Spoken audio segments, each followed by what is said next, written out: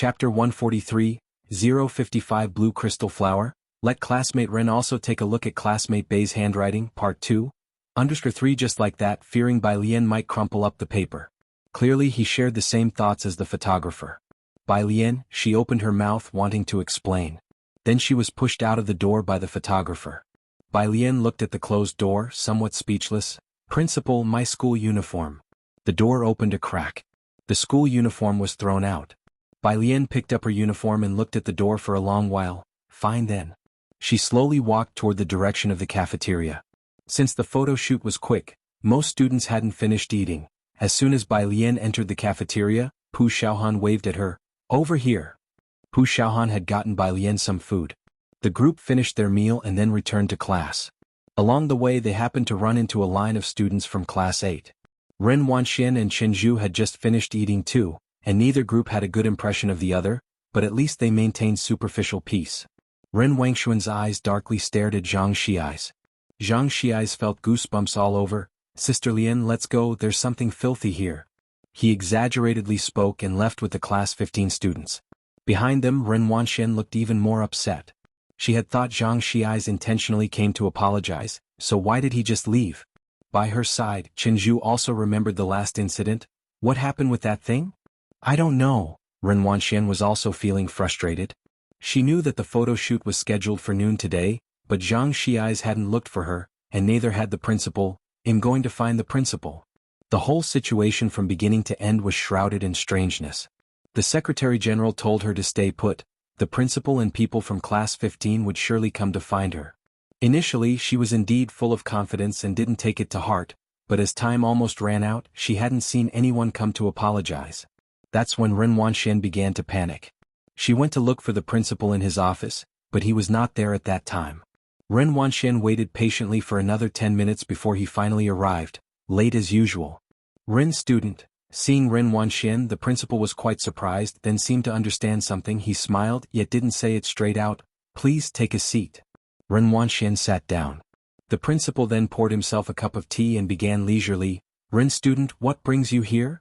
Ren Wanxian could tell by the principal's composed manner that things were different than she and the Secretary General had imagined. Principal, Ren Wangshuan's demeanor as always had no issues. She was very polite. Regarding the cultural and tourism promotion, please don't take my grandfather's secretary's words to heart. This was offering a way out. The principal smiled gently, his voice very warm. So you've forgiven Xianxia's? We are all classmates. The principal nodded. That's good. And that was all he said. Ren Wanxian waited for the principal to accept her offer, but after his, that's good, he fell silent. Seeing that Ren Wanxian hadn't left, the principal looked puzzled. Is there something else, Ren student? She bit her lip, looking at the principal. Almost humiliatedly she spoke. I will participate in the promotional video shoot. Promotional video? The principal looked up from his computer then smiled. Ah, that. I forgot to tell you, Bai Lian just finished filming it. Ren Wangshuan's humiliated expression instantly turned to shock. Her heart missed a couple of beats. What? The principal continued calmly, waving her over. You didn't know, did you? Student Bai actually knows the Liang style too. I'm watching her video right now. Why don't you come and have a look as well, Ren student? Chapter 144. 056 Traditional Calligraphers Association. Have a couple of drinks with Xiaoqian. Ren Wanxian endured the fear. She walked over to look at what the principal was viewing. The video happened to show the moment when Bai Lian wrote her characters. As someone who had studied Liang-style calligraphy, Ren Wanxian could tell at a glance that the person writing those lines had executed the brushwork and transitions with extremely meticulous technique and composition. Nearly at first sight, she realized what her mentor Qiu Shuezhing often meant by the words, sinew and bone. How about it, isn't Bai Lian's writing good? The principal said, crossing his legs, unable to resist starting the conversation. Isn't this what teacher Qiu refers to as being in the zone? Today's calligraphers always learn the methods of ancient writers. Most people guessed the state of mind the ancient calligraphers were in by studying authentic works. The principal reflected on the second Bai Lian wrote her characters. He felt that Bai Lian had a moment of enlightenment then, and almost everyone in the audience hadn't even reacted yet. This state is just good luck anyway. Ren Wanxian, looking at the principal, couldn't come up with an answer. She pursed her lips, glanced at the principal, and suddenly took a step back. She couldn't believe that Bai Lian, someone she never took seriously, could surpass her in every way. even if it were just a training class. Calligraphy had always been her proudest aspect, promoted for so long by the Ren family and Xianxia No. 1 high school. She wouldn't even regard Qiu Buqing with his Orchid Pavilion Award nomination. How could she possibly admit that Bai Lian could measure up to her? It's just a momentary state. She took out her cell phone and called the Secretary General. What's wrong? The Secretary General was with Ren Xian. Miss, have you finished shooting? Ren Wanxian heard Ren Xian's voice on the other end. She gripped the phone tightly, her gaze lowered as she spoke. It's nothing. She abruptly ended the call. This matter. She couldn't let Ren Xian know. She held her phone, stood in place for a long while, and then sent a message to Qiu Buqing. Senior brother, did you talk to the teacher about the Orchid Pavilion Award? Meanwhile, at the Qiu family, Qiu Buqing had just received the message when he got home. In the living room, Qiu Xuezhing was discussing matters with people from the Cultural and Tourism Bureau. Qiu Buqing didn't interrupt and just stood aside waiting for them to finish. Is it really impossible for Xianxia to set up a calligraphy association? The Cultural and Tourism Bureau official seemed disheartened as he looked at Qiu Xuezhing. So many remote places can have a calligraphy association, so can't we in Xianxia? There are countless calligraphers in the country. Apart from the traditional Calligraphers Association, all small locales have their calligraphy associations, except Xianxia. The Cultural and Tourism Bureau had applied 3 times already and had been unsuccessful. It's still lacking a bit, Qiu Xuezhing said with a sigh, unless we win the Orchid Pavilion Award, which would give Xianxia a significant boost in reputation and might just provide an opportunity. Winning the Orchid Pavilion Award paves a clear path for the future. The traditional Calligraphers Association, and even some families in Jianghu, would extend olive branches. Then applying for a calligraphy association for Xianxia would be much easier. But whether Qiu Buqing could win the Orchid Pavilion Award this year was still uncertain. I believe Teacher Qiu can certainly do it, the person from the Cultural and Tourism Bureau said, looking at Qiu Buqing with a face full of hope. Qiu Buqing didn't respond. Qiu Xuezhing just smiled, then sighed again. After the Cultural and Tourism Bureau official left, Qiu Buqing looked at Qiu Xuezhing, his lips pursed, quite puzzled. Grandfather, why didn't you recommend junior sister's work for the Orchid Pavilion Award? Her mind is too restless now, not suitable, Qiu Xuezhing shook his head. But Qiu Buqing disagreed. You should know that women naturally lack strength in their wrists. She's already done very well to have trained to this level. Aren't your expectations for junior sister a bit too demanding? If you put it that way, Qiu Xuezhing looked at Qiu Buqing coolly. Have you heard of Su Yajun from Jianghu? At 18, she was proactively invited by the Traditional Calligraphers Association to join. She's also a woman, so why is her wrist strength so formidable? Upon hearing that name, Qiu Buqing fell silent. How can you compare? Don't you know who her teacher is? Comparing Ren Wanxian with her seemed utterly unfair, and he didn't agree with Qiu Zizheng's rationale at all. Qiu Xuezhing shook his head. Qiu Buqing grew up with Ren Wanxian, and they were fellow disciples. Naturally, he admired the exceptionally talented Ren Wanxian. After school in the afternoon, Pu Xiaohan and Bai Lian along with a bunch of others were walking on the road. For Teacher Qiu's lecture tomorrow, I want to ask Sun Qian if he can get us a couple of tickets. Do you guys want to go? Xianxia nonchalantly spun a basketball. Spare me? Who? Bai Lian took her time putting on her earphones. Pu Xiaohan glanced at Bai Lian. Next to her, Ning Xiao quietly spoke up.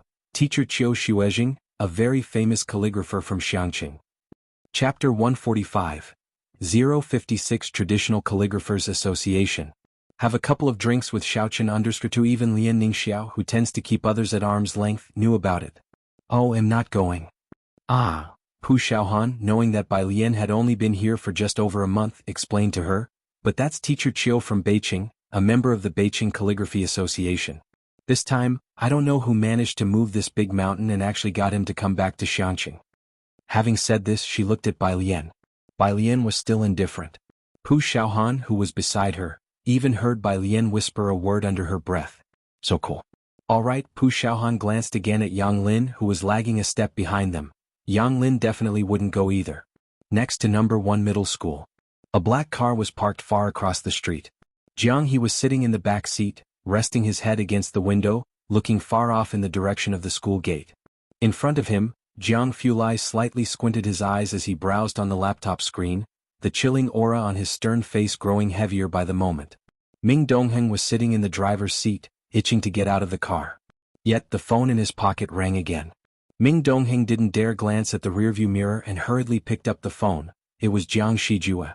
"What are you doing?" he asked cautiously as he got out of the car, lowering his voice. "Don't you know that young Master Jiang is looking at a document sent by the Gao family?" The Gao family was an untouchable line that no one dared to cross for Jiang Fulai. On the phone, Jiang Shijue didn't care about the treatment Ming Dongheng was receiving, simply saying, "The invitation from the Traditional Calligraphers Association, hoping our Emperor Jiang could provide a piece of writing. I've brought the message, just remember to find time to tell him."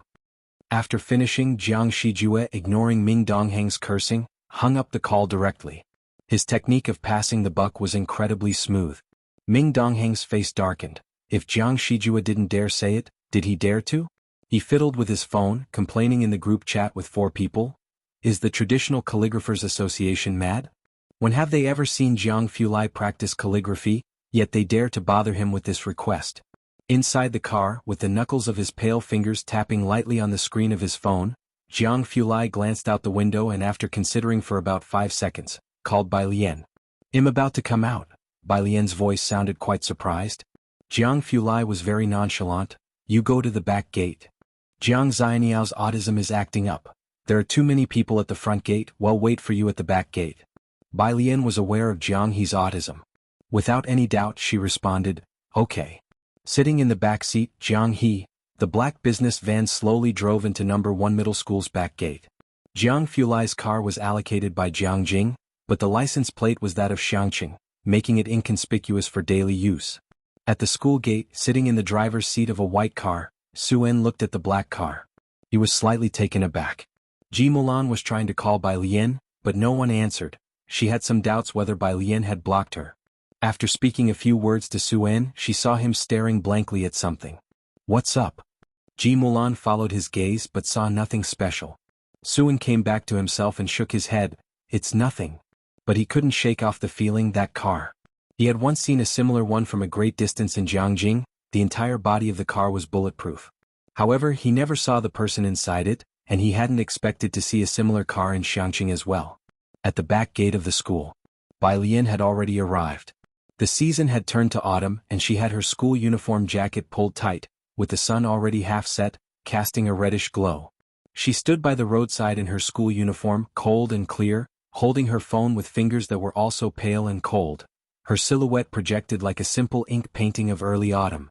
Ming Dongheng quietly parked the car beside her. The rear car door opened automatically. Bai Lian stood still, looking at Jiang He propped up against the back of the seat, smiled as if the silent figure in the painting had come to life. "Why are you so weak?" She got into the car and pinched Jiang He's face. Jiang He pursed his lips and looked up. Jiang Fulai cast a warning glance at Jiang He, his long fingertips tapping the laptop as if absent-mindedly. Chapter 146. 056 Traditional Calligraphers Association.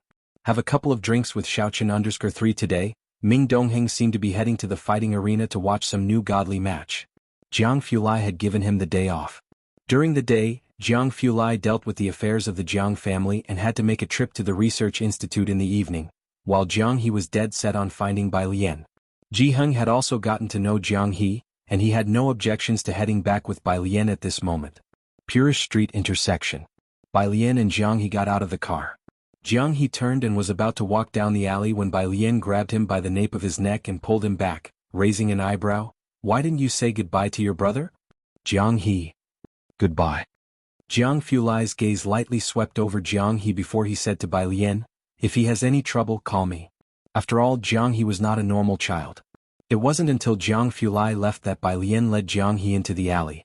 The long and winding alley was filled with many workers installing street lamps today. Bai Lian was somewhat surprised. However, she didn't pay much attention to it. When they arrived at Ji Heng's courtyard, she found the door half open, and Ji Heng's somewhat hearty laughter could be heard inside.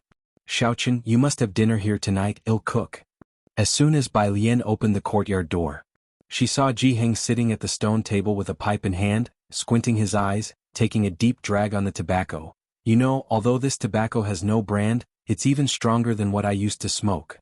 A thin wisp of smoke exhaled from his mouth. On the stone table lay a small bag of tobacco casually stuffed into a plastic bag. Xiaochen immediately noticed Bai Lian returning, his face lighting up. "Miss Bai is back." Ji Heng paused, his smoking slowed down a bit. Bai Lian knew Jianghu had a strong addiction, but she just didn't want him to smoke so uncontrollably. She greeted Xiaochen, "I'm going to tidy up Jiang Xianiao's room." Jianghu pointed with his pipe to a room next to Bai Lian. "That was Shayan's old room. I tidied it up in the afternoon. You check if there's anything missing." As the two talked, Xiaochen did not dare to chime in. It wasn't until Jianghu asked him, "Do you have any dietary restrictions for the meal?" Xiaochen hardly dared to trouble Jianghu to cook for him. He was thinking of bringing that cake maker over. He was pondering the possibility. Then Jianghu's old-style cell phone rang. It was Ji Mulan. "I've been waiting for her at the school gate until now and haven't seen her. Has she skipped class again?" Ji Mulan didn't bother with pleasantries, her voice cold as if she were angry. Of course she was talking about Bai Lian. Jianghu walked towards the door with the phone, holding the tobacco pipe upright and taking a puff. "She's already back. How come I didn't see her?" Ji Mulan's voice rose. She wanted to say more, but remembering that she had just made peace with Jianghu, she said, "What I mean is, I've been waiting for her. Never mind, Suen just acquired a hotel and we're celebrating tonight. You two come out first, Suen and I will wait for you." "No thanks," Jianghu said calmly. "He'll have a couple of drinks with Xiaochen tonight. If you want to come, you can join us for a few drinks." With that, he hung up the phone. On the other end of the phone, Ji Mulan's expression was very unpleasant. She really didn't understand, why was she bending over backward to create opportunities for Bai Lian to meet Suen? If Bai Lian was clueless, it was one thing, but was Jianghu just as oblivious? What's wrong? Suen looked at her as she sat back in the car. Ji Mulan shook her head, not letting her displeasure show. "It's nothing. My dad said we should go back for dinner, but you're not used to the place where he lives and he also has a friend over for drinks tonight. Let's just head back first." Ji Mulan wouldn't take Suen to a place like Purish Street. Suen nodded slightly. He wasn't in the mood to join Jianghu and his friend for drinks. Wednesday. Under the watchful eyes of most of the students, Qiu Shuizheng came to the auditorium of Xianxia No. 1 High School to give a speech. The principal personally greeted him. Even two reporters showed up. "Mr. Qiu, please have a seat." The principal escorted Qiu Shuizheng to the reception room and personally made him a cup of tea. "Thank you for caring so much about our senior students." He was a big positive example for the whole of Xianxia. "There's no need for formalities, principal. I grew up in Xianxia," said Qiu Shuizheng, one of the few who had made it out of Xianxia and achieved a bit of success.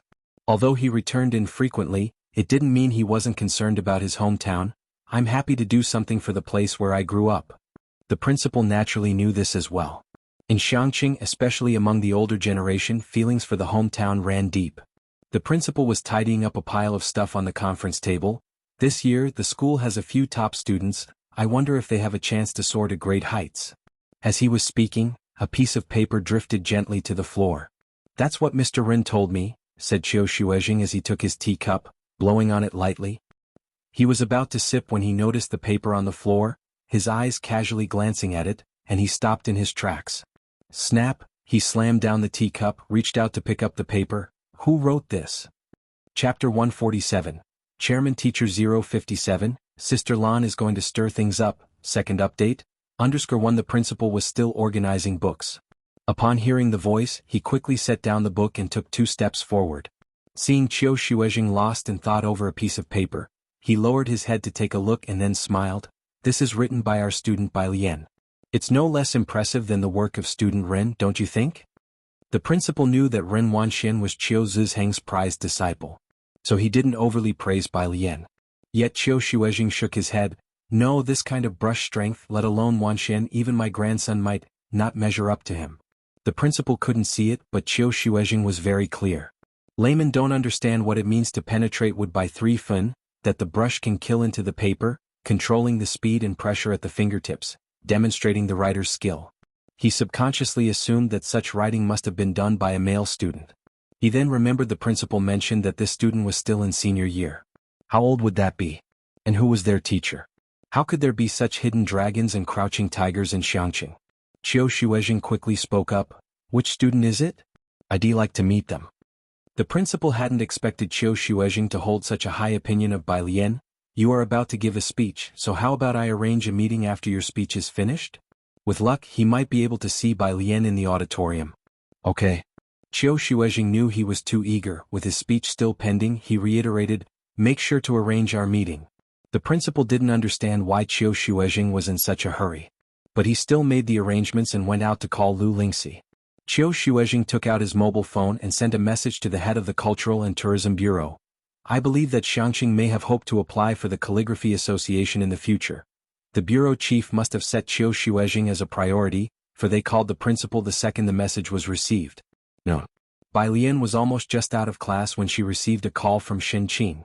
Alien, Xinqing's voice was a bit soft. Your mother suddenly asked me out to eat today and told me to call you to join us at Wanhe building. But Xinqing didn't agree outright. She felt that Bai Lian's relationship with Ji Mulan probably wasn't good, so she called Bai Lian first to confirm. The food here is quite good, Xinqing thought for a moment. Do you want to come? Ji Mulan. Upon hearing this, Bai Lian was a bit lost in thought. Alien?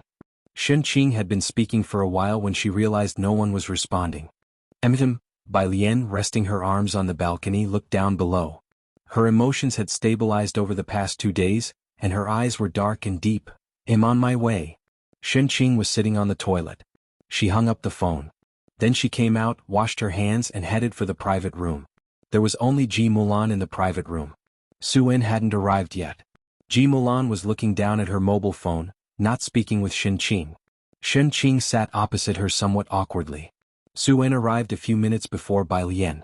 His presence was even stronger than Ren Jiuwei's, and Xinqing didn't know where to put her hands and feet.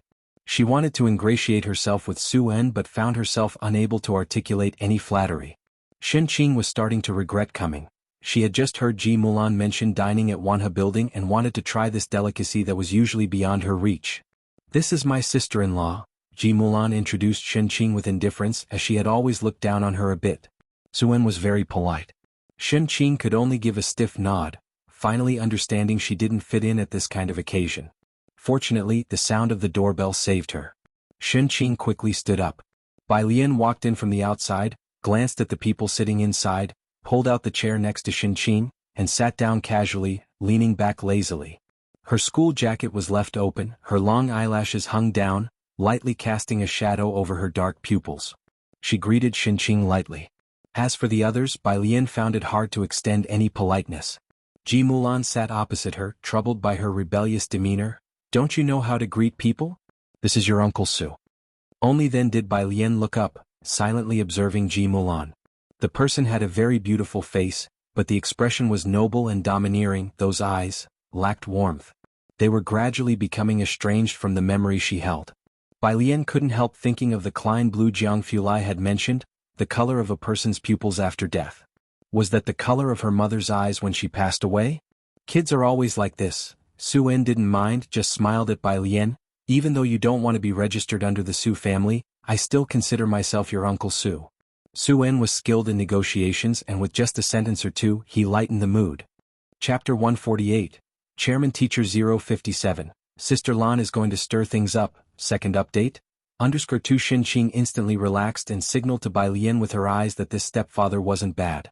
But Bai Lian didn't catch her eye. Ji Mulan observed Su En's reaction and knew he had a favorable impression of Bai Lian. As long as Bai Lian didn't mess up, her face indeed possessed a deceptive charm. Although she couldn't take Bai Lian to the Su family, she would still try to make sure Bai Lian had opportunities to interact with Su En. Your grandfather told you, didn't he? Su En pondered for a moment. He'll be marrying your mother at the end of the year. Sure. Bai Lian was indifferent to the news. Congratulations. Ji Mulan's expression softened a lot. Su En was taken aback. He wanted to say more when the cell phone head placed aside rang. He looked at it and immediately answered. Hello. Su En's voice was serious and respectful. It was obvious the person on the other end wasn't ordinary. Yes, I'm in Xianxia preparing to acquire a project. The person on the other end of the phone said something. Su En exclaimed in surprise and quickly stood up with some excitement. What? Okay, I understand. I will do it well. He waited for the other party to hang up first, then he disconnected the call. Ji Mulan had never seen Su En speak to anyone with such an attitude, and she couldn't help but look at him with surprise, then hesitated. Who was that call from? The butler Su. Su En tried to contain his joy but couldn't hide it completely as he smiled at Ji Mulan. He said Miss Su is coming to Xianxia to pick up something and take it back to Jianghu. He knew I was in Xianxia and told me to take good care of her. Mulan, our decision to come to Xianxia was right. Ji Mulan understood that the butler Su and Miss Su he mentioned were definitely not the people she knew from Su En's family. Miss Su? Asked Ji Mulan slightly inquisitively. It's Miss Su Yajun, explained Su En to the few people at the table with a hint of awe and rare envy. She was earmarked by the Traditional Calligraphers Association at the age of 18, and her teacher is the president of the association. Su Yajun's father and he had been classmates. They grew up together, but unfortunately because of Su Yajun's soaring status, his family held considerable weight in the main house, while he was still at the same place. At this point, Su En sighed, just hoping that his own son would have a slightly easier time applying for the laboratory this year. You guys don't understand the weight of the Traditional Calligraphers Association in Jianghu? Su En was about to continue when he looked up and saw Xinqing's confused expression. Not just Xinqing, even Ji Mulan, who had just arrived in Jianghu, seemed silent. Su En stopped mid-sentence, remembering these few individuals likely had no clue about the situation in Jianghu, let alone anything about Su Yajun and the Traditional Calligraphers Association. There was no point in explaining the significance of the president of the Calligraphers Association to them. Alright, let's not talk about this. Su En shook his head and smiled. You just need to know that Miss Su is very important. After finishing, Su En didn't continue eating. He picked up his cell phone, bid farewell to Bai Lian and Xinqing, and hurried back to start an online meeting with his assistant and the chief administrative officer. Ji Mulan also had a lackluster meal. As she was paying the bill and leaving absent-mindedly, she suddenly stopped when she saw Bai Lian waiting obediently for Xinqing. Wait until I get a firm footing in the Su family. I made it very clear last time, am now registered with grandfather, said Bai Lian, slowly zipping up as she bowed her head. Then when she raised her eyes they were calm. Don't bring this up again. I will never leave with you. Bai Lian wasn't the real original character. She didn't know what Ji Mulan was thinking, but even if Ji Mulan was truly reflecting and making amends, she couldn't replace the original person and forgive the Bai family and Ji Mulan. Because the harm had been done, leaving the original girl to die alone in that lake. Bai Lian could never forgive anyone on her behalf. Ji Mulan stood frozen in place. Bai Lian nodded slightly to Ji Mulan and left with Xinqing. It was only after they got into the elevator that Xinqing dared to speak to Bai Lian. You fool, not taking advantage of a good situation. Your future stepfather is from Jianghu? As Xinqing spoke, she couldn't help but click her tongue in wonder. Such fortune for Ji Mulan, she thought, not knowing where it came from. Bai Lian's hands were in her pockets, and instead of studying vocabulary like usual, she just lazily walked ahead. Oh, silly child. Xinqing wanted to ask if she knew what being from Jianghu meant, but remembering that Bai Lian was even willing to give up the Bai family, she fell silent. Bai Lian had just returned to her class. Pu Xiaohan waved at her from her seat with a smile. Lu's mom said as soon as you're back, go straight to the principal's office. The principal's office again? The principal's office. Mr. Qiu, director. The principal looked at Qiu Xuezhing and the cultural bureau director who were sitting idly, and cautiously suggested, Student Bai has gone out. Wouldn't you two prefer to have lunch first? Chapter 149, Chairman Teacher 057, Sister Lan is going to stir things up, second update? Underscore 3 no need. Qiu Xuezhing waved his hand. He stared intently at the direction of the office door.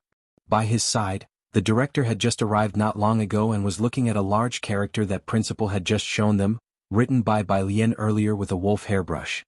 The paper had been taken by the photographer for additional shots. The principal only had a photo. I think you're right, the director whispered to Qiu Xuezhing. We really might have a chance. The two were in the midst of their conversation. The door gently creaked, and Qiu Xuezhing and the director immediately looked up to see a slender silhouette. The person bowed his head slightly with long, pale and cold fingers on the door, drifting in lazily as the door pushed open, a cool jade-like brilliance softly filling the space. Was a girl. The director and Qiu Xuezhing both withdrew their gazes. Both had subconsciously assumed that such characters could only be written by a boy. Principal, Bai Lian looked towards the principal, squinting her eyes. You were looking for me for something? Not me. The principal also glanced at Qiu Xuezhing and the director, surprised at how these two could be so composed at this moment. Bai Lian, it's elder Mr. Qiu and his colleague who are looking for you. Qiu Xuezhing had thought it was some student looking for the principal. Upon hearing what the principal said, he suddenly stood up, staring intently at Bai Lian. She wrote these characters? Yes. The principal was startled by his reaction. But Qiu Xuezhing exchanged a glance with the director. In the calligraphy world, men were prevalent and women scarce. Over so many years, only one woman had won first place in the 7 competitions for the Lan Ting Prize. They had thought Ren Wanxian was outstanding, but to think the one who wrote such a powerful stroke was a girl. The director was much more direct than Qiu Shuizhing. Bai Lian, you're planning to participate in the Lan Ting Prize this year, aren't you? If she missed this year she would have to wait another 3 years. Bai Lian, not recognizing them, simply raised an eyebrow. Lan Ting Prize? She had never heard of it. Not only the director and Qiu Shuizhing but even the principal found it too outlandish. Bai Lian, you don't know about the Lan Ting Prize? Bai Lian's eyes were sincere. Could she be the disciple of a hidden master? Qiu Shuizhing gave the director a look, which the latter understood, and began to explain the Lan Ting Prize to Bai Lian. If you participate, you'll definitely make it to the preliminary selection. Not just the preliminary, you even have the potential to win the third prize, although it may be a bit challenging this year. But the Traditional Calligraphers Association will surely invite you to join. He went on and on. All about the benefits of participating in the Lan Ting Prize. Of course, no matter how much he said, he only dared mention up to the third prize, considering even Qiu Buqing was aiming for that. Oh, Bai Lian responded disinterestedly, her long lashes lowered, her dark eyes appearing lethargic. She spoke with an air of nonchalance. Is there anything else, Principal? Qiu Shuizhing and the director had thought of many possibilities, but the one thing they hadn't considered was that Bai Lian was indifferent to the Lan Ting Prize. After all, no calligrapher was disinterested in the Lan Ting Prize. Even Ren Wanxian had been scheming for a chance to participate. As she started to walk away, the director spoke helplessly. I was also going to say that if you participate in the Lan Ting Prize, you could help us in Xianxia to apply for a calligraphy association, allowing more children to learn calligraphy. Bai Lian stopped in her tracks and turned around, the gentle sunshine striking her profile. Apply for an association? Yes, winning an award makes it much easier to apply for a calligraphy association, Qiu Shuizhing explained softly. There are many children in Xianxia who want to learn calligraphy, but we lack teaching resources and facilities. With a calligraphy association, it would be much easier to manage. I see. Bai Lian lightly flicked a lock of hair by her face, her expression mild. Then I'll participate. What? Bai Lian, recalling the mention of the third prize, touched the iridium on her wrist, contemplative. The higher the rank, the better the benefits I can apply for. Chapter 150. People from the Traditional Calligraphers Association are here. Guaranteed second place. Understood one, of course. Qiu Shuizhing came back to his senses. He looked at Bai Lian, seriously explaining, as long as you're shortlisted, people will approach you. If you win third prize, the Traditional Calligraphers Association will definitely invite you to become a member, and then you won't have any trouble applying to local calligraphy associations. The higher the ranking, the better, of course. If you win the first prize, it goes without saying that you might even become a senior member of the Traditional Calligraphers Association. At this point, Qiu Shuizhing did not continue. He realized that Bai Lian was more concerned about Xianxia, so he continued to talk about these resources. Many children in Xianxia like to learn calligraphy, but the area is remote and lacks teachers. Very few families like the Ren family hire famous teachers from Beijing, so most people are self-taught without any formal instruction. By the way, Qiu Shuizhing suddenly remembered something. He stared at Bai Lian with sparkling eyes. How old are you this year? 2. Bai Lian, thinking about the Orchid Pavilion Prize, started to reply instinctively, then hesitated. She lowered her eyes and after a long silence said, 19. 19? The eyes of the head of the Culture and Tourism Bureau shone brightly. This age, she would still be very young the next time she participates in the Orchid Pavilion Prize. After making sure that Bai Lian will participate, Qiu Shuizhing and the other person both sighed in relief. He solemnly cautioned Bai Lian, you should practice your calligraphy more during this time. Your brush strokes are still a bit unsteady. You need to submit your work by next week. The deadline for the Orchid Pavilion Prize was drawing close. After Bai Lian left, the principal turned to the two of them. Mr. Qiu, director, shall we go have dinner first? Sure. The director of the Culture and Tourism Bureau finally showed a smile. As he headed out, he looked in the direction Bai Lian had gone. Being shortlisted is certain, but I wonder if she and young Mr. Qiu can win the third prize this time. 19 is too young an age. I didn't even ask her what her CCPT score was. Qiu Shuizhing walked out, knowing more insider information than the other two, and sighed. And this time the Orchid Pavilion Prize is like a dragon's den of hidden talent. Just Xie Jinyun and Su Yajun are too eye-catching. But it's not a big problem, she's still young. By the next Orchid Pavilion Prize she is sure to astonish everyone. The principal did not understand these matters and listened quietly. What if Bai Lian writes an even more brilliant piece during this period? If she could win a 19-year-old third prize winner, then in another 3 years she goes on to win the first prize, the director thought and couldn't help but chuckle. By then our Xianxia will also be seen by them. The Traditional Calligraphers Association will definitely allocate resources to us. These thoughts were overly optimistic. Qiu Xuezheng looked at the director of the Culture and Tourism Bureau wordlessly. Dreaming day by day that Qiu Buqing would win a prize was one thing, but now he even dared to dream of a first prize. Bai Lian returned to class 15. Pu Xiaohan was talking to someone else about Qiu Zizheng's lecture from that morning. Mr. Qiu really is my idol. The meaning of reading is why to read for oneself. Zhang Xiais was lying in the back, asleep, while Ning Xiao and Yang Lin were busy solving practice questions. Bai Lian sat back in her place and slowly pulled out her physics practice book from among a pile of books. When Pu Xiaohan saw her return, she abandoned her conversation with the others, turned around and asked Bai Lian in a low voice, "What did the principal want with you this time? Another promotional video?" "No," Bai Lian said, casually uncapping a pen with one hand and leaning back in her chair. Then she suddenly looked up and smiled at Pu Xiaohan. "Why didn't you get good at calligraphy?" Pu Xiaohan touched her nose and shrugged her shoulders. "Just a little bit I learned from the teacher during big character class in elementary school, then later I learned on my own watching videos online." She sounded somewhat proud by the end of her statement. Everyone studying calligraphy knows that with a teacher's guidance, one can avoid many detours and lay a good foundation more quickly, making writing much easier. Calligraphy is profound and complex, and without a teacher, it's difficult to improve. Yet Xianxia didn't even have a calligraphy association. Those with any amount of achievement all settled in the Beijing Writers Association. Most of Xianxia's population is made up of ordinary laborers without the means to hire a calligraphy teacher from Beijing to instruct their children. Pu Xiaohan was also like that, mostly self-taught. Opportunities to hear a lecture from Qiu Xuezheng like today were almost non-existent. Bai Lian lowered her head, her fingertips pressing down on the practice book, lowered her lashes, casually writing on the physics test paper. Pu Xiaohan wanted to boast to Bai Lian about how she had found many videos to learn on her own. But looking at Bai Lian with her head down, she inexplicably felt a sense of sorrow emanating from her. Pu Xiaohan swallowed the words she was about to say and just watched Bai Lian slowly work on physics problems. Chapter 151. People from the Traditional Calligraphers Association are here. Guaranteed second place. _2 In fact, for these 2 weeks, Bai Lian spent most of her time on biology, occasionally exchanging ideas with Ning Xiao when he encountered a difficult physics problem. It was at this time. The whole class 15 suddenly fell silent.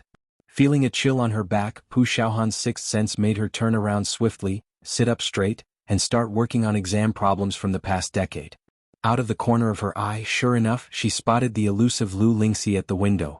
Everyone else in the class was seriously doing their homework, except for Zhang Xiais, who was still busy sleeping. Lu Lingxi walked up to him quietly and raised her hand. "Ah." Zhang Xiais stood up with his ear being pinched and caught sight of Lu Lingxi. "Lu Mom, spare a handsome guy's life. How late did you play games last night?" Lu Lingxi sneered. Zhang Xiais, at 1 o'clock, 2 o'clock, 2:59. Not a minute past 2, this was his final act of defiance. "You think it's fine to sleep during the day and play games at night, huh?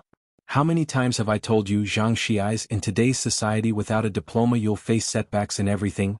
Lu Lingxi let go of his ear, pleading earnestly, and then pointed to the back of the room. "Go stand at the back." Zhang Xiais reluctantly took his book and went to the back. After Lu Lingxi finished speaking, she looked down as Bai Lian finished a question, and then gently said to Bai Lian, "Bai Lian, come out for a moment." Zhang Xiais was amazed at her quick change of demeanor. "The principal said he wants to give your contact information to Mr. Qiu." Lu Lingxi was telling her this. "I can give him your number, is that okay with you?" That was fine. Bai Lian nodded. Saturday. Director Qin came to look for Ming Dongheng. Jiang Fulai and Jiang He were not around, so he was much more relaxed in his seating. "There's another match for Mr. Bai next Tuesday. If he wins, his score will reach third place. Tickets." Ming Dongheng poured himself a cup of tea, his words were succinct and cool. "They're already prepared." Director Qin took out freshly printed tickets and handed them to Ming Dongheng. He had been in high spirits these past 2 days, having managed 2 issues in Xianxia with perfection after Bai Lian's advice, earning high praise from Elder Qin. The two of them were still talking. Outside, a servant brought in a woman. "Young Master Ming, someone from the Traditional Calligraphers Association is here." Ming Dongheng glanced slightly and grunted in acknowledgement. Being a naturally cool person, his presence became even more intimidating after following Jianghu Lai. Director Chen didn't know who this Miss Su was and looked curiously towards the door. A tall woman in a plain white dress walked in. Despite Xianxia's weather not being too hot, she didn't even wear a coat. Upon entering, she slightly lowered her head, not daring to casually look around. Young Master Ming, she stood to the side, noticing there were only two people sitting on the sofa. She paused slightly. Director Chen. Director Chen clearly recognized the woman in front of him. He poured himself a glass of water too. Su, what brings you here? The teacher sent me to fetch something. Su Yajun stood to the side, her reply very cautious. Ming Dongheng knew she would come. He glanced at Su Yajun and not recognizing her, spoke indifferently, sit for a while, I'll go upstairs to get it. Su Yajun quickly nodded. Only after Ming Dongheng left did she feel a bit more at ease and took a seat to the side. Oh, by the way, the president of the Traditional Calligraphers Association was adept in both calligraphy and painting, known for writing in the Liang style, and often joined Elder Chen for tea. Director Chen was very familiar with her. Is President Shui in good health lately? A servant came over to pour a cup of tea for Su Yajun. Su Yajun took it with thanks and then slowly said, the teacher is well. A few days ago he went to enjoy tea and admire calligraphy with Elder Chen. Director Chen smiled upon mentioning Elder Chen. He looked at Su Yajun, his expression growing much lighter. Ming Dongheng came down with a rectangular wooden box from upstairs and handed it to Su Yajun. Hold on to this, give it to President Shui and don't open it. He was used to being cold. Su Yajun quickly stood up and received it with both hands formally. Oh! Director Chen suddenly realized upon seeing the wooden box, recalling how President Shui used to bother Jianghu Lai frequently and had been driven out many times by Ming Dongheng. This is for the exhibition, right? He was still speaking. His phone in his pocket buzzed. Seeing the name displayed, Director Chen's eyes lit up. He stood up briskly. Hello, Uncle G, fishing? Great, I love fishing the most, wait for me. He couldn't bother with the people in the hall any longer and rushed to Ming Dongheng. Mr. Ming, I need to go fishing with Uncle G, keep the tickets safe. Chapter 152. People from the Traditional Calligraphers Association are here. Guaranteed second place. _3 After saying that, Chief Chen walked out. Ming Dongheng still heard Chief Chen talking to his subordinate. Go prepare fishing gear for me, Ming Dongheng. G, uncle? Who the hell is this Uncle G that Chen Yongquan is calling for? Ming Dongheng's expression became increasingly cold as he gazed at Chief Chen's retreating figure. His hand brushed something. Su Yajun, still standing to the side, was also very surprised inside. She had searched all over Jiangjing and hadn't heard of anyone with the surname Ji who could elicit such a strong reaction from Chief Chen. Who was this Uncle Ji? Ming Dongheng glanced at Su Yajun and asked coldly, does Miss Su have any further business? He politely addressed her as Miss Su. However, Su Yajun didn't dare respond and quickly stood up straight, glancing subconsciously upstairs before saying, I won't bother Mr. Ming any longer. Once out of the iron gate, Su Yajun's complexion lightened significantly. A white car was waiting on the next street. Ji Mulan sat in the front passenger seat, looking ahead until she saw a white figure, and Su En, who was in the driver's seat, hurriedly got out of the car. Since Su En had gotten out of the car, Ji Mulan naturally didn't dare to remain seated in pretense. She followed suit and got out too. Miss Su, Su En greeted Su Yajun with a smile. He was an acquaintance of Su Yajun's father. She nodded at him with a light smile. Uncle Su, I'll be staying for 2 days. I appreciate your help this time. Su En knew that Su Yajun was calling him Uncle Su in honor of his father, and even though Su Yajun was polite, Su En didn't dare to truly consider himself her uncle. This is my future wife, Ji Mulan, he then introduced to Su Yajun. Su Yajun wasn't interested in who Su En's wife was, but upon hearing she had the surname Ji, she turned to look at Ji Mulan. She instinctively remembered that phrase, Uncle Ji Chief Chen had just mentioned. Are you from Jiangjing originally? Su Yajun asked Ji Mulan, her demeanor somewhat strict. Su En was surprised by Su Yajun's attitude then laughed. She's not from Jiangjing, she's from Xianxia. She came over for a project and took the opportunity to see her father. Ji Mulan, listening to Su En's words, wore a smile that was impeccable. But her heart was extremely uneasy. She had already tried so hard to escape Xianxia, but everywhere she went she couldn't shed the shadow of Xianxia. Sure enough, when Su En mentioned Xianxia, Miss Zu's smile faded a lot. Su Yajun no longer pried into the matter and got into the car. In the car, Su En checked the rearview mirror, noticing Su Yajun still holding the wooden box in a hug. not placing it on the seat. The box's length suggested a scroll. Whose calligraphy is this? Su-in had done his homework over the past couple of days, determined to keep the conversation going with Su Yajun. Upon hearing this, Su Yajun was startled, then shook her head. I got it from Mr. Ming. As for whose it is, it's better for you not to know. Su-in was startled. As soon as Su Yajun mentioned Mr. Ming, he knew which Ming it was. Only Ji Mulan, sitting in the front passenger seat, was silent. She didn't understand most of what the two were talking about. The Lanting Award is about to begin.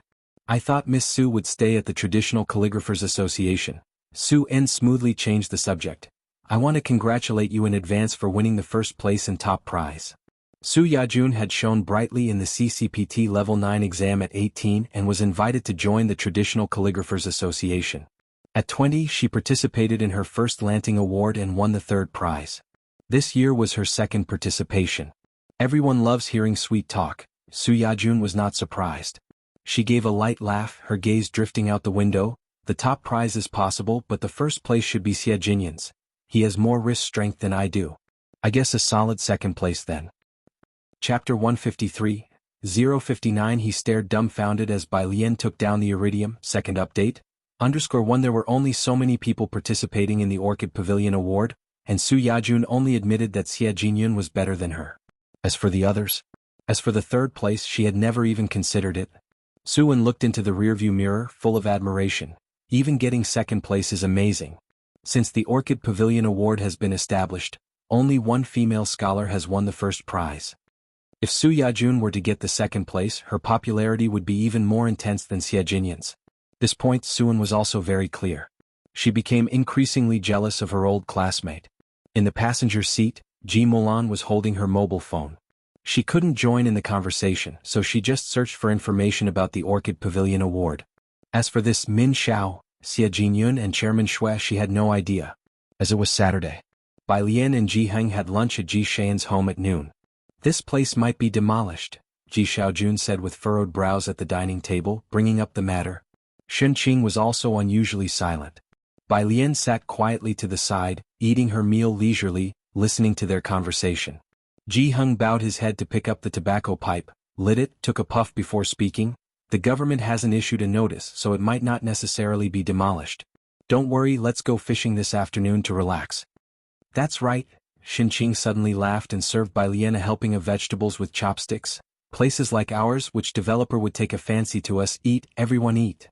Ji Xiaojun relaxed his frown slightly and picked up his chopsticks again. Where shall we go fishing? Xiang River. Ji Heng, who always had a poor appetite, didn't eat much, only urging Ji Xiaojun to eat faster. Xiaochen will also join later. Let's secure a few good spots after we finish eating. After lunch, Ji Heng took Ji Xiaojun for fishing. Bai Lian picked up her backpack and went to the library. Just as she walked out, her mobile phone lit up with a WeChat message from Lance. Lance, hello. Bai Lian raised an eyebrow. Hello, Lance. Traditional Chinese medicine is simply magical, Lance. Image? He sent her an image. Bai Lian closed the door and casually clicked to view it. It was a diagnosis of an illness. Bai Lian, and yen, or asterisk and %hashtag at %. After replying, she didn't care whether the person on the other side could understand her or not. She walked slowly out, just flipping to a vocabulary app when a new message popped up at the top of her mobile phone. Mom? Where are you? Have lunch with us at noon. Your Uncle Su has an important guest. She thought she was building social connections for Bai Lian, giving her a leg up. Bai Lian paused slightly. This was the first message from the other party, and only then did she realize that the original host still had her on WeChat. She clicked through to the message and saw a very long page of conversation with Ji Mulan, almost all messages from the original host. From 2 years ago. Mom, where are you? Dad brought that pair of siblings home. Mom, why aren't you coming back? I won't be willful anymore, I'll study well. The original host seemed to treat Ji Mulan as a recorder, noting down everything. The last message was from 3 months ago. Dad took away the letter of introduction you gave me to become an apprentice. Ji Mulan hadn't replied to any of them. She stubbornly believed that she was doing what was best for her daughter, unable to accept her daughter's mediocrity, and after encountering a marriage crisis, she left the original host alone.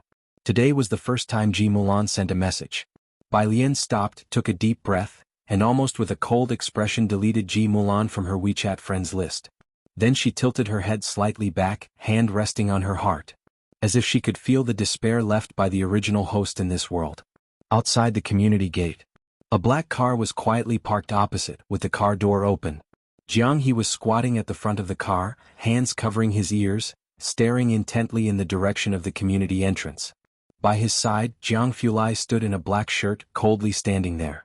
Apparently too angry to care, he had unbuttoned the top button of his collar, and his solitary cold gaze rolled over Jianghu like a chilling moon, aloof and proud, without a trace of emotion. His figure was tall and slender, his profile as if exquisitely sketched to perfection, yet passing pedestrians didn't dare to approach them. Bai Lian stood at the community entrance for a while. Her mood gradually calmed down. Today she was dressed in a grayish-blue long dress, with a white long coat on top. The coat didn't have any buttons, just casually left open, with clusters of dark green vines embroidered on the cuffs and the front of the coat.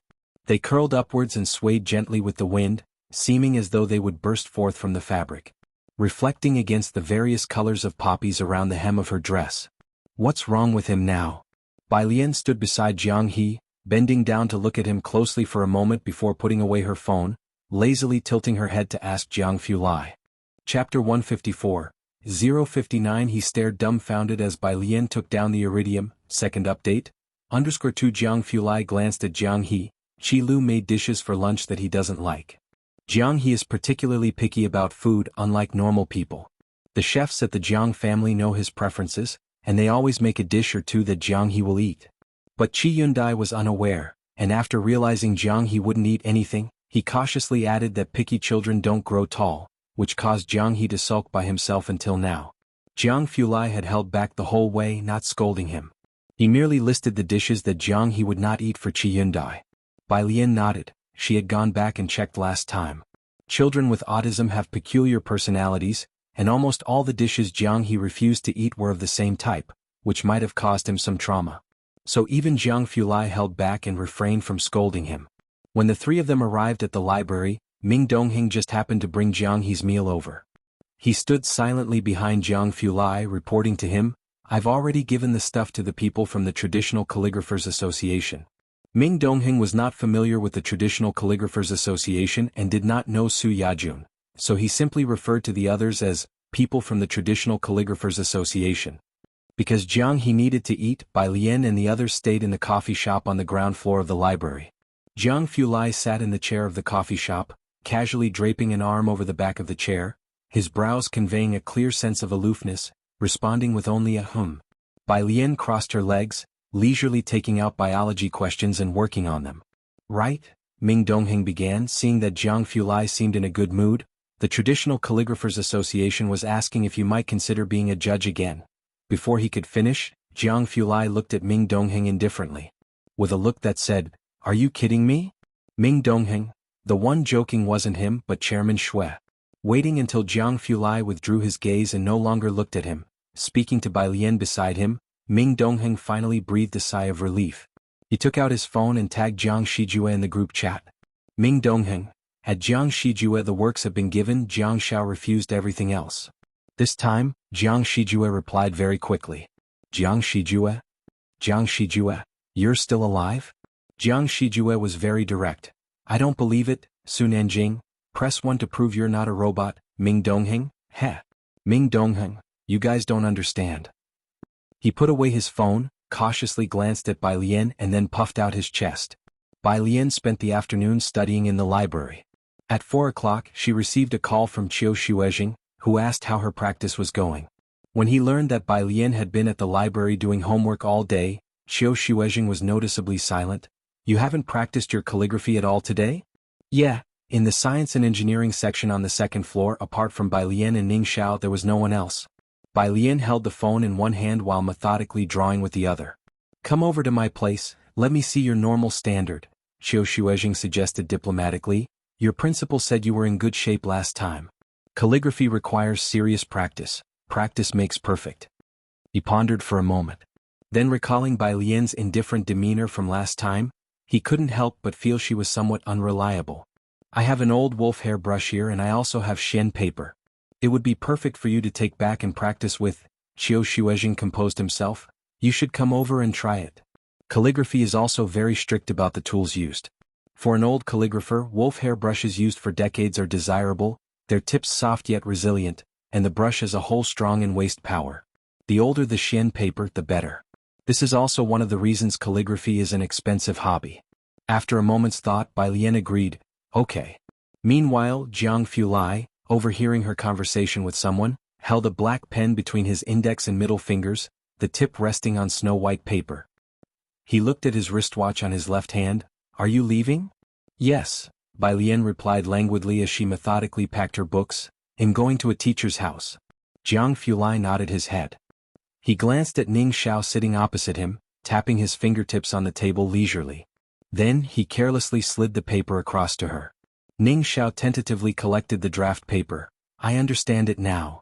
Beside him, Pu Xiaohan did not dare to look up. It wasn't until Jianghu and Bai Lian had left that Pu Xiaohan lifted her head. She looked at Ning Xiao in awe. How did you dare to ask him about the question? Ning Xiao fell silent for a moment. Actually, it wasn't bad. Compared to Tang Ming, he was normal. Pu Xiaohan glanced at the paper in Ning Xiao's hands, unable to understand anything written on it. The Qiu family. Qiu Xuejing put aside his work, waiting in the hall for Bai Lian to arrive. Qiu Buqing returned from outside. Grandpa. Chapter 155. 059. He stared dumbfounded as Bai Lian took down the iridium. Second update. _3. He looked at Qiu Xuejing wanting to say something, but remembering Grandpa's attitude last time, he didn't dare to speak. Qiu Xuejing lowered his head, slowly took a sip of tea, his gaze still fixed on the doorway. Don't go out these next few days, practice your large characters more, polish your temperament. Qiu Buqing went to meet the Ren family. Ren Chen wanted him to make contact with Qiu Xuejing on his behalf. But when the words reached his mouth, he didn't dare to say them. About to go upstairs to practice calligraphy, the gatekeeper brought someone in. Teacher Qiu, student Bai has arrived.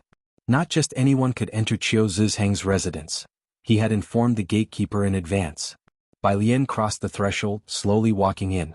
She was carrying a school bag and greeted Qiu Xuejing politely. Teacher Qiu. Her brows and eyes relaxed and casual.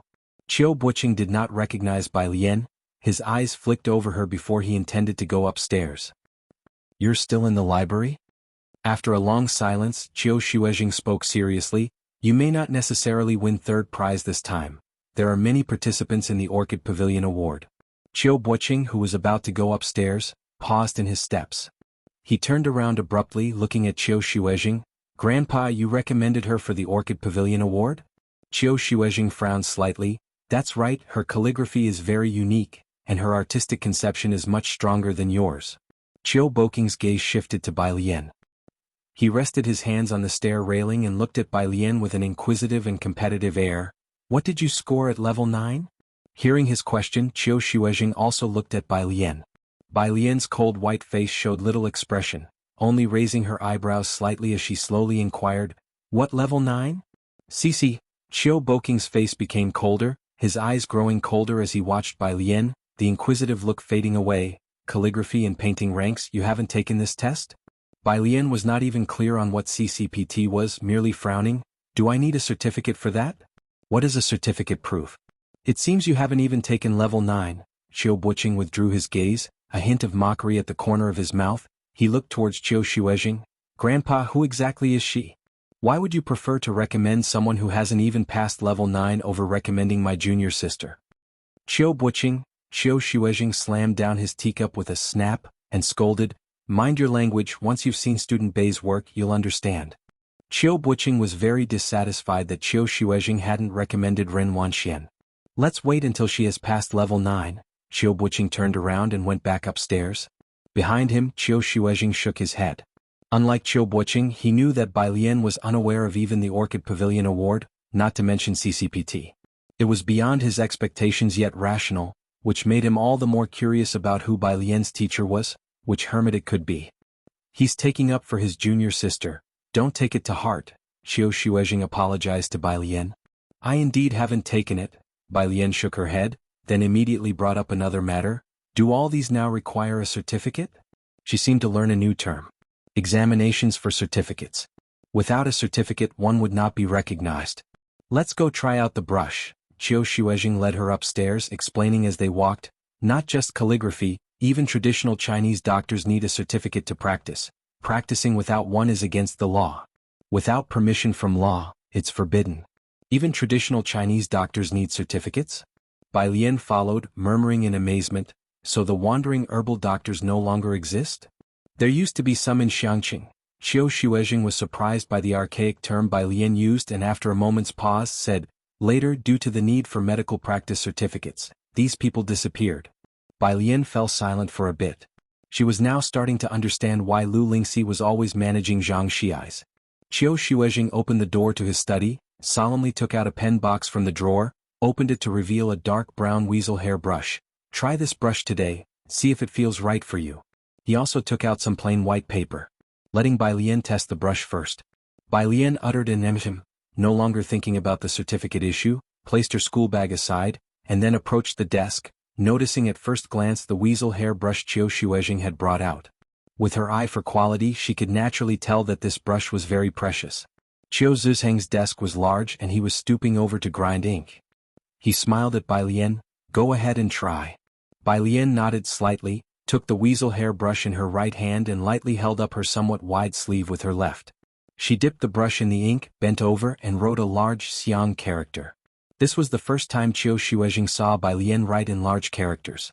The strokes were fluid, the brush tip penetrated deep into the character. Today's character was even better than last time's. This indicated that her performance last time was not a fluke, but her normal level. There it is. Xiao Xuezheng stopped, looking at Bai Lian with a sharp gaze. Although this time many master students have joined, I believe you will definitely get third prize. Third prize? Bai Lian tilted her head slightly, pondering for a moment. Please wait. What? Xiao Xuezheng didn't understand.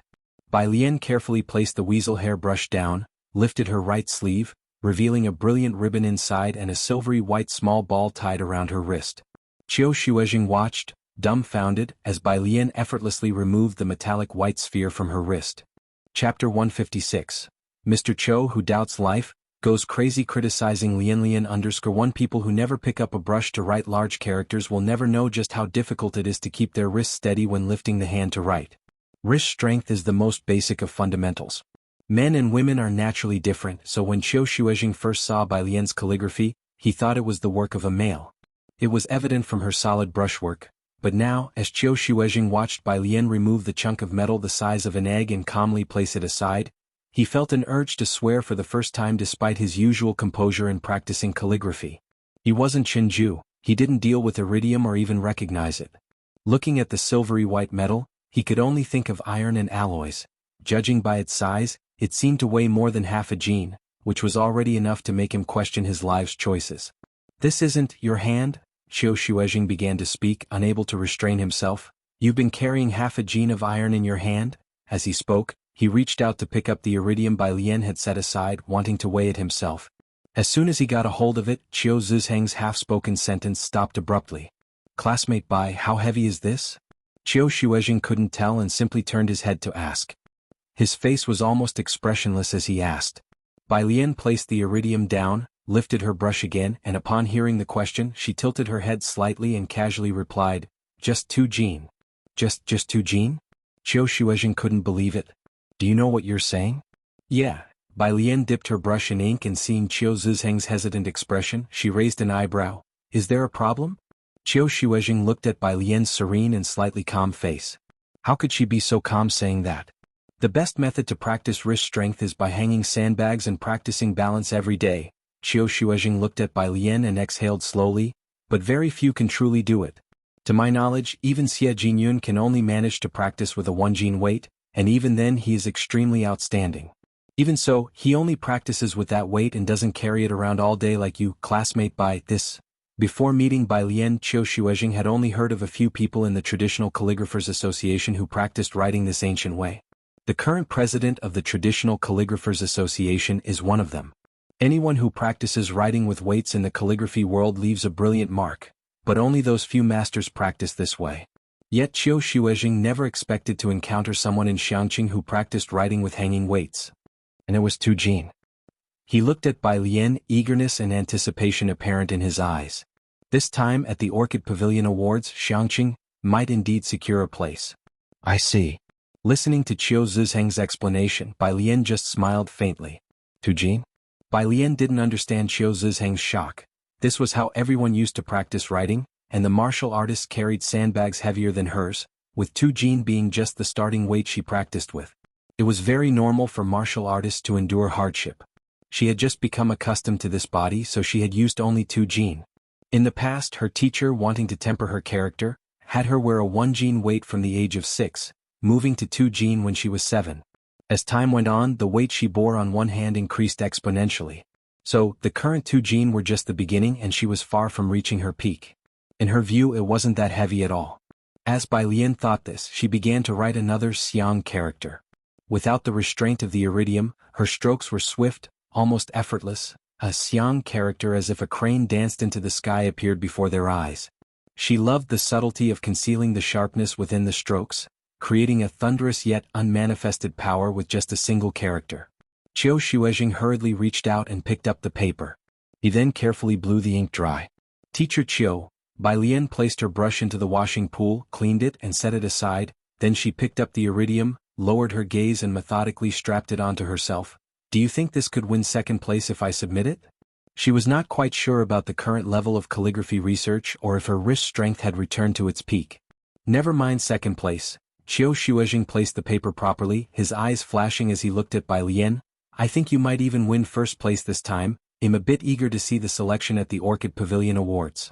The Calligraphy Circle places great importance on the Triennial Orchid Pavilion Awards, having already predicted the winners of the first place early on, especially the competition between Xie Jinyun and Su Yajun. But Qiu Shuezheng felt that this time, Bai Lian might just be the dark horse to shine at the Orchid Pavilion Awards.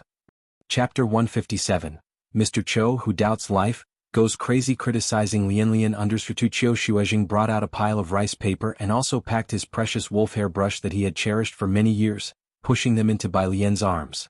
Teacher Qiu, my calligraphy? Bai Lian, hugging a pile of paper, was also handed the wolf hair brush. She wanted to tell Qiu Shuezheng that she could do without this kind of brush. But Qiu Shuezheng simply wouldn't listen to her. You go home first, practice well, bring out your top-notch state, I'll take care of your leave from school. Alright, I also want to admire your calligraphy, so I won't walk you downstairs. He ushered Bai Lian out, and to prevent her from returning the rice paper and the wolf hair brush, Qiu Shuezheng even locked the door behind her. Holding her backpack and the papers and brush, Bai Lian stood outside the door, staring at it for a long time before she finally started walking downstairs. Qiu Buqing was sitting on the sofa, quietly talking on the phone with someone, his gaze briefly landing on Bai Lian as she descended from upstairs before quickly shifting away. He had no fondness for someone who sought fame by unworthy means. After Bai Lian had left, he hung up the phone and went upstairs to find Qiu Shuezheng. Grandfather, you must give me a reason? He stood outside the study without entering. A person who hasn't even passed level 9, don't you think it's a joke? Qiu Shuezheng stood by the door looking at Qiu Buqing. Don't judge people by their credentials, you should first take a look at her calligraphy. But we do examine all sorts of certifications. Qiu Buqing interrupted Qiu Shuezheng. Didn't you initially take her as your closed-door disciple because you saw that your junior sister got her level 6 certification at the age of 9? If she could, why can't Wanxian? This was something Qiu Shuezheng couldn't refute. Because it was a fact. It was now an era that looked at credentials. Wherever you went, they would list what certifications you had received, how many points you scored. Having certifications meant you could go anywhere in the world. Before meeting Bai Lian, Qiu Shuezheng indeed thought this way, but what set him apart from Qiu Buqing was that he had lived through times when credentials weren't necessary. You don't need to speak for Wanxian anymore. Qiu Shuezheng shook his head slightly. I have already registered Bai Lian for the competition. In a couple of days, she will go to Jianghu with you all to participate in the Orchid Pavilion Awards. Not far from the Qiu family's house, on the road, Jiang Fulai and Jianghe were still waiting for Bai Lian. Ming Dongheng wasn't there. Jiang Fulai was driving, sitting in the driver's seat, slightly surprised when he spotted Bai Lian carrying a bunch of papers. Why do you have so much rice paper? He recognized at a glance that it was rice paper in her hands. It's for practice, given by teacher Qiu, Bai Lian said, sitting next to Jianghe, placing the brush case in her backpack, holding the excess of rice papers in her arms. With one hand holding the papers and the other resting lightly on the car window, revealing a faint hint of red, she appeared nonchalant with a strangely enchanting sense of mystery. Practice. Jiang Fulai started the car as soon as he saw her settled. Bai Lian didn't hide anything, resting her chin on the rice papers, practicing large script for the Orchid Pavilion Awards. Jianghu Lai's hand on the steering wheel paused momentarily at her words. The Orchid Pavilion Awards? That's on Tuesday. Are you going to Jianghu? I suppose. Bai Lian wasn't quite sure, speaking in a lazy drawl. Staying for 2 days? Not going to spend a few more days in Jianghu? Jianghu Lai slowly started the car, seemingly making a suggestion. Spend a few more days? I have to come back for classes. That seemed like something she would do, thought Jianghu Lai as he quietly glanced in the rearview mirror. The car stopped at the Pura Street intersection. Approaching 6 o'clock, Jianghu was still going back with Bai Lian today. Jianghu Lai tapped him on the back of his head from behind, lightly warning him, "Don't cause trouble." He would visit the laboratory every day. Today was no exception. The day was still young. Bai Lian, carrying her black backpack and a bundle of rice paper, stood at the Pura Street intersection. Her white, lightweight jacket fluttered with the wind as the clustered embroidery at the hem swayed. "Don't worry, go ahead." Jianghu Lai stood there watching Bai Lian, her tall figure as clear as the bright moon. Those around who wanted to talk to Bai Lian hesitated to approach. Especially Mao Kuan, squatting nearby, who initially wanted to talk to Bai Lian, but upon seeing Jianghu Lai he squatted down again, holding back. "Go on," Bai Lian chuckled, "he'll watch you leave." Jianghu Lai grunted in acknowledgement and walked back to the driver's seat. He drove off, and when he turned a corner he looked in the rearview mirror, seeing Bai Lian still standing lazily in place watching the car leave. Once the black car completely disappeared, Mao Kuan dared to approach Bai Lian. "Sis," Mao Kuan came over with a cigarette in his mouth, trying to help Bai Lian with the rice paper. "This is?" He looked towards Jianghu. "Jianghu, my friend." Bai Lian handed the rice paper to Mao Kuan casually, heading into the alley. Chapter 158. Mr. Cho, who doubts life, goes crazy criticizing Lian_3 Bai Lian's friend? Mao Kuan straightened up with respect as he looked at the expressionless cool kid holding a ball like Rubik's Cube. "So it's Xiaoga? Hello, my name is Xiao Mao." Jianghu glanced at Mao Kuan expressionlessly and didn't say anything. Mao Kuan had now become well adapted to carrying the 8 gene of iridium, lifting it as if it were weightless. Bai Lian knew at a glance that her initial judgment was right. He was very talented and had wasted many years. "You don't need to use the solid foundation paste for now," Bai Lian said as she walked down the alley, taking out flashcards to memorize words while conversing with Mao Kuan. "Next is the medicinal bath. 15 grams of poria, 50 grams of Atractylodes macrocephala need to be stir-fried first, 18 grams of pelling grass, 12 grams of dried Rehmannia." She listed a long string of medicinal names. Mao Kuan looked at Bai Lian with a blank expression on his face. It indicated that the list was too long and he didn't catch it all. "Bai Lian, I'll send it to you later." Mao Kuan laughed sheepishly, just about to thank her, when he saw the delicate-looking Xiaoga beside Bai Lian gave him a look, full of speechlessness. Even though his IQ wasn't very high, he could still feel the contempt from Xiaoga. Mao Kuan. The Jianghu courtyard. He hadn't returned from fishing yet, but Ji Mulan, wearing a silk shawl, was there. Standing in the courtyard with her back to the door, upon hearing a noise, she turned around coldly, her eyes landing on Mao Kuan, who was following Bai Lian. Mao Kuan didn't have an appearance of an upright citizen, the kind of person a policeman would keep a close eye on, with dyed blonde hair and an air of vagrancy about him. Seeing Bai Lian mingling with such people again, Ji Mulan couldn't help getting angry. "Didn't you say you had reformed? That you would study hard?" Slap. Bai Lian tossed her schoolbag onto the stone table and reached out to grab Ji Mulan's carefully maintained shawl. Ji Mulan hadn't expected Bai Lian to make such a big move, nor did she think Bai Lian would turn on her. She staggered and was caught by Bai Lian. Bai Lian held Ji Mulan's collar with one hand. She was taller than Ji Mulan with an extremely pale face, her fingers slowly tightening. Expressionless. Seeing that things were not looking good, Mao Kuan hastily set down the rice paper in his hands, passed a cigarette to Bai Lian, and lit it with a flame. "Sis, calm down." Bai Lian breathed out, her other hand loosely holding the slim cigarette, the burning end glowing crimson. Smoke softly blurred her face. She tilted her head slightly, and with an indifferent voice so soft and slow she said, "Ji Mulan, your only task now is to play your part well in front of Grandpa, or else." She heard a noise coming from outside the door. She casually tossed aside the cigarette and stamped it out with her foot. Then she lazily raised her head, hooking a smile at Ji Mulan, like a mandrake flowering from a sea of blood, dangerous and alluring. She made a silent bang shape with her mouth towards Ji Mulan. Ji Mulan, clutching her luxurious shawl, watched Bai Lian revert to an innocent facade to open the door. "Grandpa." Bai Lian took the fishing rod from Jiheng's hands, raised her eyebrows. "Did you catch any fish?" Behind her, Director Chen's back was adorned with a fish basket, and on each side of his waist hung 2 big fish. "Miss Bai, look, one is caught by me, one by your grandpa." He turned his body to show off his catch to Bai Lian.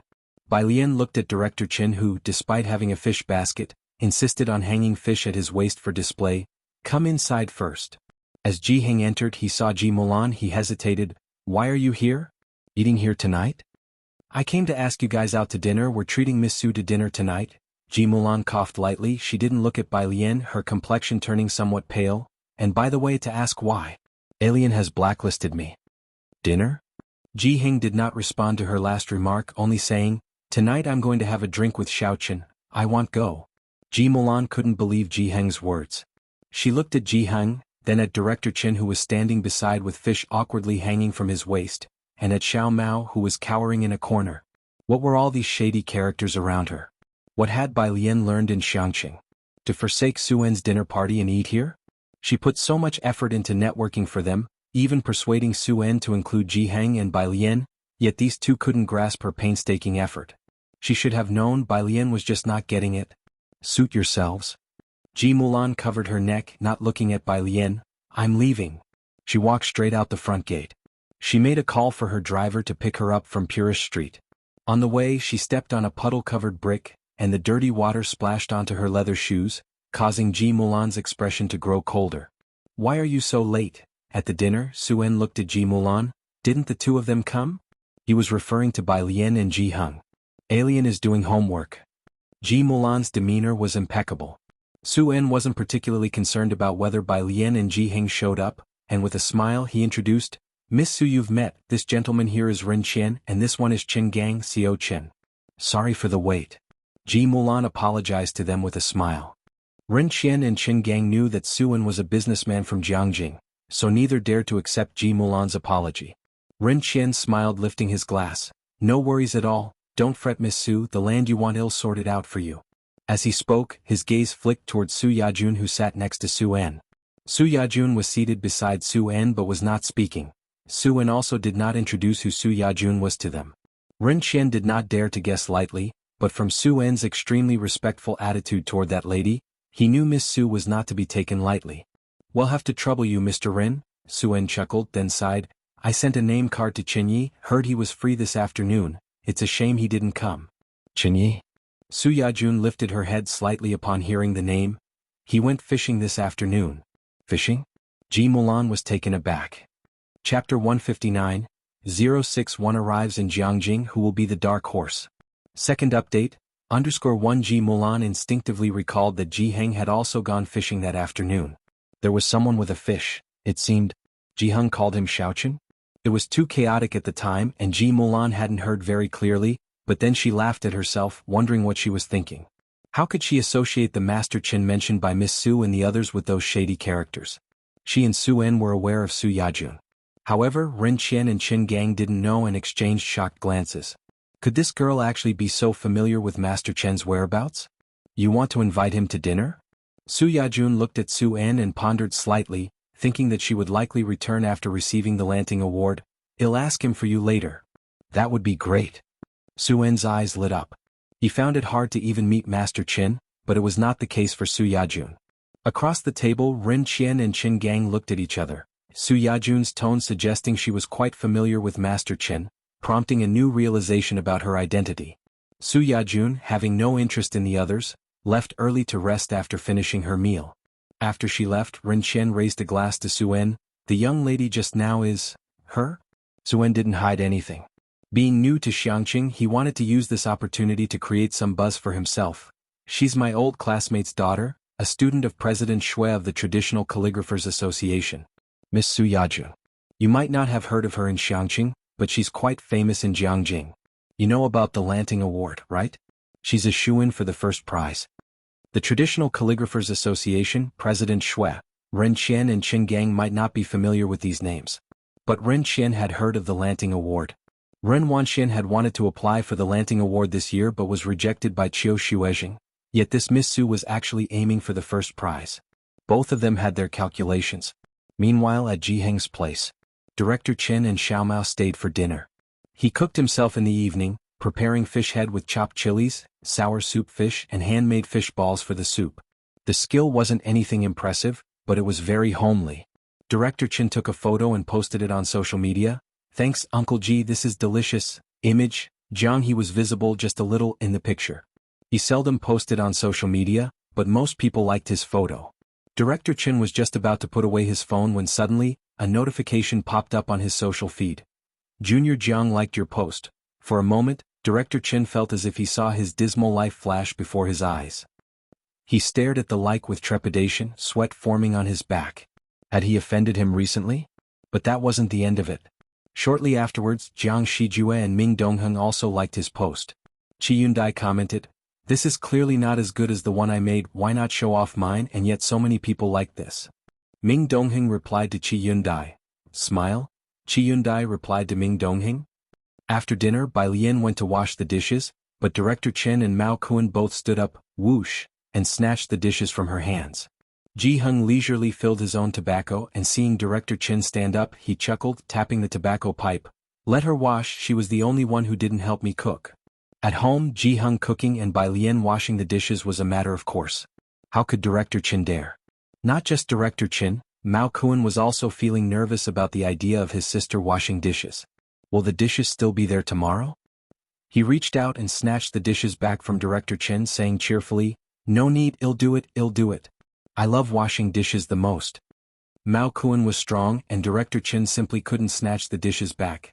"He'll help you dry the dishes." Missing out on the chance to show off, Director Chen followed Mao Kuan closely. Halfway there, he suddenly felt that Mao Kuan's head of blonde hair was very familiar. Jianghu sat aside, watching the two of them squeeze into the kitchen, utterly speechless. Ji Heng's courtyard had grown more vibrant lately, as he watched Jianghu solving the Rubik's Cube. When he saw Bai Lian come out looking relaxed, he asked again, "How could you let a guest do the dishes?" "I did want to wash them." Bai Lian sat down lazily. But she saw Director Chen and Mao Kuan looking almost ready to cry. "Did you block your mother today?" Ji Heng remembered this issue, telling Jianghu to go farther away before lighting up a cigarette. Bai Lian took out her phone and put on her earphones. "Yeah." Ji Heng sighed, he knew Ji Mulan's issues very well. He smoked silently for a while before saying, "Add her back. She's your mother. After I'm gone, she will be your only family." He didn't want the future Bai Lian to be entirely alone. "Grandpa," Bai Lian suddenly stood up, interrupting Ji Heng, "I'm going to Jianghu in a few days." Ji Heng was taken aback as he lifted his gaze, holding the pipe. "Jianghu? With your mother?" Chapter 160, 061 arrives in Jianghu. Who will be the dark horse? Second update, _2 Bai Lian raised an eyebrow. "No," she said, looking at Ji Heng before leisurely responding, "the teacher asked me to participate in a competition, so I asked for 2 days off." "Oh." Ji Heng lowered his head and continued smoking. At this moment he didn't speak any further about Ji Mulan. Qiu Xuezheng secured time off for Bai Lian. Since Xianxia didn't have an airport, she had to take a 12-hour train journey to Beijing. Without the accompanying qualifications, Bai Lian and Qiu Buqing needed to meet up with representatives from the Beijing Writers Association in Beijing. They would depart under the leadership of Vice President Qian from the Beijing Writers Association. Monday morning. Carrying a simple backpack, Bai Lian had just reached the bus station. When she saw Jianghu across the street, leaning against the car window and waving at her, she walked over, surprised. In the back seat, Jiang Fulai lowered the window. Dressed in a soft white loungewear, his typically haughty demeanor appeared much softened. His wrist was casually resting on his knee as he leaned back against the seat at an angle. He seemed busy on the phone with someone. Hearing Jianghu's noise, he looked outside the window and waved to Bai Lian. Bai Lian got into the car and sat in the back seat with Jianghu. "We're also heading back to Jianghu." Jianghu leaned close to her and gazed out the window, not too happy to see a doctor. He had thought he could avoid it this year in Xianxia. Not only had he not managed to elude it, but it had also come several days earlier. Bai Lian nodded and rubbed Jianghu's head. "Don't neglect your health out of fear." Then she took out her phone, found a contact and sent a message to the person in charge. "Vice President Qian, I will go to Jianghu by myself and meet up with you there." Vice President Qian must have been busy as he didn't reply. Jiang Fulai's car didn't head to Beijing, instead, it went to the neighboring Danping city, which was slightly more developed than Xianxia with no mountains, only plains. The car arrived at a vast airport apron. Just as she got out, Bai Lian saw the legendary airplane. No security check or ticket gates were visible. Bai Lian had never flown before, but the original person whose memories she had did, and the scene differed greatly from what she had seen before. The captain, dressed in uniform, came running over from a distance and respectfully asked, "Mr. Jiang, shall we depart now?" Jiang Fulai took off his headphones and gave a slight nod, his eyes and brows sharp. Bai Lian followed them onto the plane and suddenly realized, right, a private plane? The plane was quite large, with an entertainment room where 4 couches surrounded a table, and a big bok choy pillow rested on the couch by the window. Jiang silently went over and hugged the pillow. Bai Lian put down her bag and settled herself by the window on the opposite side. As the plane took off, the aircraft shook. It was Bai Lian's first time on a plane. Not burdened by studying vocabulary, she quietly watched the aircraft lift into the air, the instant feeling of increased weight causing her to feel somewhat dazed. The plane climbed higher and higher, her hand lazily propping up her chin, lips slightly pursed. This was a significant shock for someone who had never experienced flight in ancient times. Rare to see you not studying vocabulary. Having finished his business, Jiang Fulai bent over to place a cup of lemon water in front of her and sat across from her, leaning lazily against the couch. Bai Lian turned her gaze from the window. She took the lemon water and drank slowly, easing her discomfort. "He'll study in a bit. There are still a few hours to go." He handed her a blanket, his pale eyes calmly observing her, his voice very light. "You can sleep for a while." When they arrived in Jianghu, it was the afternoon. Jiang Fulai asked for Bai Lian's hotel information and directed the driver to head straight there. The hotel was arranged by the Beijing Writers Association, located next to the Traditional Calligraphers Association. After checking into her room, Jiang didn't want to leave but was expressionlessly dragged away by Jiang Fulai. That was all the flights from Beijing to Jianghu. By the time Vice President Qian and a group of students wearily arrived in Jianghu, it was already 11 at night. Vice President Qian was checking off names at the airport one by one. The last black pen rested on the name Bai Lian, while other people's names had a long list of awards following them. Only Bai Lian's space was blank.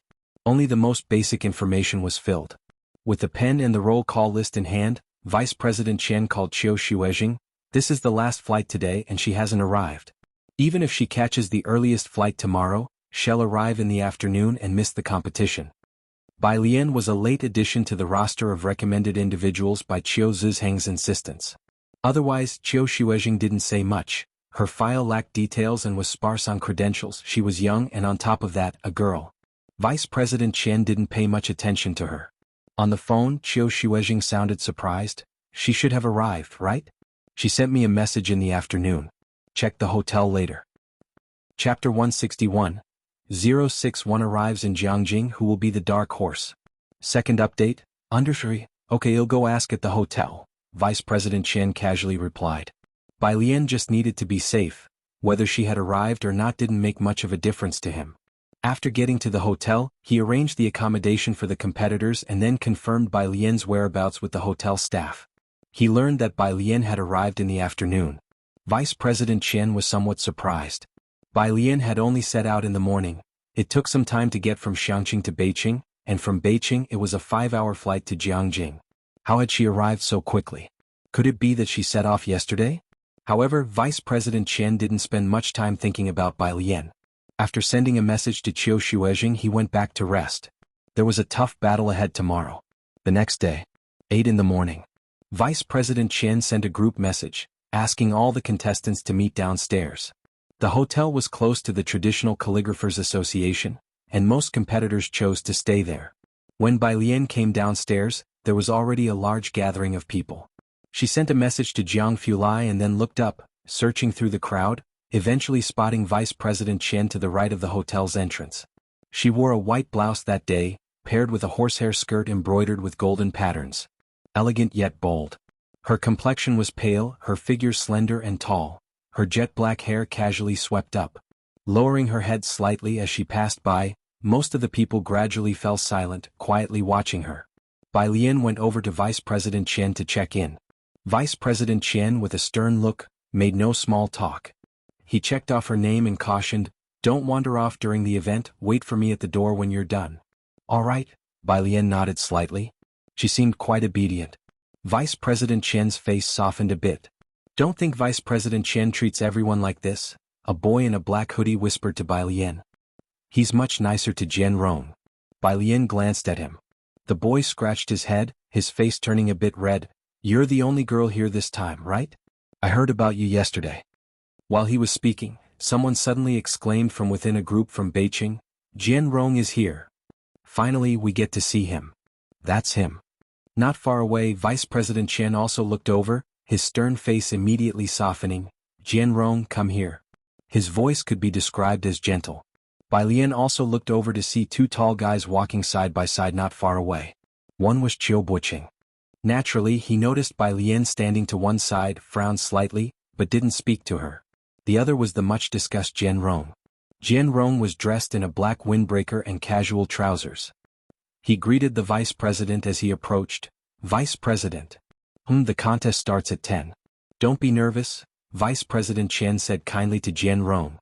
As long as you don't make any mistakes, you have a great chance of winning second prize. Understand? Jian Rong was their biggest trump card from Beijing this time. This year's Lan Ting Prize had age restrictions, with significant distinctions between the first, second and third prizes. All four major cities were desperately competing for the second prize. There were many contenders for the third prize, but its value was several notches below that of the second prize. The vice president and the whole Beijing Writers Association had high expectations for Jian Rong to win the second prize. As for the first prize, all 5 top prizes in previous competitions came from the Traditional Calligraphers Association, not to mention that this year several master students were allowed by their teachers to compete. The vice president and his associates had never considered the possibility of anyone snatching the first prize from this group of exceptional talents. I'll do my best, Jian Rong said earnestly. Of course the others should also do their best. Vice President Qian looked up again, his expression much colder. He glanced over the 20-odd people in attendance and gave a brief encouragement. Chiu Buqing and Sun Hao might win third prize. As for the rest of you, just strive to be nominated and I won't expect too much from you. The group of more than 20 people set off towards the neighboring Traditional Calligraphers Association. Most of them crowded around Jian Rong, chatting and adding him on WeChat, while Bai Lian and the boy from earlier fell behind, unnoticed. Jian Rong might actually win second prize? Then he's sure to get into the Calligraphy Association this time. I just hope to get nominated. The boy beside Bai Lian lowered his voice, muttering to her, What about you? Are you confident about securing a nomination? Chapter 162, 062 Lan Jia's Slick Moves, Approachable Nuclear Mr. Jiang _1 Bai Lian was at the end of the line and slowly replied, I'll do my best. The young man scratched his head. Up ahead, Jian Rong, who had been joined by many others, also noticed a girl in the group. Girls were rare in the Beijing Writers Association, so he turned to Chiu Buqing and asked, Do you know that girl? Chiu Buqing didn't look back, just nodded his head. To be selected to participate, she must be quite skilled, right? Jian Rong was a bit curious. He somewhat wanted to get to know her. Upon hearing this, Chiu Buqing scoffed, She hasn't even passed level 9. Jian Rong immediately lost interest. Among their group, which one hadn't scored above 80 in level 9, and yet here was someone who hadn't even taken the assessment.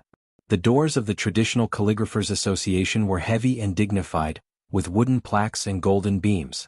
The gateway was 8 meters wide, with stone lions squatting on either side, where everyone came to check in.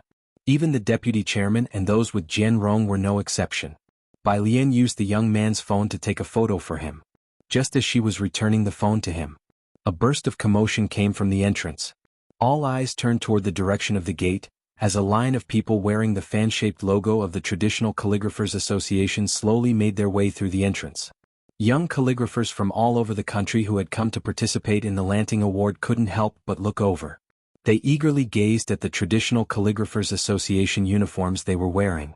Xie Jinyun. It really seems to be him. Exclamations rang out. It's Xie Jinyun.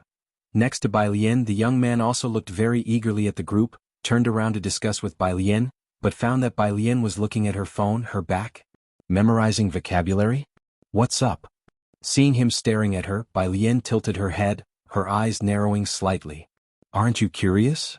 His fervor was immediately extinguished by Bai Lian's slightly cold look.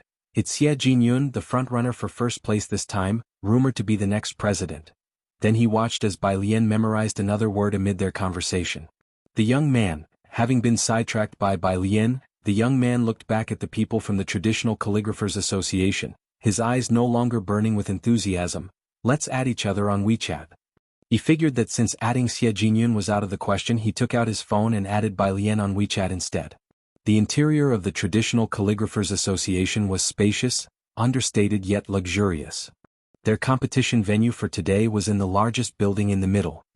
Here are your exam passes. The deputy chairman distributed the passes to them downstairs. I won't say more about the content. Inside you have 3 chances to write. Everyone needs to choose their best piece to submit. He'll be waiting for you downstairs. He handed out the exam passes one by one. Finally, he admonished Jianrong with a kind look in his eyes. Don't be nervous, keep a normal mindset. The teacher believes that one day you will also reach such heights. I know. Jianrong held his exam pass and took a deep breath. He was exceptionally talented in Beijing, but here at the Traditional Calligraphers Association, no one knew him. 20 people from Beijing entered. Downstairs, many team leaders who knew each other were chatting, and the manager from South City came over smiling. Lao Qian, was that your association's Jianrong just now? Yes, Deputy Chairman Chen smiled. It's him, the young fellow has talent, it's just a pity bad timing. Indeed quite unlucky, the South City manager clicked his tongue. Bad luck running into Xie Jinyun and Su Yajun, one being groomed as the next president, the other a student of the current president. Those participating in the Lanting Award this session are rather unlucky. I just did a lengthy pep talk with my students. Even the most talented individuals could be suppressed by such figures. And how could Deputy Chairman Chen not know this? I hope Jianrong can stay calm, sighed Deputy Chairman Chen. If he can secure second place, earning a spot in the Traditional Calligraphers Association would be enough. The contest at the Traditional Calligraphers Association tested more than just skills. It tested temperament as well. Every session, the geniuses from each city who came to the Traditional Calligraphers Association were hit hard by the array of exceptional talents.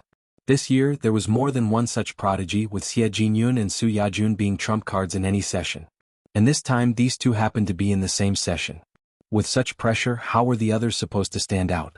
They waited for an hour and a half and not a single person from Chen's group left. They all waited downstairs for them to emerge. However, just 10 minutes into the competition, a figure came out from inside. Which contestant has broken down? Given up? Someone asked. Deputy Chairman Chen, chatting with people from South City, looked up, curious to see who had such poor composure, but upon recognizing the figure, he struggled to maintain his calm. Why are you out so soon? Chapter 163, 062 Lan Jie's slick moves, approachable nuclear. Mr. Jiang understood. He watched Bai Lian in disbelief. Bai Lian had just pulled out her phone when she leisurely began to fetch her earphones, ready to listen to an English audio lesson. Can't come out. Bai Lian looked up, the black earphones still in her hand. The girl wore a snow-white top, her eyes slightly lifted, dazzling in the noon sunlight that cast a luminous yet overly vivid glow on her cool, jade-like features. The golden threads of her skirt's hem reflected a cold light. Vice President Chen, you finished in just 10 minutes? Such a serious competition, occurring once every 3 years and involving the Traditional Calligraphers Association slots, even Xie Jinyun would consider carefully to ensure not a single mistake. Who finishes in just 10 minutes? Aha! Bai Lian put the earphones in her ears and glanced sideward. I'm catching a flight and I have classes tomorrow. Vice President Chen, he's leaving for Xianxia today? No, could your move be any smoother? He felt somewhat tired at heart, but then he thought it made sense. Bai Lian wasn't here to win a prize and lingering in Jianghu was of no use to her. Then you should go back, just be careful on your own. Vice President Chen waved her off without trying to keep her. He watched Bai Lian leave, and only after she had gone did someone from South City ask in surprise, "She's with you?" "Yeah, just here for the excitement," Vice President Chen said with a smile, refraining from discussing Bai Lian further, "just to gain some experience." His gaze was fixed on the building, waiting for Jianrong and Qiu Buqing to come out. Meanwhile, Bai Lian returned to her hotel to pick up her backpack. She took a flight back to Xianxia. A black car was already waiting quietly not far from the hotel. Inside, Jianghu sat expressionless in the back seat, a pile of medicine beside him. Bai Lian got into the car. She glanced at Jianghu. "Where's your brother?" Jianghu hugged a pillow, listless. "At the Jiang family." Bai Lian nodded without further questions. She and Jianghu headed back to Xianxia first. They still landed in Danping City, and Ming Dongheng came to pick them up because Jianghu had just seen a doctor and was emotionally unstable, so Bai Lian accompanied him back to the manor. In the Great Hall, Director Chen had been waiting for Ming Dongheng's return. Seeing Bai Lian, he didn't dare to ask much, simply greeted her carefully, then inquired about some trifles. After keeping Jianghu company for a while, Bai Lian planned to go back and have dinner with Jianghu. Miss Bai, I'm actually heading back as well. Director Chen stood up in a timely manner. I need to rest early tonight because I have to pick someone up first thing tomorrow. He seemed to be calculating nicely, offering her a ride along. Who are you picking up? Ming Dongheng asked coldly, looking at Director Chen. He couldn't tell if Director Chen was really going to pick someone up or if it was just an excuse. Director Chen, however, was not frightened. His excuse was not entirely false, just the timing was off. Picking up Su Yajun tomorrow? Changing it to tonight? Did that count as a lie? Xiao Su, she just finished her competition and wants to experience the history in Xianxia. Ming Dongheng narrowed his eyes, failing to recall who that was. That one who came last time. Director Chen helped him remember. Although talking to Ming Dongheng, Director Chen didn't forget Bai Lian and turned to calmly explain to her. Miss Bai, this Xiao Su is Su Yajun from the Traditional Calligraphers Association. Yesterday she met with President Xue and the Old Master. The Old Master said her Liang style was written exceptionally well. She should shine in the Orchid Pavilion Award this time. He paused midway, noticing Bai Lian's calm face. He quickly changed the subject, wiping the cold sweat on his forehead and wondering to himself why he was discussing this with Miss Bai. Miss Bai, I'll drive you back. He picked up the car keys. Thank you. Bai Lian gathered her backpack and left with Director Chen. Meanwhile in Jianghu, the Traditional Calligraphers Association. The Orchid Pavilion Award, held once every 3 years, is always a significant event for the Traditional Calligraphers Association. This year was no exception. The morning exams had just concluded, all works were sealed, and in the evening, they were all delivered to the evaluation room. There were 7 judges participating in the scoring. This year, because President Xue had a student participating, he recused himself to avoid the appearance of impropriety. At this moment he was at home drinking tea. Then he got a phone call and suddenly stood up. What? Teacher. Su Yajun got startled by her teacher's reaction and also stood up. What happened? President Xue, middle-aged, grabbed his coat, not having time to explain in detail. That person actually showed up at the Traditional Calligraphers Association. Didn't he refuse to be a judge? How did he suddenly? President Xue hurriedly left. Su Yajun quickly followed. Teacher, who are you talking about? It's nothing. President Xue shook his head. I have to go to the Calligraphers Association. I've arranged for you in Xianxia already, you go ahead. Chapter 164. 062 Lan Jie's slick moves, approachable nuclear Mr. Jiang 3 He didn't have time to explain to Su Yajun. He drove directly to the Traditional Calligraphers Association. The Traditional Calligraphers Association's judging area. In the middle of the conference table, a man in a snow-white shirt sat, his eyes lowered. His pale fingers tapped on the computer's surface, fine black hair falling over his eyebrows, the corners of his eyes and brows carrying an air of coldness. Even without speaking, one could feel the chill of his lofty demeanor soaking his whole being. With a single movement of his finger, it seemed as though a cold gust had swept through the entire judging room. Next to him, a refined elderly man stood smiling gently. Everyone, don't be restrained. Our young master is just here to have a look. All the teachers need to do is score properly, just relax a bit. 7 judges clutched the artworks tremblingly, and upon hearing this, were almost in tears. Your words sound good. But with this gentleman seated here, who dares to relax? Also, don't you know that even when young Master Jiang is silent, he's not very approachable? As soon as Chairman Xue arrived, he saw the 7 judges huddled in their seats like quails. Butler Jiang, what brings you and the young master here? Chairman Xue was very polite. He didn't dare speak to Jiang Fulai directly, only to the old butler at his side. Butler Jiang chuckled. Young Master Jiang just came to take a look. He intends to donate a sum digitally to the Lanting Award. As he said so, Butler Jiang gestured with his fingers. Chairman Xue rejuvenated. I thank young Master Jiang on behalf of the participants. Butler Jiang looked at the 7 judges. I heard that this year has hidden dragons and crouching tigers. Chairman Xue's student is also among them. Yajun. Chairman Xue proudly mentioned his outstanding disciple. For her, a young lady, to have come this far, it's truly not easy. The arrival of Chairman Xue greatly improved the atmosphere of the office. Finally, the 7 judges could give the artworks their scores. The grading was on an average point system. "This slender gold script must belong to Xie Jinyun," said one judge as he flipped to a piece, admiring it with a colleague, and then sighed, "No wonder he is the hot favorite this year." He gave the calligraphy 91 points. Calligraphy has many contenders, but nowadays, not many people can truly settle down to study the art. The Lanting Award is intended for the younger generation.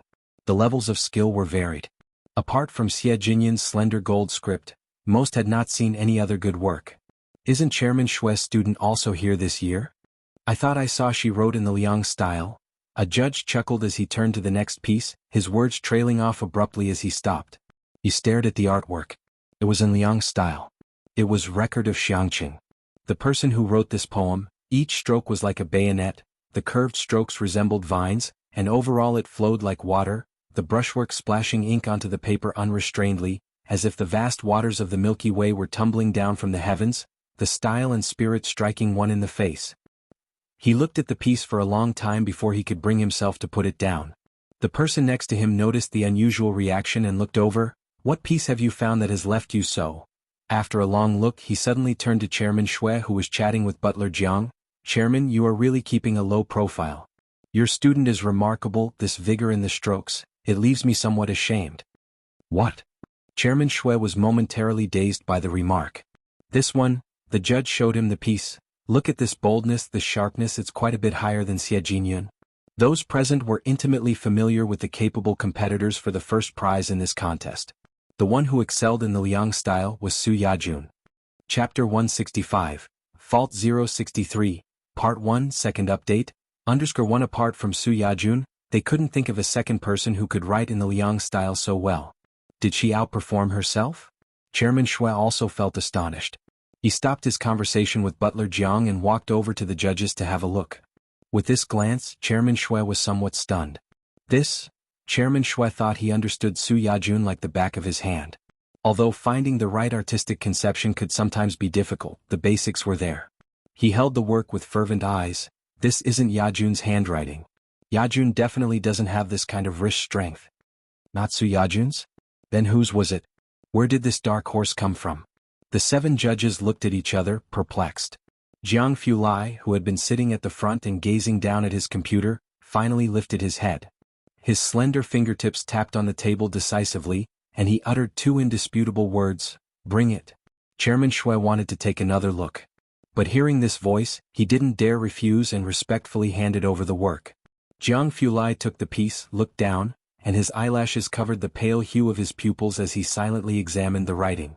The most captivating aspect of him was the almost imperceptible pressure he exerted. Without doing anything, just sitting there casually, his very presence was enough to make people dare not approach. At this moment, as he gazed down in silence, Chairman Shui couldn't bear it. The entire selection room was so quiet you could hear a pin drop. Only Butler Jiang by his side could withstand it a bit. After Jianghu Lai had looked for quite some time, Chairman Shui couldn't hold back any longer and sought help with a glance towards Butler Jiang. Butler Jiang also felt it strange. He bent slightly, lowering his voice. "Young master, the plane is about to take off." Answered Jianghu Lai as he returned the work to Chairman Shui, picked up his laptop with one hand and took a few steps. Then he seemed to remember something and looked indifferently toward Chairman Shui. "Double the funds and send this year's first-place work to the Jiang family." "Ah." Chairman Shui was slightly stunned. Jianghu Lai cast a glance over. It wasn't that his expression had changed, but his sharp, knife-like face emitted a chilly aura. Chairman Shui shivered involuntarily and hurriedly replied, "All right, I'll personally deliver it." Finally the man left. The selection room instantly warmed up, as if spring had returned to the land. The other judges immediately surged forward. "Chairman Shui, let me have another look. Where did this person come from? This is not even on the same level as the others." After one of them had finished admiring the work, they suddenly asked, "How should we judge this?" All 7 turned their gaze to Chairman Shui. Chairman Shui looked at the piece and slowly made a decision. The scores weren't fully tallied yet, so names couldn't be revealed. Chairman Shui took out his phone and called the Human Resources Department, checked the list of participants for this year's Lanting Award Art Prize. He was familiar with most of the contestants this time. Xie Jinyun and his apprentice Su Yajun. Each of them was like a bully amongst the rest. How could there suddenly appear such a person? Bai Lian had no idea that because of her work, The 7 judges had spent the whole night discussing it at the Traditional Calligraphers Association, and had not slept all night. Wednesday. Early in the morning, around 6, Ji Xiaojun arrived to see Bai Lian sitting on the stone table, eating and talking at the same time. "Who are you talking to?" Ji Xiaojun put down a carton of milk, not seeing Ji Heng in the kitchen or the yard. He had just finished speaking when a faint voice came from the bathroom. "It's the growth hormone. Pinching the back of the cucumber will inhibit the growth hormone." Ji Xiaojun, what was all this about? He could understand growth hormones, but why pinch a cucumber? Ji Xiaojun didn't understand, but he didn't dare say anything else. After Ji Heng came out, Ji Xiaojun finally spoke quietly. "Suan has invited our family out for dinner. Dad, alien, what do you think?" Suan had a very good impression of the Ji family as a whole, with their upright and noble characters. If he was to marry Ji Mulan, it was only proper to invite them to discuss wedding matters over a meal. Ji Xiaojun also held a good opinion of Su En, a courteous man, far superior in conversation skills compared to the Ren family. He had only this one sister, Ji Mulan. Even when Ji Mulan had run away from home to marry into the Bai family, Ji Xiaojun had never given up on his sister. Now that she had found a decent future, Ji Xiaojun was happy for her. Of course, if Ji Mulan could improve a bit as a mother, Ji Xiaojun might be even happier. "I have class," Bai Lian spoke leisurely. "I missed 2 days and need to catch up." "How did you miss 2 days of classes?" Ji Xiaojun was unaware of her participation in the Jianghu competition. Bai Lian drank the last sip of milk and smiled at Ji Xiaojun. "I went to see what Jianghu was like. If it's good, I'm considering applying to Jianghu University."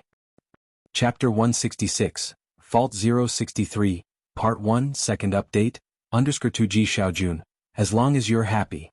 "Alien isn't going," Ji Heng, holding a rag, asked Ji Xiaojun to carry out the embroidery frame and pondered for a while. "I'll go with you." He needed to clarify things with Ji Mulan. Ji Xiaojun nodded as he moved to carry the embroidery frame, then Il replied to Mr. Su. "Grandpa, Uncle, I'm off to school." Bai Lian was now extremely sensitive to the name Ji Mulan. She and Ji Mulan were like 2 parallel lines. As long as the other party didn't bother her, it was fine. "Go ahead," Ji Heng, while instructing Ji Xiaojun to be careful with moving things, waved to Bai Lian. "Watch out for cars on the road." It wasn't until Bai Lian had left that he looked at Ji Xiaojun, who had moved the embroidery frame out. "Really going to demolish?" Ji Xiaojun set the embroidery frame down properly and uncommonly took out a cigarette, responded vaguely, "I want sign the contract." He squatted to one side looking very silent. Ji Heng, holding the rag, slowly wiped the embroidery frame. "Should I go talk to the Ren family?" "Don't bother." Ji Xiaojun had an extreme aversion toward the Ren family. He knew what Ji Heng was thinking just by hearing him. They wouldn't agree to it anyway. Ji Heng, seeing Ji Xiaojun like that, didn't bring it up again, but his brows were slightly knitted. Bai Lian took her backpack and headed to school. She had just left Pura Street. That's when she saw the blue car parked across the street. Bai Lian raised an eyebrow. She walked over and knocked on the car door. The passenger window lowered, revealing the man seated in the driver's seat.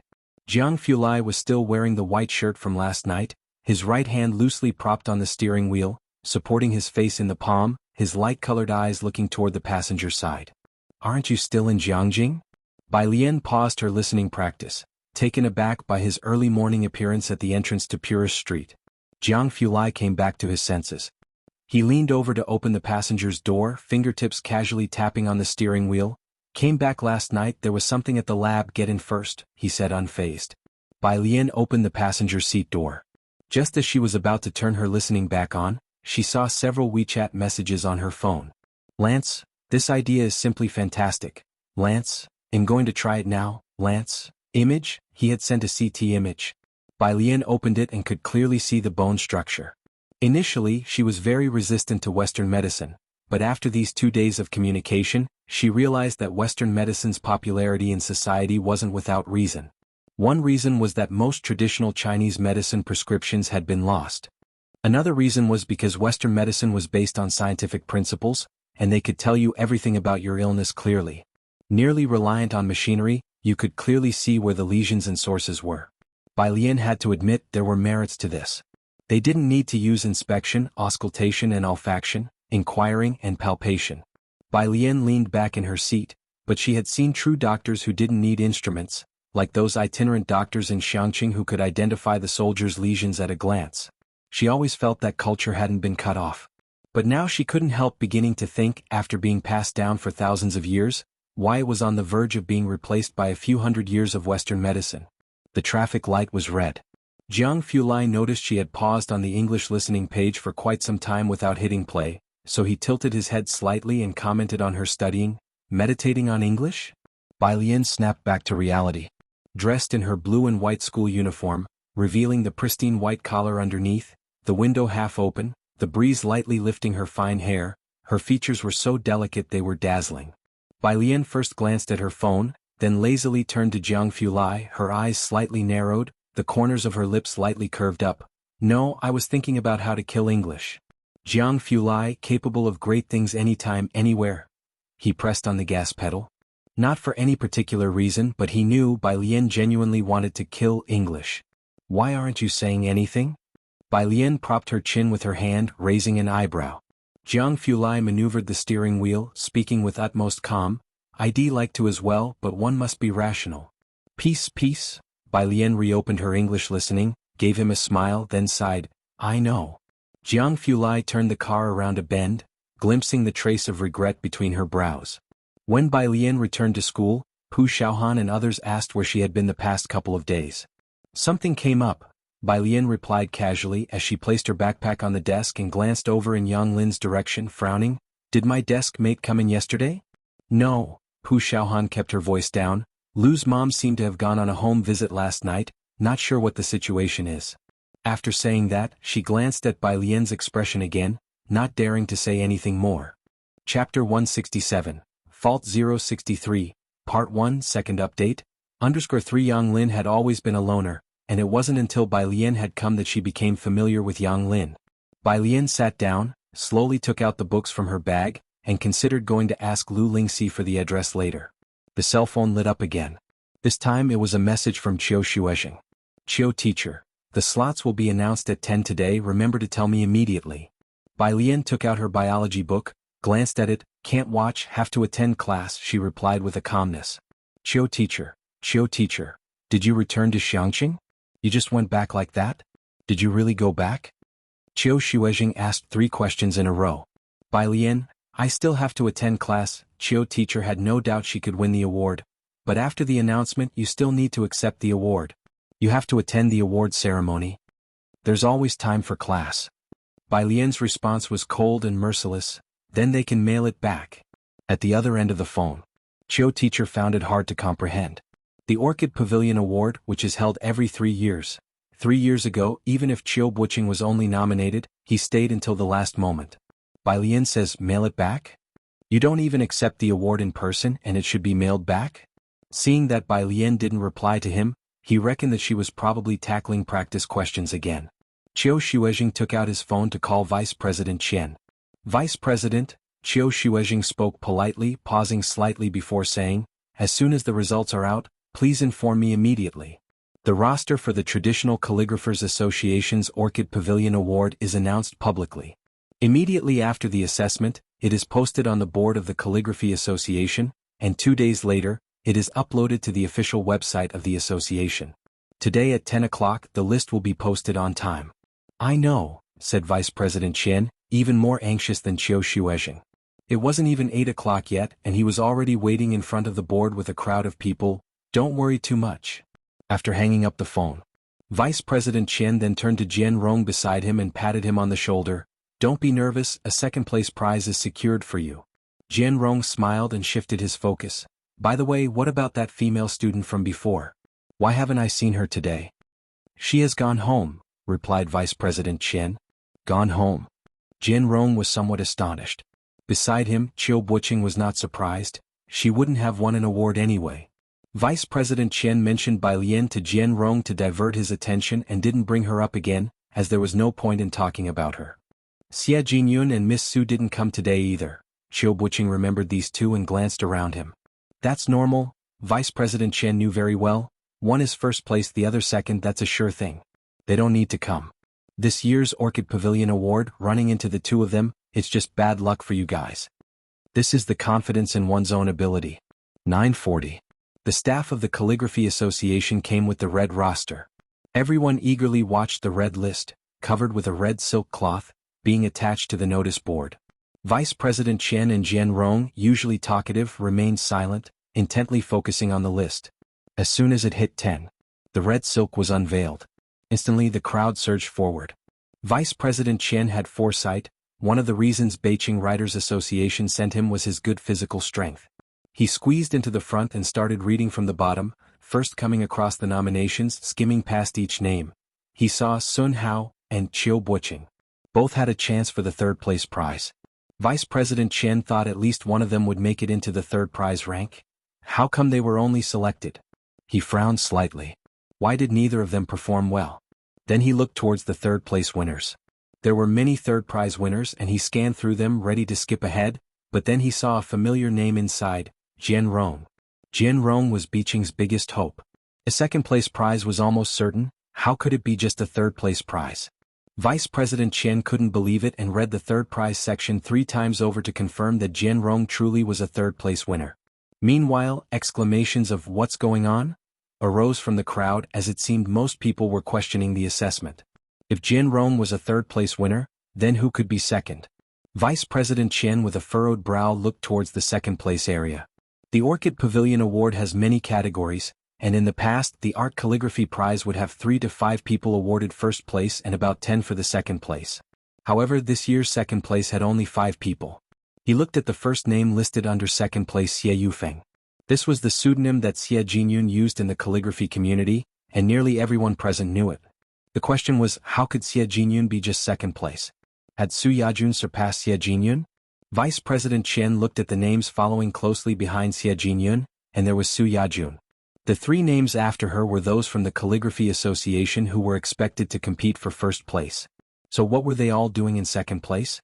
Was there no first place this year? Everyone with this question turned their gaze to the top row. The sunlight at 10 o'clock was somewhat dazzling. Vice President Chen thought maybe there was some problem with the world as he wiped his eyes and looked towards the first line. Then, his fingers trembling, he took several tries to fish out the wrinkled report form from his pocket. His eyes went to the last name. By Lian competition name, by Jian. After repeated confirmations he lifted his head again, looking towards the top row. There were only 5 words. First place. By Jian. This year the Orchid Pavilion Award had a breakthrough in its history. For the first time, there were no multiple first-place winners concurrently. Instead, a first-place prize had been set aside for one person, with no other name standing in comparison. A standalone first. Chapter 168, 064 Calligraphy History Book, remove her _1 before this list came out. Even if these people doubted whether they could be selected, they never doubted this year's seed contestants. However, it turned out strangely. First place wasn't Xie Jinyun nor Su Yajun. Even these 2 didn't make it into the first-class awards. Those who squeezed to the front to see the list were stunned for a moment, then the scene exploded like a drop of water in a hot oil pan. Who the hell is Bai Jian? Has anyone heard of him? Dropped out of nowhere to first place? What on earth did he write? This year's Orchid Pavilion Award is really something, isn't it? It should go down in the history of calligraphy, right? Can we fast forward to 3 days later? At such a time, nobody doubted the level of this first-place winner. After all, among the second-class awards were Xie Jinyun, who is being groomed as the next president, and Su Yajun, who is a student of the current president. Who would dare to tamper with the results at the Traditional Calligraphers Association's venue? This year, to outshine these 2 and secure first place decisively. What else could the rest say about such strength? Deputy Qian, because he was too startled, got pushed out of the crowd again. Deputy, the members of the Beijing Writers Association quickly gathered around. What's going on? I heard the list is really weird this year. Qiu Buqing, also anxious to know if had won third place, asked, Deputy, have you seen the list? The list this year is going to explode, the manager from South City said, getting squeezed out too. He noticed Jian Rong only got third place. Who the heck is this first place winner? Old Qian, have you heard of them? Ah. After Deputy Qian blinked his eyes, he looked back at the sign-in sheet and said distractedly, that Sun Hao, Qiu Buqing, you 2 were shortlisted while Jian Rong got third place. Hearing this news, Qiu Buqing and Jian Rong exchanged looks, their heads drooping. Their eyes suddenly lost all sparkle. Don't lose heart, the South City manager shook his head. His students only received shortlisted awards. This time the awards are really bizarre. There's been a change. Not just you, Jian Rong, even Xie Jinyun and Su Yajun only got second place. Jian Rong's heart, which had been steeped in disappointment, suddenly revived. They only got second place too? He voiced what everyone was thinking. The boy kneeling beside him quickly took out his phone to message Bai Lian. Damn bro, it's such a pity you left. Did you know? This year's Orchid Pavilion Award welcomed a freak. Even Xie Jinyun was pushed down to second place. Bai Lian, his sister, was ice cold and didn't reply.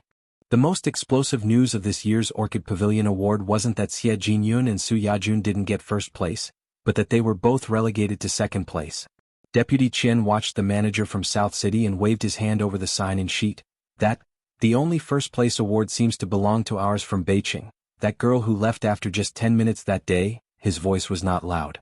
Yet, as if radiating from Deputy Qian at the center, the people within 2 meters gradually fell silent.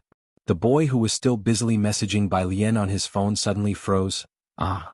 Qiu Buqing also instinctively looked up. Deputy, who did you say? Bai Lian. Qiu Buqing's mind buzzed as if it was about to explode. The members of the Beijing Writers Association were in a half-crazed state.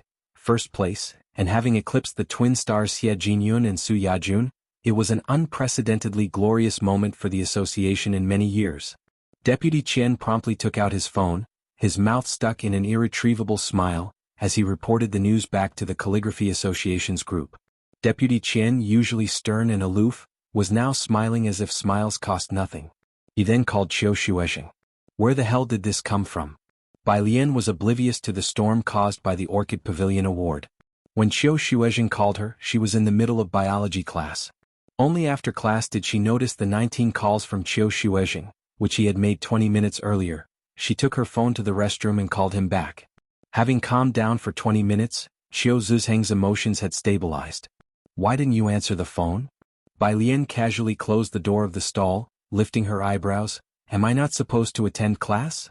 After a long pause, Qiu Shuezheng spoke airily. You got first place, the only first-class award. Oh, Bai Lian responded nonchalantly, then remembered, standing up straight. Does that mean I can apply to the Calligraphy Association now? How do I apply? Where do I apply? On the other end of the phone, Qiu Zhizheng's forehead was covered in question marks. Aren't you a little too calm about your massive first place? That's what he was thinking, so he went ahead and asked it.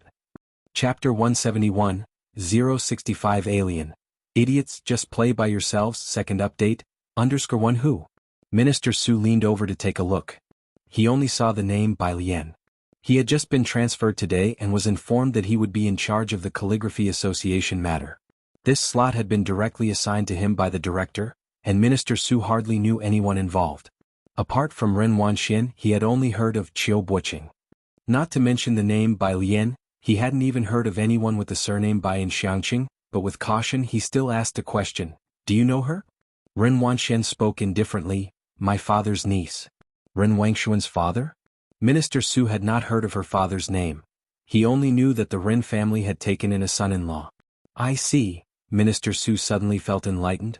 Miss Ren, shall we exchange contact information? Of course. Seeing that Minister Su was on board, Ren Wanxian was not stingy either. The two amicably added each other on WeChat. Minister Su smiled. This was not his first time doing such a thing.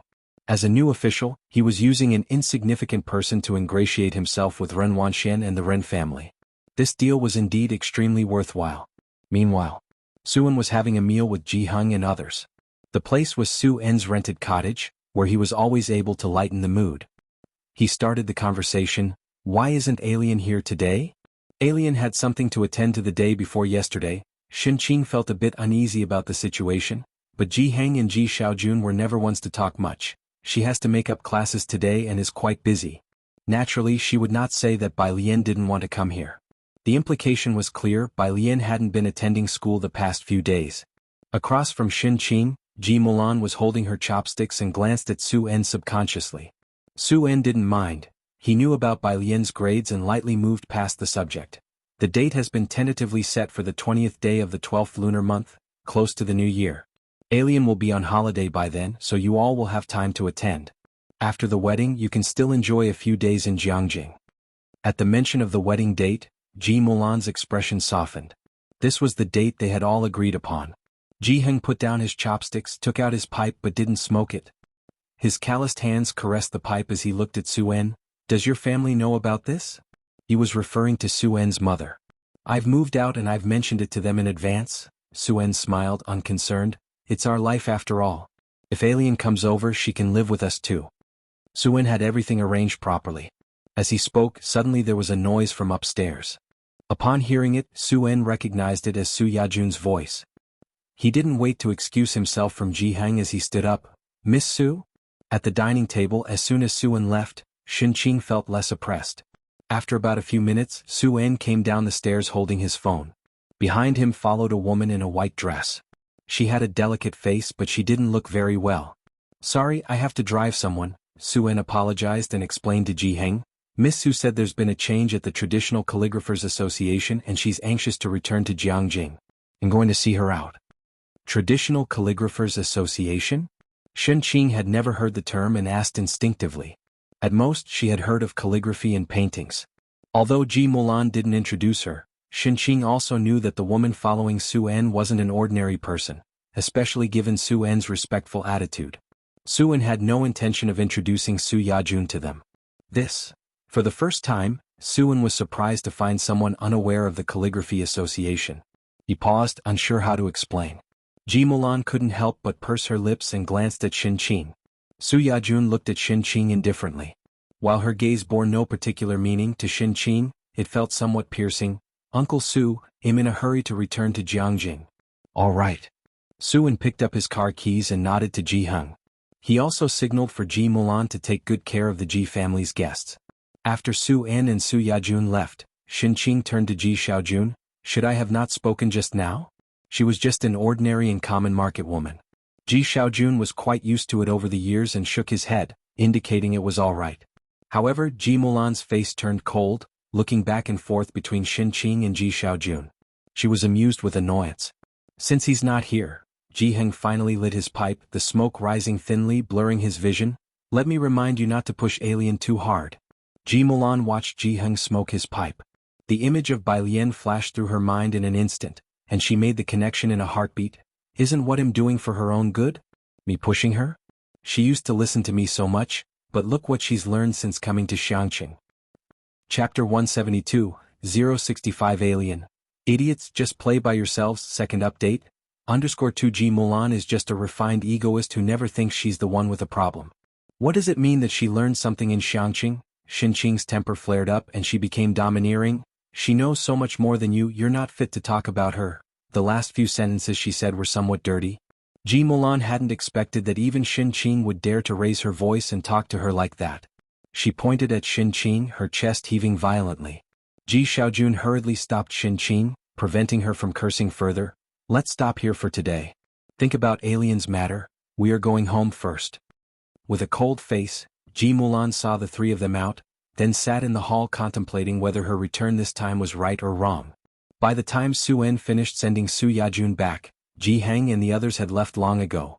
Su-en sensed a very familiar nicotine smell in the air, sniffed it and then asked, "Have your dad and the others left?" The smell of smoke was indeed familiar. MHM. Ji Mulan didn't want to talk about them any further, seeing Su-en standing still. What's wrong? What cigarettes does your dad smoke? Su-en pondered for a moment. Ji Mulan shook her head. My brother gave them to him. After speaking, she looked at Su-en. It's nothing. Su-en shook his head, then it was no problem and changed the subject. Do you know about Bakhtur Street? Bakhtur Street was across the river. Ji Mulan had known about it since she was a child, but didn't know much. It's chaotic. What happened? Someone's competing with me for the territory. As soon as the tourism planning of Xianxia was released, many were eyeing it, and Su-en had the advantage of quick information within the circle. Mr. Ren's secretary said that those people seemed to have the backing of a bar, not something easily messed with. Having known each other for so long, Ji Mulan saw Su-en worried for the first time. She was truly surprised. There were people in Bakhtur Street and even Jianghu that could not be provoked? Bai Lian received a message from Qiu Shuezhing on her way back to Purist Street. One was about the award ceremony. Two was about the launch ceremony of the Calligraphy Association this Saturday. She must attend. Leaning back in her seat, Bai Lian tapped the screen subconsciously. What is this, and they even want me to attend in person? To be honest, sharing an award with people who haven't properly practiced brush calligraphy made Bai Lian feel awkward. Qiu Shuezhing, I asked for you, no one else can accept the award on your behalf. Bai Lian was straightforward. Then I don't want it, Qiu Xuezheng, Qiu Xuezheng. Do you realize what you're saying? Bai Lian reverted to her carefree state. She lazily tilted her head. This wouldn't be illegal, would it? Jianghu Lai finished processing a page of documents. Hearing someone casually use words like peace and illegal, he even considered borrowing criminal and civil law books from Qi Yundai for a bit. And then he started to think. How many things had she done? Stay calm. He lifted his head, his fingers holding the pen were very cold, his mind flashed through various possibilities. Very calm. Talk to me first. Bai Lian turned off her phone and leisurely took down her slightly loose hairpin to reinsert it properly. Just the traditional calligraphers' association. She briefly explained. Jianghu Lai slightly relaxed. This was indeed a minor issue. His gaze lingered on the hairpin at the back of her head for a while, his tone neutral. He'll have someone pick it up for you. Proxy acceptance? Bai Lian smoothed her sleeves, raising her eyebrows. A trifle, Jianghu Lai replied unhurriedly. The car arrived at Purist Street. Bai Lian got out of the car while Jianghu intended to follow her out. He was pulled back by Jianghu Lai using 2 fingers. Jianghu kicked his leg a bit. In the end he was frustrated. Jianghu Lai stood tall and handsome beside the car, watching Bai Lian walk back and only returned to the car unhurriedly afterward. Then he took out his phone and found someone on WeChat. Go collect an award, on the other side of the phone. Jiang Shijue was a bit stunned. He rubbed his temples, thinking there might be a problem from working overtime, and signaled his executive director to come over. Read this message from young Master Jiang for me. Seeing the name on the contact, the director felt tingles. He read it out with a hard scalp. Ah, Jiang Shijue muttered, looking up. My eyes aren't playing tricks on me. The next day Lu Lingxi took Yang Lin back to school. Things hadn't changed much. Bai Lian sat at her desk, observed Yang Lin for a long while, and then took out her phone to message Chief Qin. Help me check on someone. She remembered Chief Qin was from officialdom. Saturday.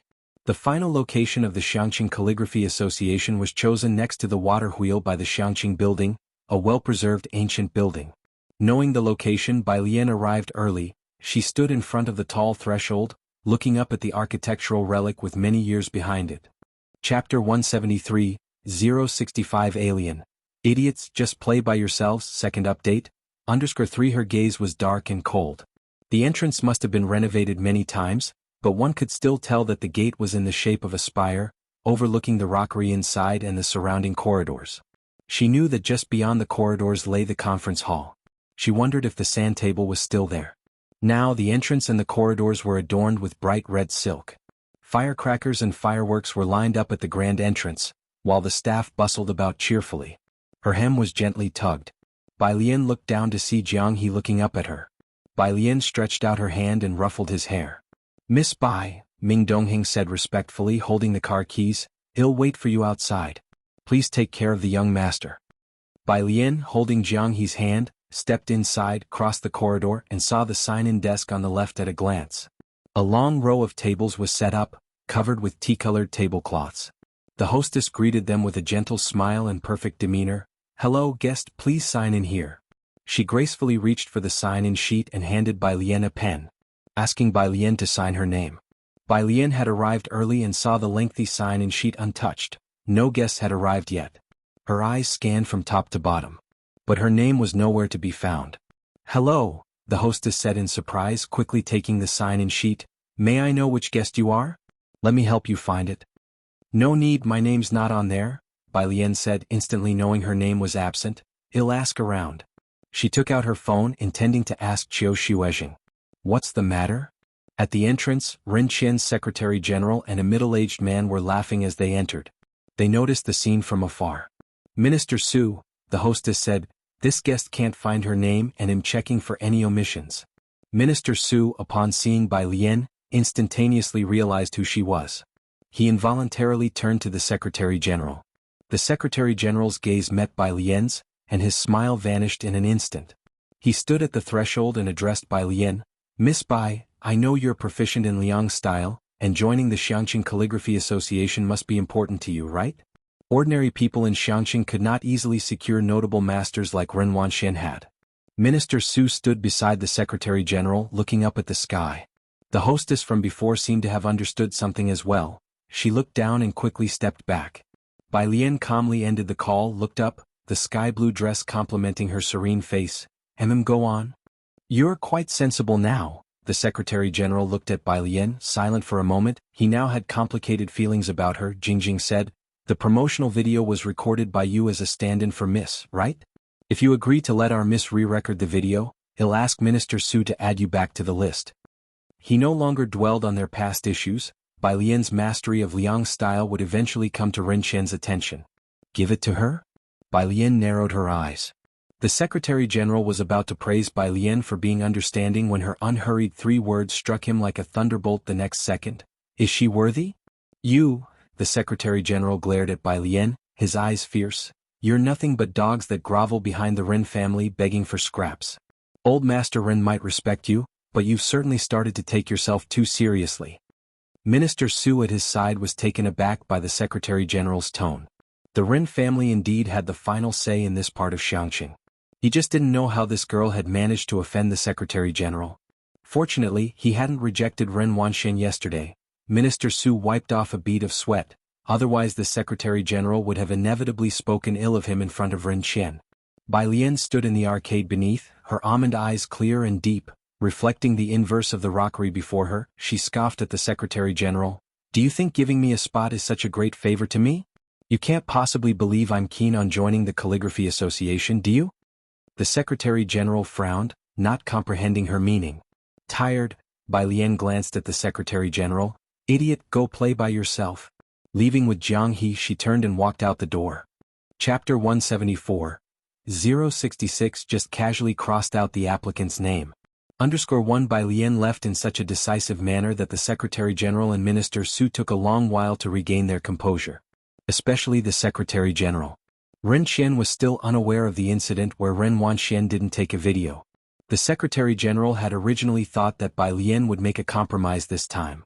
It was the first time Xianxia had held a Calligraphy Association event of great significance. Anyone who understood the underlying importance would not give up this opportunity. Unexpectedly, Bai Lian was tough and left as soon as she said she would. The Secretary General watched Bai Lian's retreating back, his eyes unfathomable. Having obtained the video recording from Ren Wanxian's hands and being able to join the first batch at the startup ceremony of the Xianxia Calligraphy Association, Bai Lian was now far from being one of the Ji family's unimportant people in the Secretary General's mind. Next to him, Minister Su finally withdrew his gaze that had been fixed on the sky, acting as if nothing had happened. He personally handed a pen over to the Secretary General with a smile and a jest. Please. He felt no particular sentiment about Bai Lian's departure. To him, she was just a name he had casually crossed out. She was merely one of the countless waves he had personally suppressed. For Minister Su, it was the Ren family and this Secretary General who were the most important at the moment. He had climbed to this position with great difficulty. Naturally, he had to grasp the thoughts of those above him. As for fairness, there's no such thing in this world. Ming Dongheng's car was parked not far away.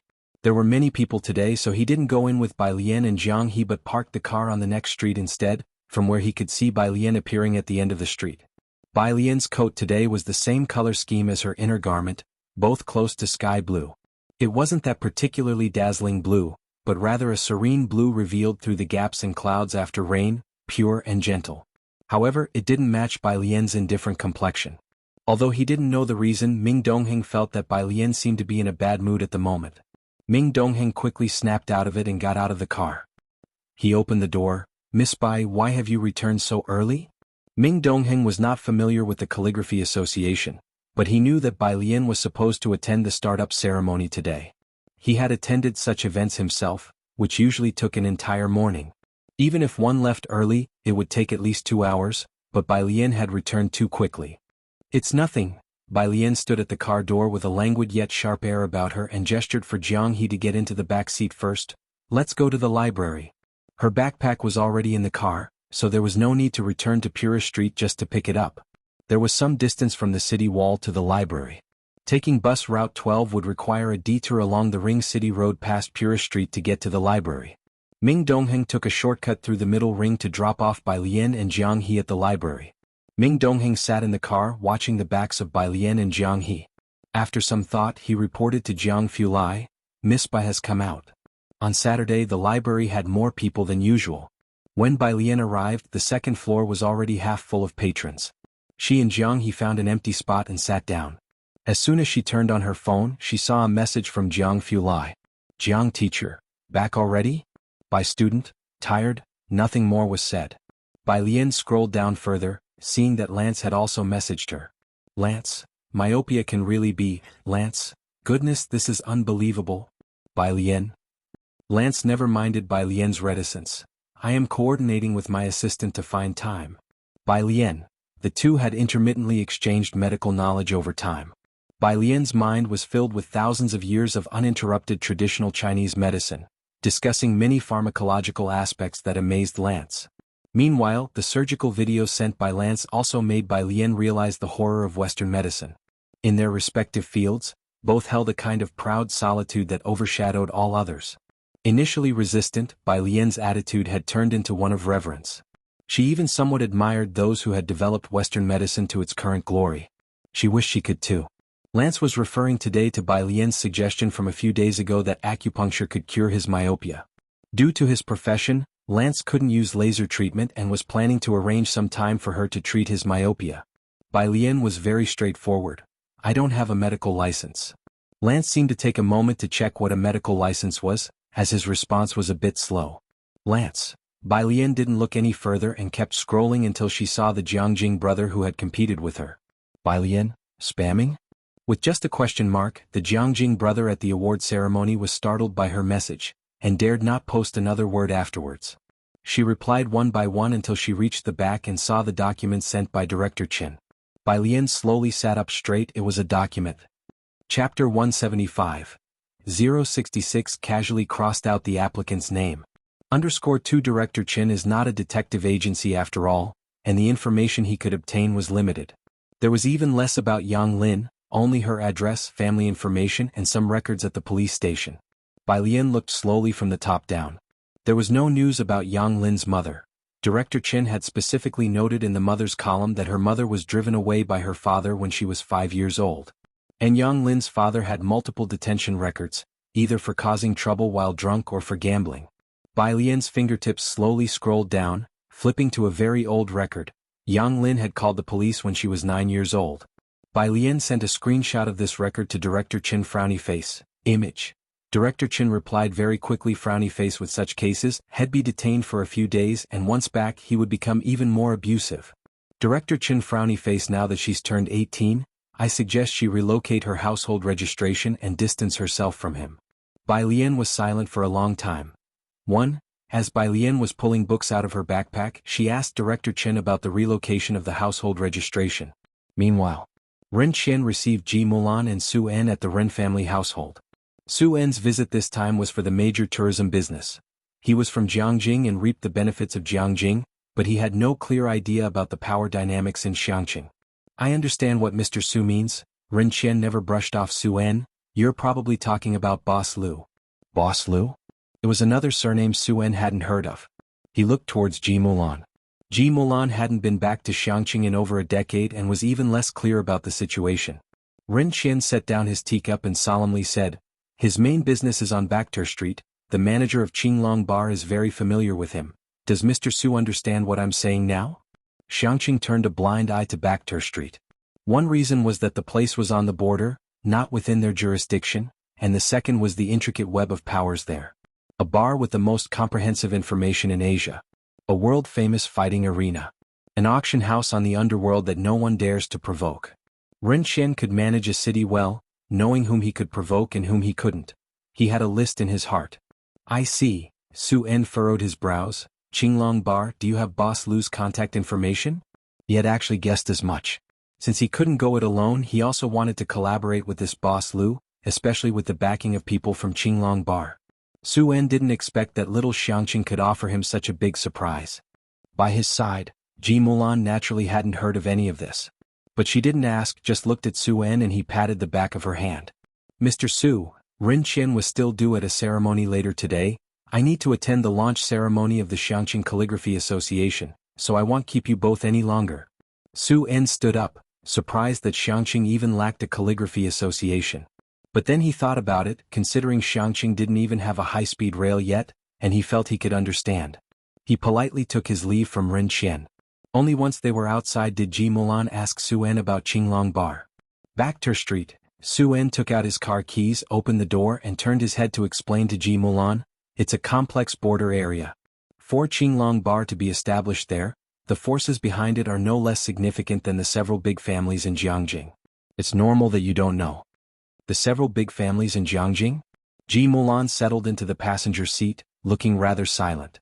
The launch ceremony of the Xianxia Calligraphy Association was an important event.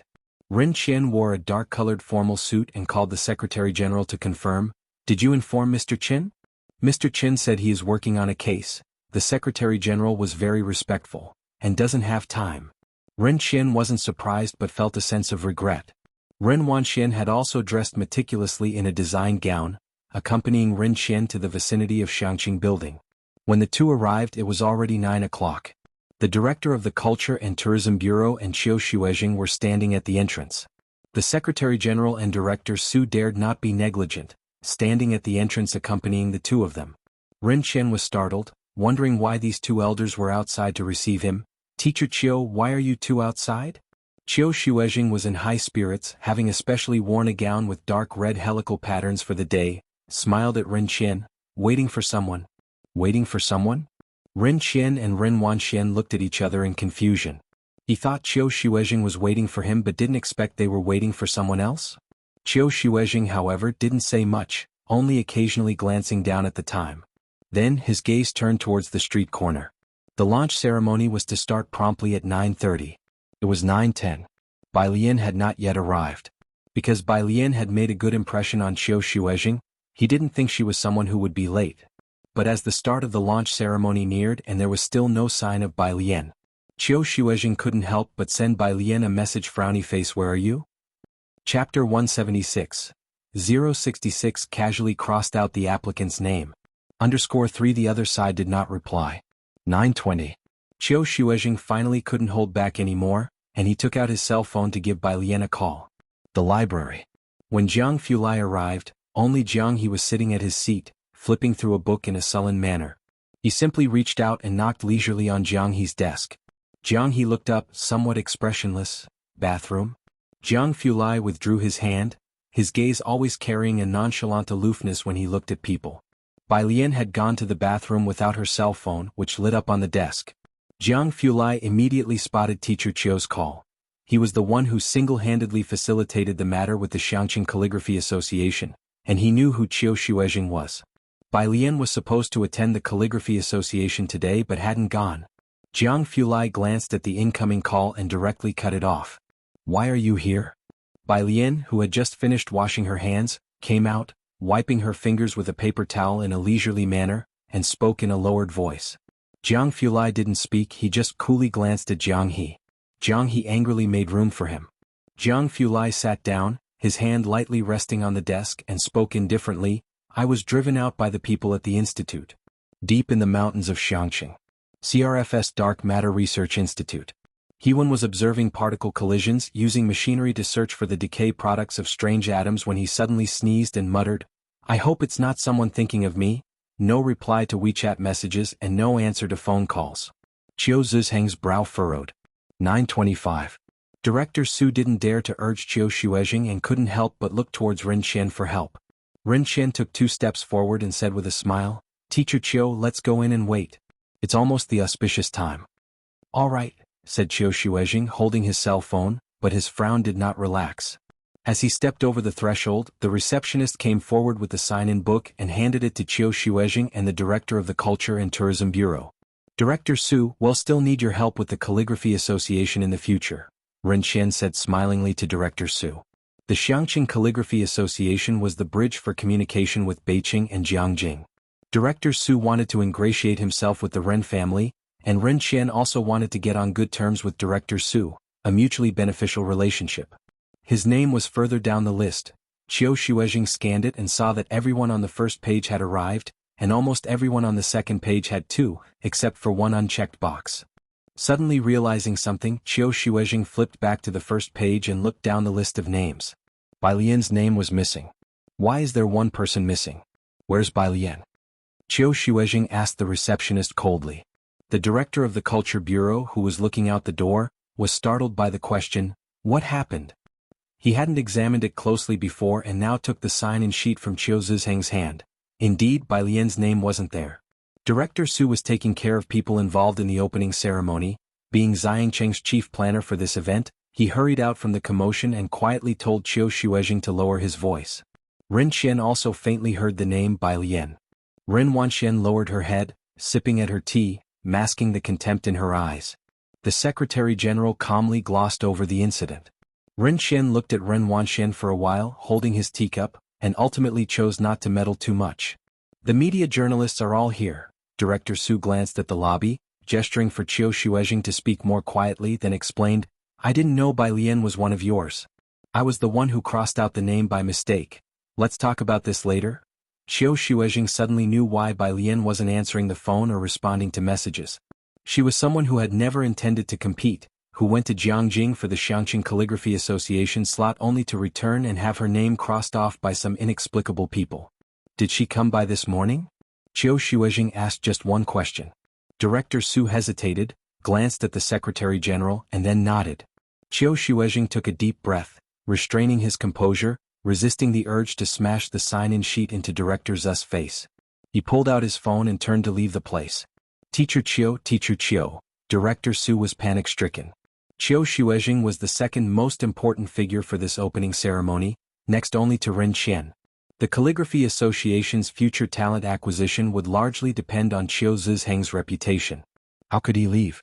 Both Ren Qian and Ren Wanxian saw Qiu Shuizheng leave, and at this point they could no longer pretend not to notice. Ren Qian stepped out. "Why is Teacher Qiu leaving?" Director Su was also frustrated. "Director, isn't Teacher Qiu being too frivolous? I said I accidentally crossed out a name, and if he still wants someone to come in, I could in a few days." "Frivolous?" The director of the Culture and Tourism Bureau interrupted, glaring at Director Su, then verbally lashed out, "Cross out just like that?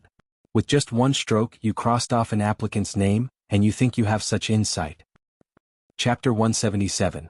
Young Master Jiang shows his power. Since when did Xianxia take the Ren surname? Part 2. _1 When Qiu Shuizheng left, Minister Su had a vague sense of unease in his heart. Just as the director finished speaking, darkness seemed to fall before his eyes. A layer of cold sweat broke out on his back.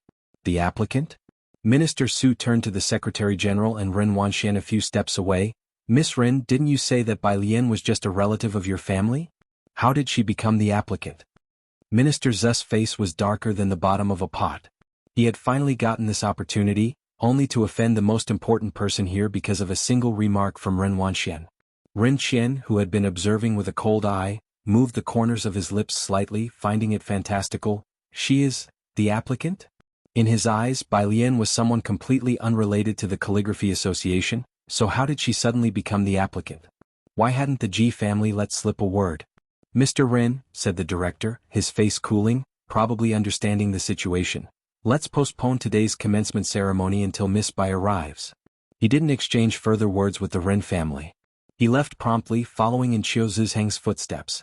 "Miss Ren, you really have caused me a disaster this time." Minister Su gave Ren Wanxian a look. The stir-causing commencement ceremony was thus put on hold. Ren Qian held his forehead, glanced at Ren Wanxian, who was looking down, sighed and said to the Secretary-General, "Look into this." Before lunchtime, Bai Lian finally answered Qiu Zizheng's call. They agreed to meet at the coffee shop on the first floor of the library. Qiu Shuizheng hadn't been to such a place in many years, and upon entering the coffee shop, he saw Bai Lian sitting by the window. Next to her sat a stranger, whose face he couldn't see, but whose silhouette was somehow disturbingly alarming. Bai classmate, Qiu Shuizheng sat across from Bai Lian, not daring to look at the person next to her, and apologized. "I just found out about today's incident and it's related to me as well." He and the director had already investigated the matter thoroughly. Jianghu Lai sat next to Bai Lian, a quantum mechanics book in hand, and upon hearing this, his long narrow phoenix eyes lifted slightly. Russell? His pale, slender fingers turned a page. Even without saying another word, the nearly 70-year-old Qiu Shuizheng felt an inexplicable pressure. "Old Mr. Ren also said he wants to personally apologize to you." Bai Lian sat leisurely inside, one hand lazily propping up her chin, quietly listening to Qiu Shuizheng finish, her long eyelashes casting a subtle shadow. "It's her, huh?" Qiu Shuizheng looked at Bai Lian, clearly tense. No need to apologize. I could continue but then remove those two names from the list, Bai Lian said, turning her head to look outside the window, her voice neutral. Ah.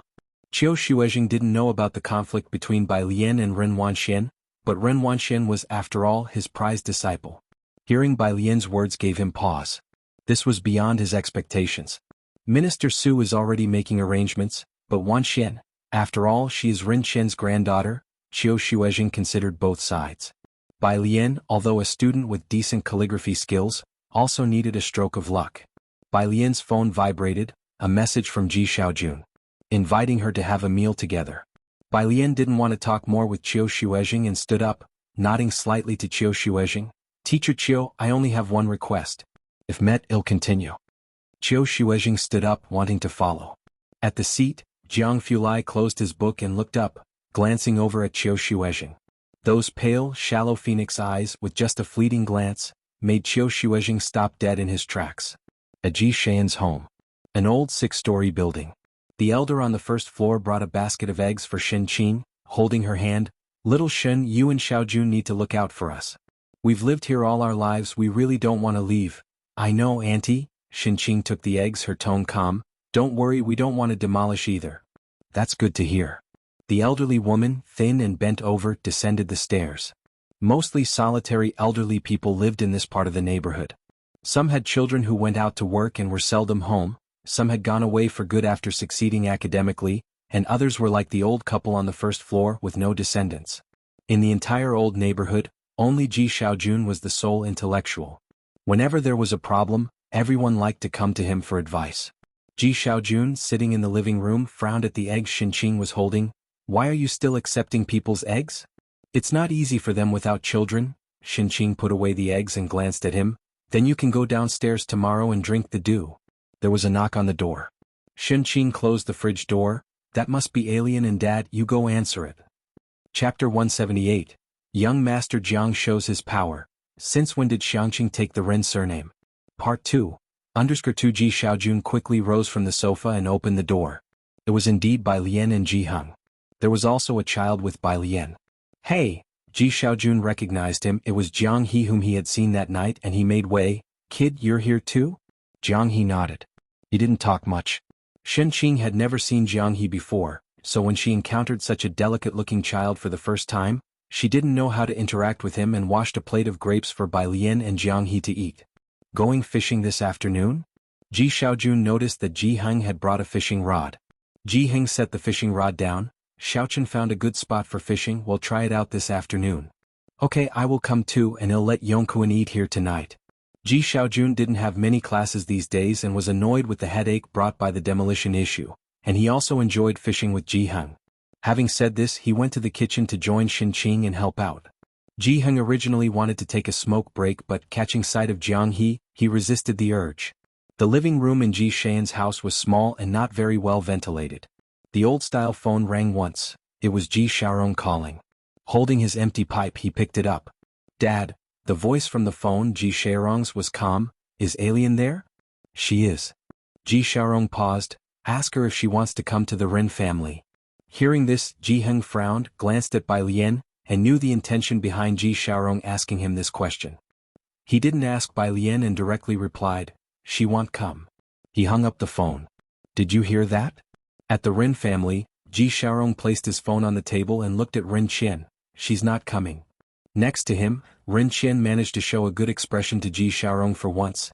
It's like a temple being flooded. Xiaoxia's mistake caused such an awkward situation between our two families.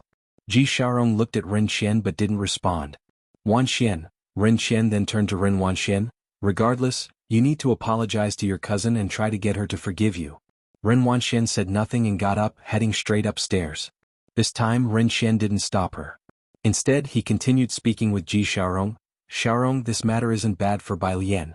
Teacher Cho said she's unwilling to go to the Traditional Calligraphers Association, but as her parents, you should persuade her more.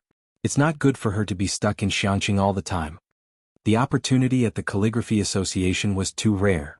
Even Ren Qian thought that he had misjudged before, acknowledging that Bai Lian was indeed extraordinary.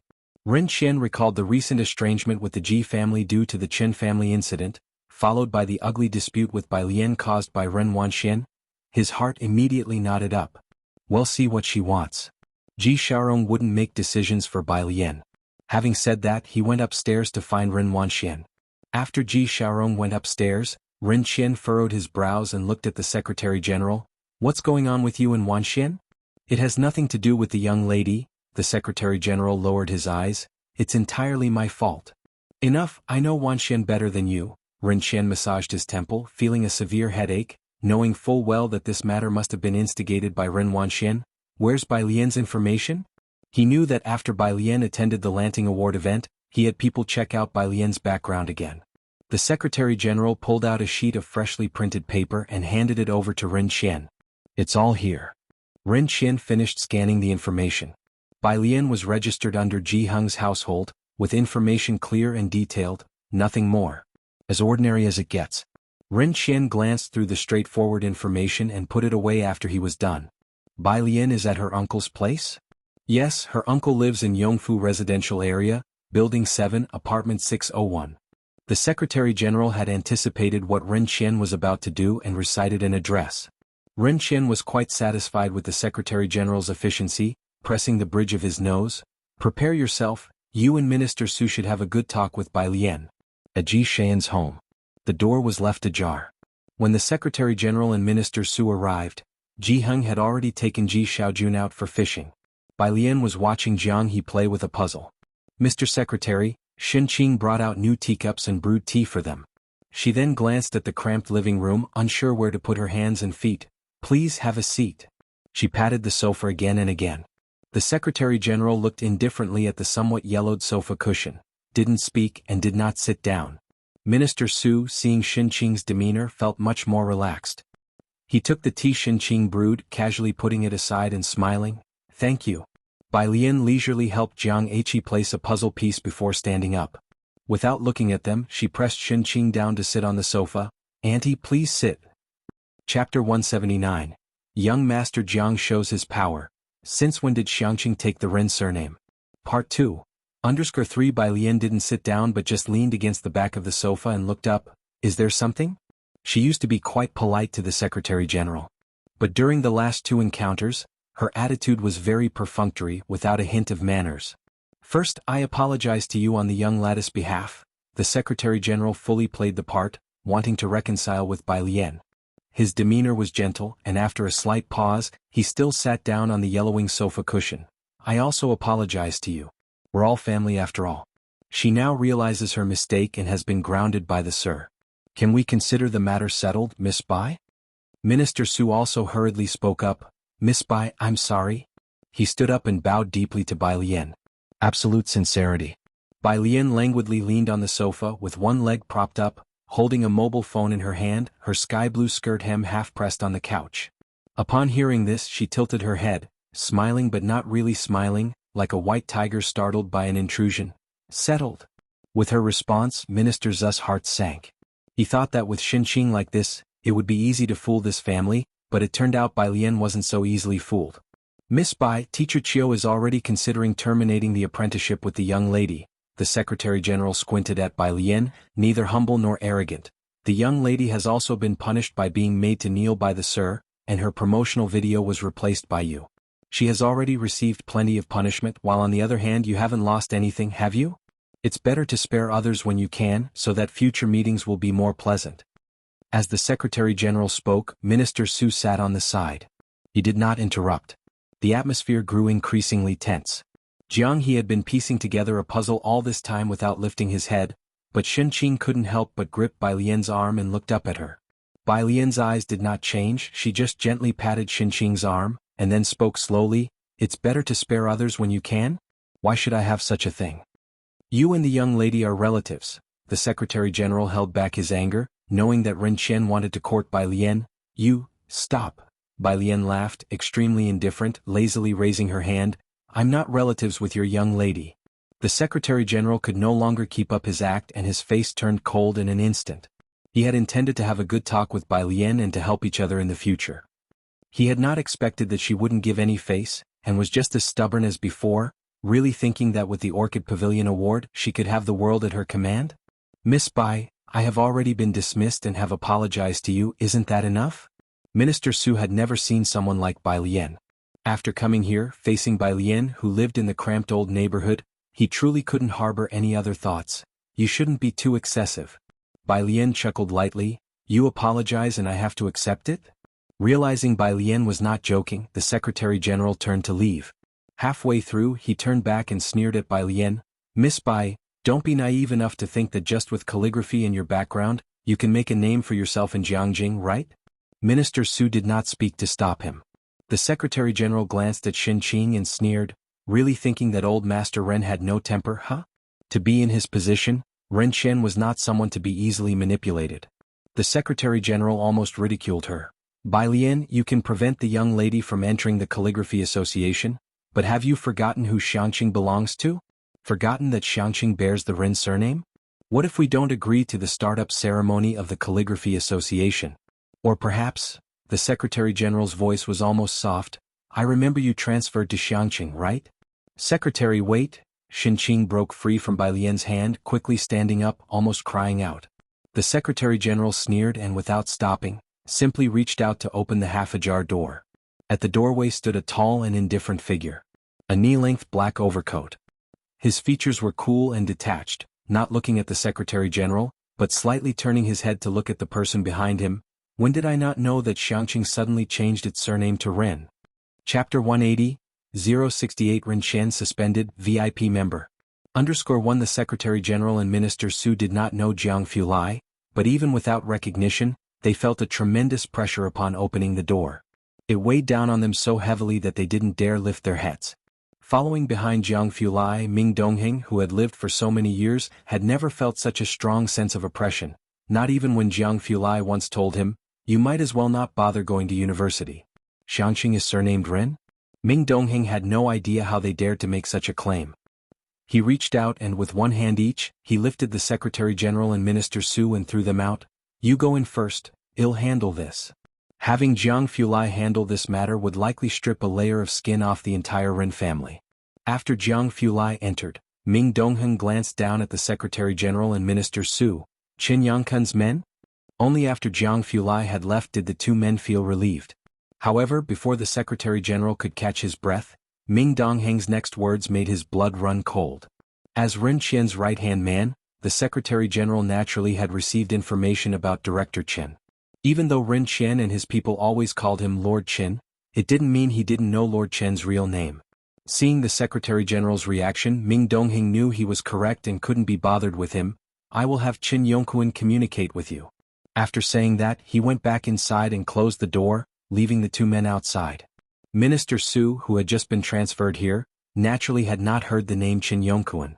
Only after Ming Dongheng and Jianghu Lai had gone inside did he look up at the Secretary General. Who are those two? And who is Qin Yongquan? Prejudice led him to look down on Bai Lian. Just as he had finished speaking, he saw that the Secretary General had turned deathly pale. Qin? Lord Qin?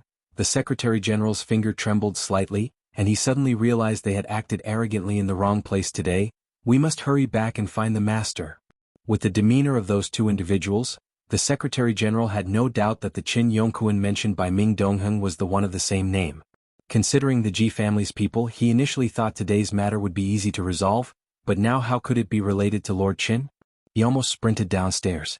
Behind him, Minister Su belatedly realized that something seemed amiss. Following down the stairs, once he reached the bottom, he turned back and looked at the nearly dilapidated building in a daze. Who exactly is Qin Yongquan? The Ji family. Xianxia was being tugged at her sleeve by Alien. Alien, please let me go to the secretary and talk again, don't hold on to me, she looked urgent. The Ren family's status in Xianxia was well established in people's hearts, and being located in a remote area, they might as well have been the emperor. Xianxia couldn't comprehend everything, but the mention of the school had thrown her into panic. She was aware of Bai Lian's seriousness about her studies. Ji Heng often said Bai Lian would study until 1 in the morning, determined to work hard for a place at university. What's the rush, Auntie? Alien was strong and forcibly made Xianxia sit down, comforting her. If worst comes to worst, I can switch to another school. The best school in Xianxia was #1 middle school. What good would changing schools do? Xianxia opened her mouth. You child, stop pulling me. What do you know, are you just like your uncle, so stubborn you can't see sense? Why are you causing trouble with the Ren family at this rate? You'll miss the secretary. She had spoken only halfway when she suddenly felt a chill throughout the hall and shivered. Looking up, she caught sight of the tall figure entering leisurely.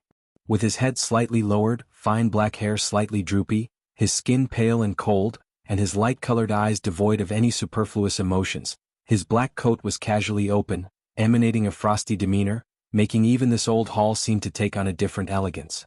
Almost instantly Xianxia recognized him, the young man she had seen at the police station last time. Alien was contemplating how to stop Xianxia from leaving when, without a word from anyone, Xianxia quieted down on her own. She touched her chin thoughtfully. He was quite useful. Don't worry, said Jianghu, glancing at Jianghu playing with a jigsaw puzzle on the floor to Xianxia, it will be all right. Really? Xianxia was somewhat hesitant. Her eyes, those of an ordinary citizen, always saw the Ren family as an insurmountable mountain. Jianghu replied with ease, how could Xianxia possibly be surnamed Ren? Xianxia belongs to the people. Bai Lian nodded in agreement. That's right. Ah. Xianxia felt something was amiss but also thought it made sense. You're right. Alien, let go of me, you're hurting me. She rubbed the hand that Bai Lian had been squeezing painfully and went in to make tea for Jianghu. She also got a new cup for him. Chapter 181. 068 Ren Shen suspended, VIP member. _2, you didn't lie to me, did you? Xianxia handed the teacup to Jianghu. Jianghu sat on the sofa, taking the new cup emblazoned with Durunduo Supermarket, and gracefully blew on it before taking a sip, of course. When it came to bluffing, Jianghu had a knack for it. Just by sitting there he was as formidable as an army of thousands, so much so that even if he told Xianxia the sun in the sky was square, she would feel there was some sense to his words. Good. Xianxia's eyes darted around as she started to inquire more about Jianghu. Xiaojiang, where are you from? Bai Lian was listening on the side and it was giving her a headache. Auntie, we still need to go make some checks outside. She picked up Jianghu, so we'll be leaving now. Hey, Xianxia yelled from inside the door. Hee, remember to come play with your sister next time. Jianghu, being held by Bai Lian, struggled to turn back to look at Xianxia. It wasn't until they reached the downstairs that Bai Lian set him down, and Jianghu stared at the several excavators that had just entered the neighborhood for quite a while. Bai Lian didn't go to the library in the afternoon. Ming Dongheng drove to the address she mentioned. It was an old district in the east of the city. He parked the car and as he looked up he saw a dilapidated small quadrangle and was taken aback. This is... Jianghu also got out of the car and stood in front of the gate, looking at the partially hanging sign, Xingyi Martial Arts School. The quadrangle was quite large, probably about 5 or 6 acres. But it was almost suburban with hardly any passers-by. The gate was made of thick red elm and the 4 door studs had nearly faded, but one could still make out the peonies. The bronze door rings had revealed their true color.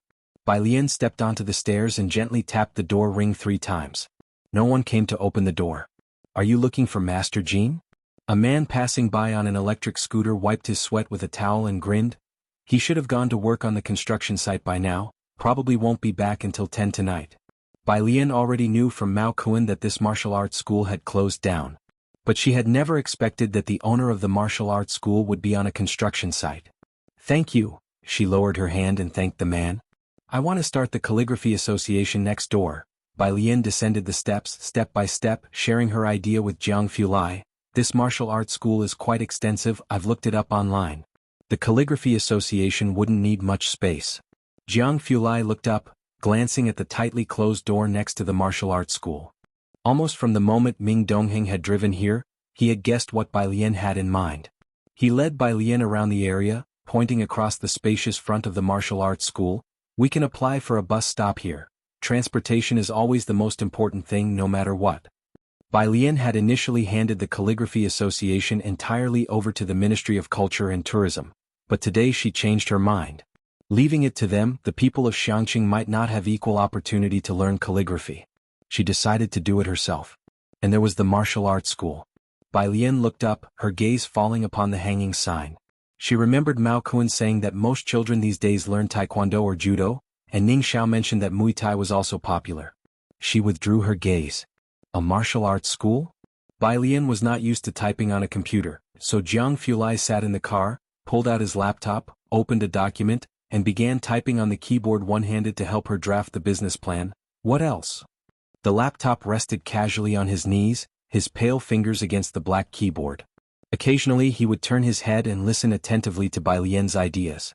After finishing, he also sent it to Jiang Shijue to brainstorm. When Jiang Shijue, who was decisive in financial circles, thought Jiang Fulai had sent him some crucial document, he interrupted a meeting to return to his office to check, only to find a regional calligraphy association and martial arts hall plan. And in a situation where Qiu Shuezhing, the adversary, was at his wit's end, he soon received a business plan that could be described as perfect. At the Ren family home, Ji Xiaorong looked at the gift thrown outside by Ren Wanxian and couldn't help pressing his forehead. He was used to it by now. Whenever Ren Wanxian lost her temper, she liked to throw things around, regardless of whether they were gifts from him or from Ren Qian. She had tossed them all into the trash can. But Ren Qian's way of raising a daughter was to pamper her with wealth. He saw no problem with it. Ren Wanxian was raised by Ren Qian, and it was not Ji Xiaorong's place to intervene. Sometimes when he said too much, the Secretary General would accuse him of trying to take advantage of the Ren family. Not even Ren Jiawei could intervene. Ji Xiaorong picked up the gift with a heavy heart. On his way downstairs, he saw the Secretary General coming in from outside. They never got along, and their antipathy had become even more evident in the recent years. But today the Secretary General did not have the time to mock him. He went upstairs with a pale face to find Ren Qian. As soon as he entered the study, a teacup came smashing his way. Chapter 182, 068 Ren Qian suspended, VIP member. _3 Xianxia belongs to the Ren family, and you dare to say that? Ren Qian couldn't believe what he was hearing from the Secretary General. That Mr. Su is a fool, but you've been in this position for so many years and still can't see clearly? The Secretary General had never made such a big blunder before. Mainly because of those people from the Ji family, he had never taken them seriously. Old Master Ren, I had no idea they actually knew Mr. Chen. Whether they know Mr. Chen or not, I'm asking how you dared to utter those words? Ren Qian had never been so furious, and after some time he collapsed into his chair, looking a decade older. I am now suspended for half a month. The Secretary General's head was buzzing. Go tell Wanxian, Ren Qian had done nothing wrong all these years and wasn't afraid of being investigated. Tell her that she won't be able to join the Calligraphy Association. As for Minister Su, he had committed too many wrongs and there was no one left to save him. Ren Wanxian was unaware of the Ren family's troubles. She had already received notification from Qiu Shuezhing that Bai Lian was going to start a separate calligraphy association in a place where birds don't even bother to poop. Ren Wanxian was initially upset about not being able to join the calligraphy association, but upon hearing this news she suddenly lost interest in joining. Senior brother, do you still want to join the Xianxia Calligraphy Association?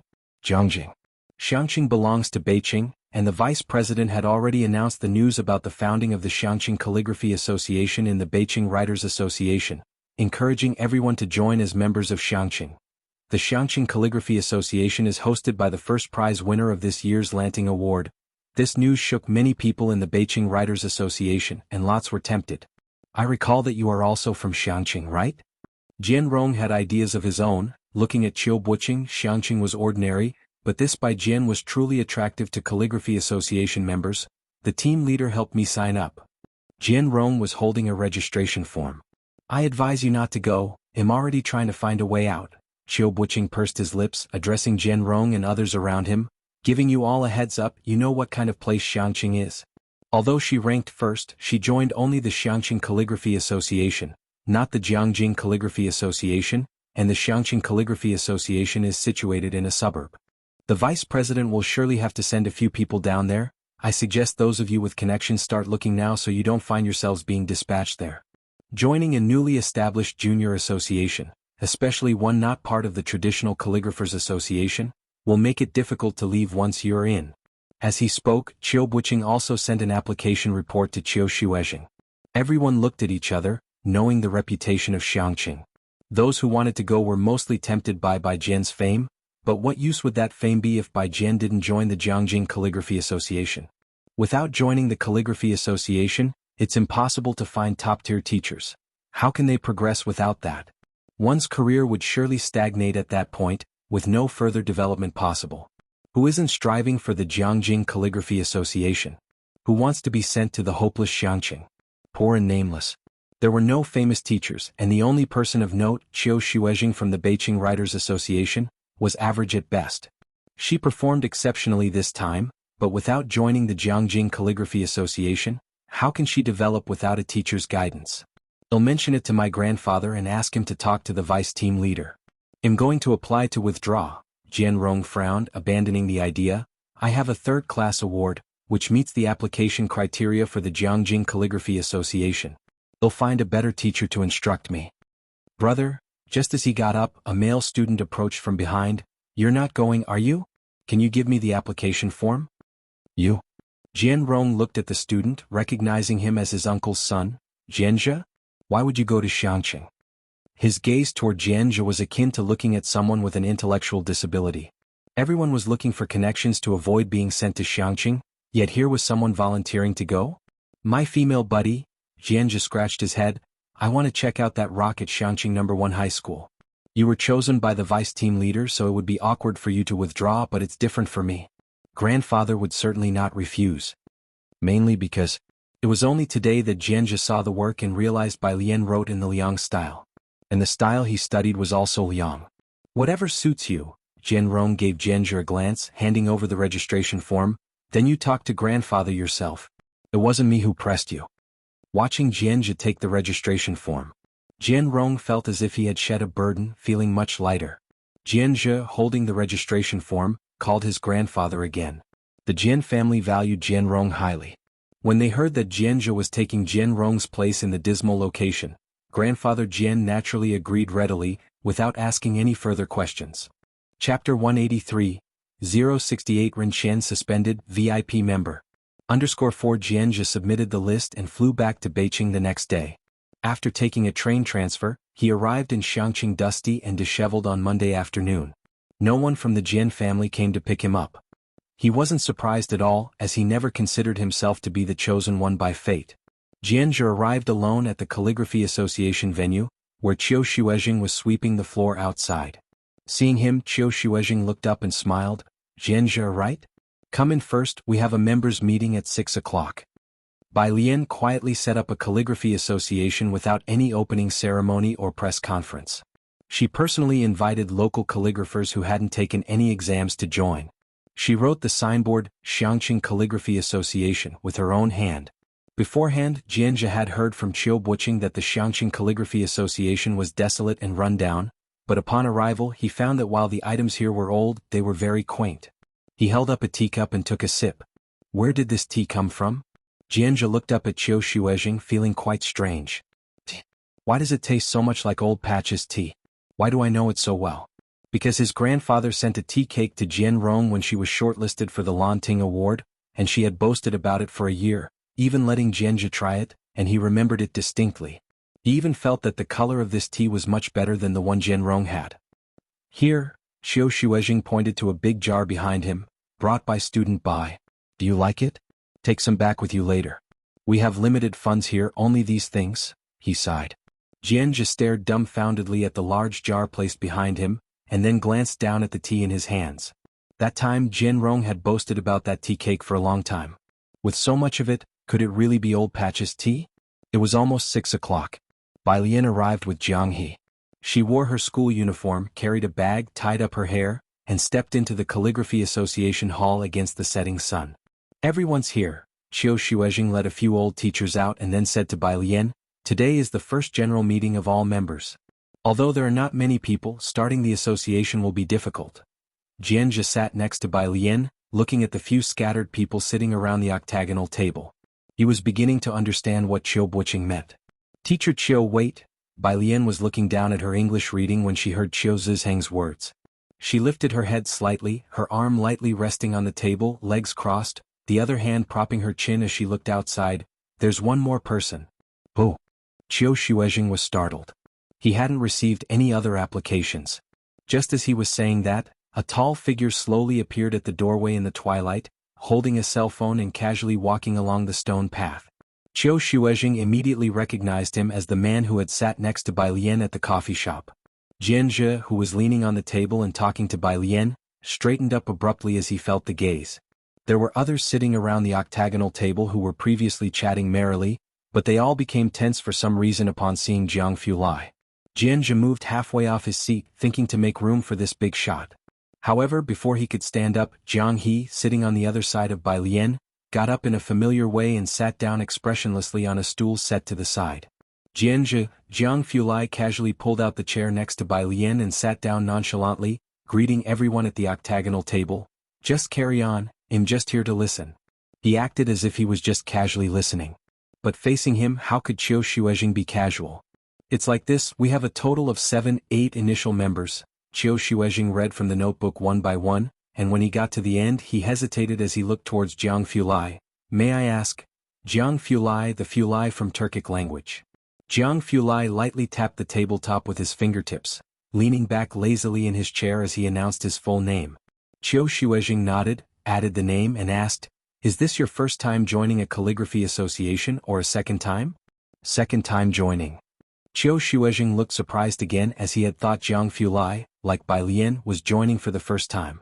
After all, Jiang Fulai had an aura of elite about him, more like someone in finance or politics, and didn't quite fit the artistic image. Second time joining, he took a sip of tea to ease himself before continuing to write on the paper. Which calligraphy association were you previously in, and do you have a rank? Traditional Calligraphers Association ranked. Jiang Fulai started lazily, then thought for a moment. Special grade member, I guess. Qiu Shuizheng, about to take note of Jiang Fulai's information, paused with his pen in shock and looked up. Chapter 184. 069 Practices with a bunch of iridium, Director of Jiangjing Hospital. Second update, _1 at the 8 Immortals table, except for Bai Lian, everyone's gaze subconsciously converged onto Jiang Fulai's face. His face, like Bai Lian's, was too deceptive, not the kind that seemed to belong to someone who would be good at calligraphy. Who would have thought that he would casually mention the Traditional Calligraphers Association? Even a special grade member? There are only 5 total special grade members in the Traditional Calligraphers Association.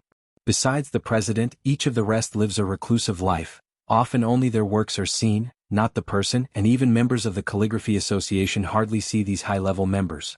They were now looking at one of them. Next to him, Xianxia felt like he had been struck by lightning. He couldn't help but lean in to look at Jiang Fulai, and when he encountered Jiang's light, indifferent eyes, Xianxia immediately averted his gaze. Is there a problem? After a long silence, Jiang Fulai raised an eyebrow. Ah no. Qiu Shuizheng was shocked as well. Having weathered many storms, he slowly recovered from his amazement. No problem. His trembling pen tip inscribed the words special grade behind Jiang Fulai's name. You want to take the exam? Bai Lian turned her head, not understanding the rules here. She slightly tilted her head, quietly asking Jiang Fulai. She was dressed in the simplest school uniform, her profile clean and shallow, her eyebrows and eyes as delicate as a snow-topped floral arbor, the overhead lighting casting a hazy, gentle aura around her. Not only do members need to be ranked, but the associations do as well. Jiang Fulai held a purple clay teapot, leisurely pouring tea into her cup as well as his own. We only have 8 people now, just a junior association. Every year in June, rankings are conducted for major calligraphy associations. Associations are categorized top-down into special grade association, senior association, intermediate association, and junior association. The entire country has just one special grade association, which is the Traditional Calligraphers Association, and this is one of the reasons that everyone wants to join it. Senior associations are distributed across the 4 major cities. Bai Lian, never having participated in a grading, is currently just a junior member, despite having won the Orchid Pavilion Award. This is the membership fee. There's no password. Before leaving, Jiang Fulai handed a card to Qiu Shuizheng. She wants to set up a good calligraphy school. This is the startup funding. Additionally, I've already had someone prepare a plan. Someone will contact you. Sitting at the 8 Immortals table, Qiu Shuizheng looked at the International Bank Vermilion Bird Bank's black card placed in front of him. He questioned his life. Teacher Qiu, Xianxia said, looking at the departing figures of Jiang Fulai and Bai Lian, then back at the black card. We shouldn't have difficulty becoming a senior association in the future, right? Qiu Shuizheng was also in a daze. Should be able to, I guess. He felt certain that Bai Lian would be able to make it to special grade member. With 2 special grade members to support them, they should be able to achieve senior association status, right? As for a special grade association, that would only appear in Jiangjing, something they hadn't really considered. Of course, Xianxia and Qiu Shuizheng at the moment didn't know that these 2 were not only extraordinary themselves, but they were most remarkable when teaching. especially Bai Lian, who could even replicate Liang Zuan's teaching methods perfectly in calligraphy. Qiu Shuizheng took a deep breath and took out his phone to send a message to Vice President Qian. If they don't want to come, then don't force them. On the other side, when Vice President Qian said that he would not send anyone to Xianxia, both Jian Rong and Qiu Buqing breathed a sigh of relief. Especially Qiu Buqing, who originally thought that Qiu Shuizheng would pressure him. He didn't expect not to receive a single word from Qiu Shuizheng. Meanwhile, Yongfu residential area. A man in a shirt with a cigarette clamped in his hand, tattoos peeking through his tank top up to his neck, followed by 4 large excavators. No one here is signing? Boss Lu, mainly because of a painter, his subordinate carefully lit his cigarette for him. The household at 7 Building 601 Ji Xiaojun. He's educated and highly respected here. He seems to have noticed the loopholes in the contract and has prevented people here from signing. As he spoke, the subordinate also handed a stack of files to Boss Lu. Yongfu residential area is located in the development zone, a piece of cake everyone wants to get their hands on. Here live ordinary people, and the agreement for demolition provided by Boss Lu had loopholes. It was originally thought that deceiving these solitary elderly would be quite easy, but unexpectedly, not a single person had signed. Upon investigation, 7 Building 601 was the cause of it all. Everyone in the residential area followed the painter's advice. Let's go, Boss Lu said, biting his cigarette and glancing at the files. Just an ordinary painter, a housewife full of pretense. It was nearly 8 o'clock. When they arrived, Ji Xiaojun was washing dishes, and Xin Qing, upon seeing Boss Lu with his tattoo of a ferocious python and bared arms, involuntarily stepped back. Old Ji. Chapter 185. 069 Practices with a bunch of iridium, Director of Jianghu Hospital. Second update, Xin Qing Ji Xiaojun, right? Mr. Lu sat down in the chair his subordinate had moved over, tilting his head slightly. The subordinate immediately handed Xin Qing a card. Mr. Lu, clenching a cigarette between his teeth, smiled. There's 1 million in here. As long as you get the people here to sign the relocation contract, the 1 million is yours. They had conducted a thorough investigation. Ji Xiaojun was known for his integrity, but Xin Qing was a petty bourgeois. 1 million. Enough to buy a soul. 1 million. Xin Qing's eyes widened upon hearing this, staring at the card. For an ordinary person this was a fortune. Xin Qing had never seen so much money. Without even blinking, Ji Xiaojun returned the card to Mr. Lu. We won't do such a thing. Mr. Lu laughed. He looked deeply at Xin Qing and then waved his hand. Let's go. After the men had left, Ji Xiaojun slammed the door shut and frowned at Xin Qing. Don't even think about it. Tuesday. Yang Lin had been coming to school regularly these past few days. Bai Lian took out the books one by one, pondering how to discuss the matter of moving the household registration with her. Unlike the others, Yang Lin always avoided contact with people. Lian, Xiaohan twirled her finger in front of her, looking at Bai Lian. Bai Lian looked up, her eyes reflecting the morning sun, appearing rather charming. Speak. Oh, Xiaohan said, looking at Bai Lian. I'm a self-media practitioner. Of course, I'm still at the starting stage. I want to post your school anniversary video on my account. Can I do a little blurring? Xianxia, who had just arrived in the classroom, felt dizzy. He strode in with long legs. Xiaohan, can you talk slower? Who can understand you? I didn't even catch a breath. He had barely finished speaking. Bai Lian leaned back. Go ahead, post it. She had no objections to this matter. She wasn't very clear on self-media, but it was hard for her to refuse Xiaohan's request. Xianxia. You're so nice. Xiaohan exclaimed, about to hug Bai Lian. But she was stopped by Bai Lian with a finger, which lightly touched Xiaohan's forehead while her other hand casually pulled out a book, tilting her head slightly and giving Xiaohan a lazy smile. Speak properly, no touching. Oh. Xiaohan's ears turned a tad red. Then, as if remembering something, she rolled her eyes at Xianxia. Idiot. Xianxia. The day's classes ended. Bai Lian didn't head to the milk tea shop after school in the evening. Instead, she went to the Calligraphy Association with Jianghu. The application for the bus stop sign had already been approved, and now they were planning the route. Sis, Jianghu was moving chairs in the courtyard. Seeing Bai Lian come over, his eyes lit up. Come check out our classroom. The Calligraphy Association was right next to the gym. Though smaller than the gym, it covered a good acre, and the surrounding rooms had been planned by Qiu Shuizheng as classrooms, offices, reception rooms. Jianghu showed Bai Lian a 30 square meter classroom, In a couple of days when the equipment arrives, kids from nearby can come and learn. Not bad. Bai Lian put down her backpack, then unzipped it and handed Xianxia a bag of things inside without much effort. Seeing how easily Bai Lian handled it, Xianxia caught it with one hand. But as he took it, he nearly fell to the ground, swiftly bracing himself against the wall. Jianghu sat on a nearby stool, swinging his legs, expressionless as he watched Xianxia. What is this? Xianxia looked down in shock at the dozens of silver metal pieces inside, each the size of a quail egg. Just these few pieces, dozens of pounds? For practicing calligraphy, Bai Lian raised her hand, revealing a crimson ribbon on her wrist and a piece of iridium the size of an egg. You should hang one on yourself daily. She had requested these from Mao Kuan a few days ago, and Mao Kuan was quick. Of course, Miss Bai was still unaware of the price tag attached to her quail egg-sized item.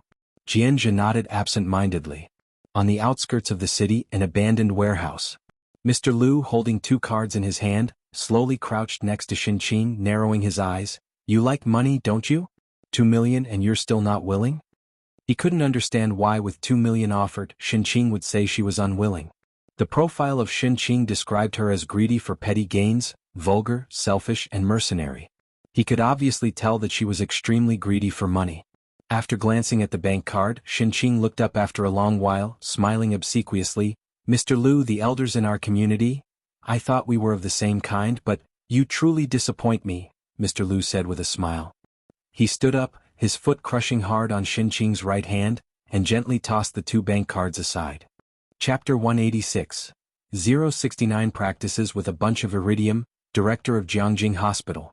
Second update, _3 Xinqing felt the pain at her fingertips, her features twisted together in an instant. President Liu? President Liu took pleasure in Xinqing's painful expression before he stepped back and with a turn of his head said, You guys come here. 5 minutes later. I didn't expect you to be so tough, he said as he watched Xinqing collapse to the floor, lighting another cigarette. And now? Xinqing lifted her head again and spat at President Liu with blood in her saliva. You even cheat the elderly out of their money, and you call yourself a human being, ha?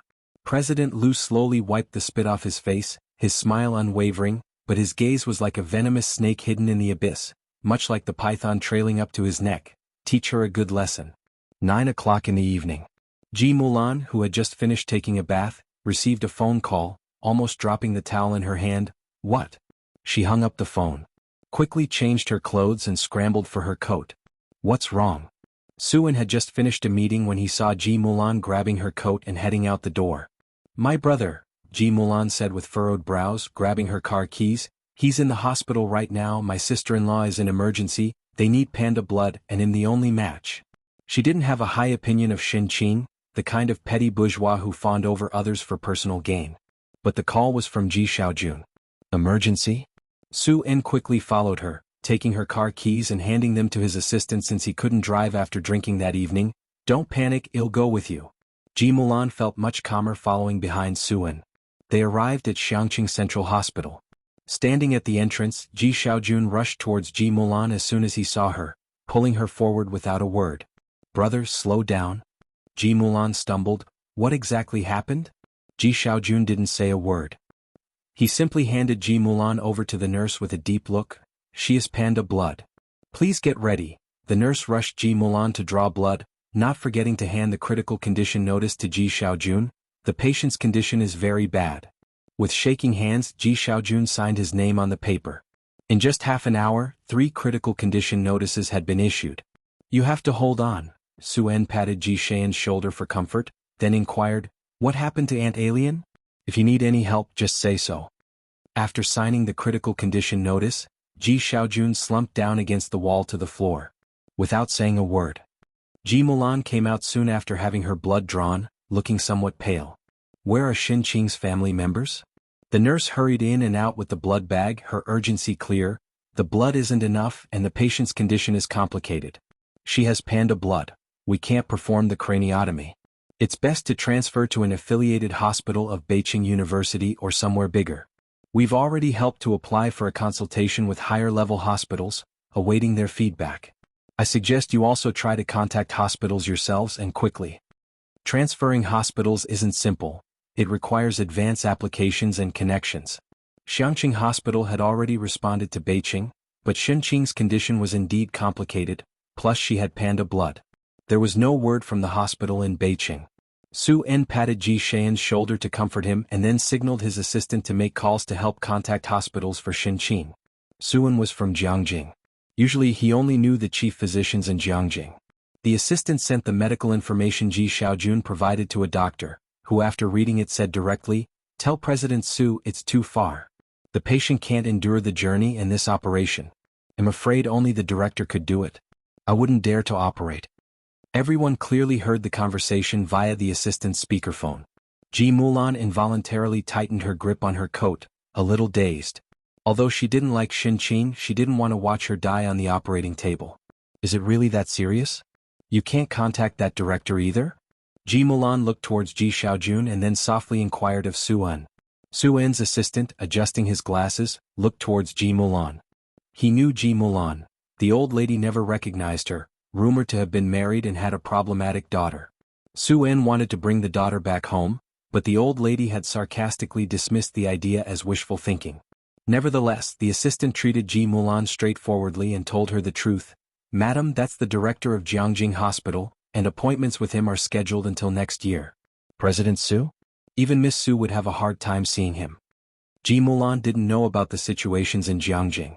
But upon hearing that even Yajun couldn't meet that director, she could roughly understand the gravity. After a long silence, Su En looked at his assistant. "Call the young master, he's at Jianghu University, he might know some people."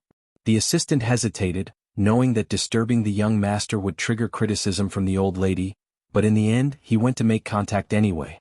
"Thank you." Ji Xiaojun sat on the ground, his eyes hollow as he looked at the emergency room. "It's all my fault. It's all my fault." Where our Xianxia's family members were short of blood for the patient, Ji Mulan quickly stepped forward. The nurse glanced at her and shook her head. "You can't draw any more." Ji Mulan had already been drained of quite a bit of blood, her head buzzing. She remembered that Bai Lian had blocked her number and asked Su En to make the call. "Hurry, Alien. Alien also has Rh-negative blood." Chapter 187. Mysterious Surgeries Number 1 Saintly Hand. Alien's true nature _1 Bai Lian arrived at the hospital after 10 o'clock. She had already changed out of her school uniform and was wearing a white house dress, her face expressionless, ignoring everyone as she went with the nurse to have her blood drawn. The nurse carefully inserted the needle into her arm, and the dark red blood climbed up the transparent tube. Halfway through, the nurse was about to remove the needle. Bai Lian's arm was still on the table, the faintly visible greenish veins just beginning to show as she had kept her eyes downcast. She only then slightly lifted her gaze, revealing depths that were extremely deep and cold, and then spoke her first words, "Continue." The words seemed to shatter into ice, one by one. The nurse knew that drawing more blood would harm the donor's body, but the look in Bai Lian's eyes startled her, and she shakily drew 2 more tubes. Finally, mustering her courage, she spoke up, "You really can't draw any more." Thank you." Bai Lian lowered her sleeve and stood up. The call was urgent. Bai Lian hadn't told Ji Heng she had come alone. Outside, Ji Xiaojun was intermittently talking to Su En about something, and when they saw Bai Lian come out, both involuntarily stopped their conversation. "How is Auntie?" Bai Lian stood in front of Ji Xiaojun, looking at the emergency room where resuscitation was underway. Ji Xiaojun was burying his head in his knees, silent, while Su En stepped in to explain, "Your auntie accidentally fell down the stairs." "Stairs?" Bai Lian nodded. Su En made an affirming sound. Bai Lian didn't ask any more questions, nor did she know whether to believe him. Xianxia's family, where is Xianxia's family? A nurse came out from the emergency room holding a form. "Have you contacted the hospital? The patient needs to undergo craniotomy surgery as soon as possible, or there is a risk of evolving into a vegetative state." Ji Xiaojun abruptly got to his feet. Su En quickly turned back, urging his assistant, "Have you contacted the young master?" The assistant returned with the phone in hand, just as helpless in response to Su En's prodding. "The young master is also trying to find a way, but the director is not someone who can be approached by just anyone. So what do we do now?" Ji Mulan was somewhat panicked. Bai Lian, understanding the meaning of vegetative state, lifted her eyes, more composed than anyone present. "Give me the diagnosis." The nurse was taken aback. She instinctively handed the diagnostic report to Bai Lian. Bai Lian took it, glanced over it quickly. Many of the technical terms she had never heard of: titanium mesh implantation in the skull, cerebrospinal fluid leakage. Without examining it closely, she simply took out her phone and snapped a few photos. She opened WeChat and sent them to Lance. "Bai Lian, help me look at this." After sending, she handed the diagnostic report back to the nurse. Next to her, Su En's assistant looked at Bai Lian's actions with surprise. Was she going to post it online for crowdfunding or ask for medical advice on Chengdu? The people from the Ji family seemed pretty unreliable. Ji Xiaojun wiped his face and, after signing the necessary documents, looked at Bai Lian with a calmness that bordered on a whisper. "Alien, you still have school tomorrow, you should go back and rest. Don't worry about your auntie, she'll be all right." He almost muttered the words. Su En and the assistant moved aside to discuss affairs related to Jianghu Hospital. It was only then that Ji Mulan asked Ji Xiaojun, "It wasn't a fall down the stairs, was it? Why don't you tell the truth to Su En?" "Yongfu residential area, it must have been that President Liu. I've already called the police, but there's been no response." Ji Xiaojun tugged at his lips, looking at Ji Mulan with an expression that was both calm and crazed. "So, do you think Su En would confront them? Or did you really think that with your relationship with him, he would be willing to antagonize someone with such a deep background for our sake? And then drag Dad and Alien into it too?" Ji Xiaojun had long known that President Liu was not a good person. But what he hadn't expected was that Xinqing would get caught up in it. One Xinqing was enough for him. He didn't want to drag the whole Ji family into this. Calling Ji Mulan and Bai Lian was solely because of their blood type. What? Ji Mulan's mind was in a whirl, immediately recalling the person Su En had mentioned. She stood still for a while. Her heart was a mess. It couldn't be that President Liu, could it? Jianghu, Su En's family home. Madame Su sat up from bed, draping a coat over her shoulders as she left the room, her cold gaze sweeping over the butler. "Su En is confused, and so are you? Don't you know that he's currently focused on an experiment at the Ma Institute? And you disturb him for such a trivial matter?" The butler lowered his head, a wry smile on his lips. It was the Sir's request. "Su En." Madame Su scoffed. "He's gone mad over a woman running off to a place like Xianxia. Has he achieved anything remarkable? And now he's even interfering with his son's critical future?" Chapter 188. Mysterious Surgeries Number 1. Saintly Hand. Alien's true nature _2 for the sake of a nonsensical woman, to disturb the development of the Su family's future heir. If Su En had been in front of the old lady, she would have beaten him to death with her walking stick. The butler did not utter a word, daring not to speak a sentence. "Intercept Su En's calls for me," the old Mrs. Su said, her eyes lowered, her hands twirling the Buddha beads. "If I hear he's called the young master again, you all pack your bags and get out. Whatever Ji Mulan is, whatever the Ji family is, whatever stepdaughter." Old Mrs. Su wouldn't acknowledge any of it. Even if Su En were to marry her, she wouldn't let that woman set foot in the Su family's house. "Rest assured." The butler bowed and withdrew. He set about arranging the matter. At the hospital, the assistant, unable to get through with the phone, looked helplessly at Su En. Su En, without having to think, knew who had interfered with this matter. He rubbed his forehead. Find another way. He went downstairs and paid a significant amount for Xinqing's surgery, and also upgraded her to a VIP ward. As for the rest, they could only leave it to fate. The craniotomy hadn't yet been done, and Ji Xiaojun was there, keeping vigil through the night. Su En and Ji Mulan went back first. On the way, Ji Mulan brought up the matter with Xiao Lu. "That Xiao Lu my brother mentioned? Yongfu residential area?" Su En gasped in shock, sitting up straight. That same Xiao Lu, whom Su En had been trying to get involved with but had never managed to meet. "Listen to me." Su En's mind worked quickly as he looked gravely at Ji Mulan, repeatedly urging her, "You must persuade your brother not to report to the police anymore, act as if this never happened. Get them to sign the agreement as soon as possible, otherwise the whole residential area will be in trouble. I will do my best to help you find a doctor. If that CEO Lu were just an ordinary businessman it would be okay, but you also know he's supported by that bar on Bakhtur Street, a player on the international boundaries, ruthless. Not only Xianxia, I can't afford to offend him either." Ji Mulan had never heard Su En speak with such gravity. From Xianxia to Beijing, then to Jianghu. Ji Mulan always thought she had seen far enough, only to realize that she had barely seen 1% of the world. "I'll talk to him tomorrow," she said, slowly lowering her head. Purish Street. When Bai Lian returned, it was already 12 o'clock. Lance, the little old man, was on a different time zone from her. It was still morning there, and his replies came quickly. "Lance, look at this, such a beautiful CT image of a cranial trauma. Lance, I can almost see a standard paper being produced by my student. Lance, Bai, Where did you find such a textbook-like cranial trauma image? Lance, oh my god. And it's the rare Rh-negative blood. This surgery needs to be absolutely flawless, the success rate is virtually 0%. Such a shame.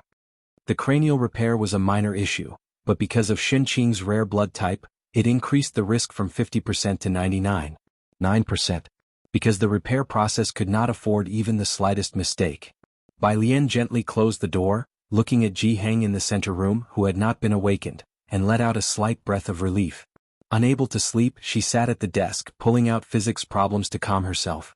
When she saw Lance's reply, she had just finished a major problem. She glanced at it and replied to Lance with 3 words, "My aunt." There was a pause from Lance's end, no messages, probably looking up what aunt meant. After 10 seconds. Lance withdrew a message. Lance withdrew a message. Lance withdrew a message. Lance withdrew a message. Lance. Look at this heartbreaking news. Lance. Note that although the skull is severely damaged, it's not to the point that surgery cannot be attempted. Lance. Of course, a 0% success rate, that's for other doctors. Bai Lian got his point directly. What about you? Lance. Mind your words, you're talking to Lance, the top surgical hand in the field. Lance was very arrogant. 100%. Bai Lian did not doubt Lance's medical skills. Medicine knows no borders. After exchanging information for so long, they both were well aware of each other's medical expertise. Lance had realized the breadth and depth of Chinese medicine, and Bai Lian had reconciled with Western medicine, understanding that it had almost replaced Chinese medicine domestically in just a few hundred years for good reason. She realized the essence of the issue was not to resist Western medicine, but to promote Chinese medicine. Learning that Lance could perform the surgery, she breathed a sigh of relief. Bai Lian, can you come? Lance did not hesitate on his end. He had been curious about Chinese medicine and wanted to try acupuncture with Bai Lian to see if it could cure his myopia. Now it was just a matter of arriving a few days earlier. Lance, then you have to give me acupuncture. Bai Lian, 1. Lance, I'm on my way. She sent the Xianxia address to Lance. Chapter 189.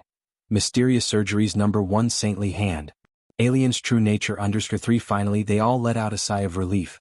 Lance was abroad, and even if he took a flight right now, he wouldn't arrive until tomorrow at the earliest. Bai Lian hardly slept that night. The next day, it was rare for her not to ask Jianghu any questions, and she left the house with her backpack at 6 in the morning.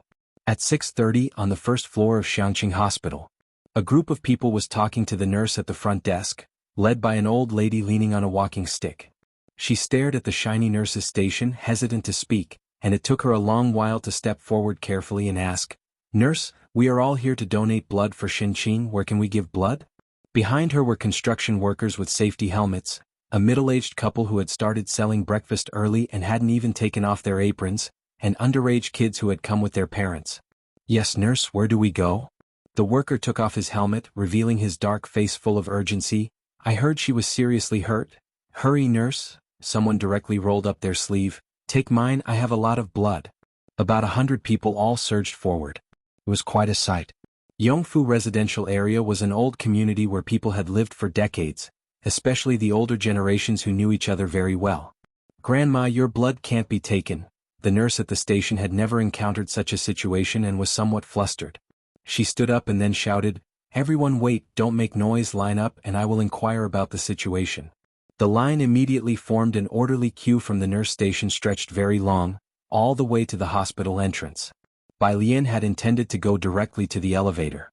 Hearing the name Xianxia, she paused in her steps, turned her head, and looked back at the long line of people at the door through the crowd. After a long moment, she stepped forward and approached the old lady in front. "Grandma, I am Xianxia's niece, are you all here to donate blood for her?" The old lady was a resident from Building 7, ground floor. Squinting at Bai Lian, she recognized her immediately. Excitedly grasping Bai Lian's hand, she said, "I know you, young lady. How is your aunt now?" "Don't worry, we've been looking for people in the community and they will all come to donate blood soon. It's okay." Bai Lian steadied her, then said softly to the people behind her, "My aunt needs panda blood. If any of you have panda blood, on behalf of my uncle and aunt, thank you in advance. If not, you can go back. Don't worry, my aunt will be fine here." "That's good." The old woman let out a sigh of relief, clutching Bai Lian's arm. "That damn Lu Zong?" Bai Lian hesitated for a moment, lowering her lashes. "Lu Zong?" "Yes, the one who wants to buy our community, a fierce and evil-looking man." the old lady grumbled while tapping her cane. Such bad karma, our community? Bai Lian nodded, her dark pupils reflecting the hospital's cold floor. She turned and headed for the elevator. At the hospital entrance, another dozen or so people who had just finished moving goods came in. They were sweating profusely, wiped their brows briefly and asked, "Where can we donate blood for Xianxia?" "Young folks right here. They say they need panda blood. Does anyone know their own blood type? It's quick to get checked." In the ICU, Ji Xiaojun stood outside the window. Not far away, Ji Mulan and Su En had also arrived early. A doctor, having received Su En's earnest request, held the medical records and was explaining to Su En and Ji Xiaojun, "With our current technology, we can only observe in the ICU. You are aware of Ms. Shin's condition. Her blood type is rare, and there are very few who dare to take the risk of operating in the country. It's just a matter of days now. You must be prepared for her brain death." As for what preparations, the doctor's meaning was very clear. Ji Mulan looked towards Su En. Su En gave a wry smile. "I can't get in touch with that dean." Ji Xian's gaze calmly shifted towards the ICU, the depths of his eyes brewing a storm. "Uncle," Bai Lian stood beside Ji Xiaojun, dressed in her school uniform, her hair tied up messily at the back of her head. Her eyebrows and eyes drooped, speaking almost as calmly as a light breeze. "That Lu Zong is still in Xianxia, right? My aunt ended up like this because of him?"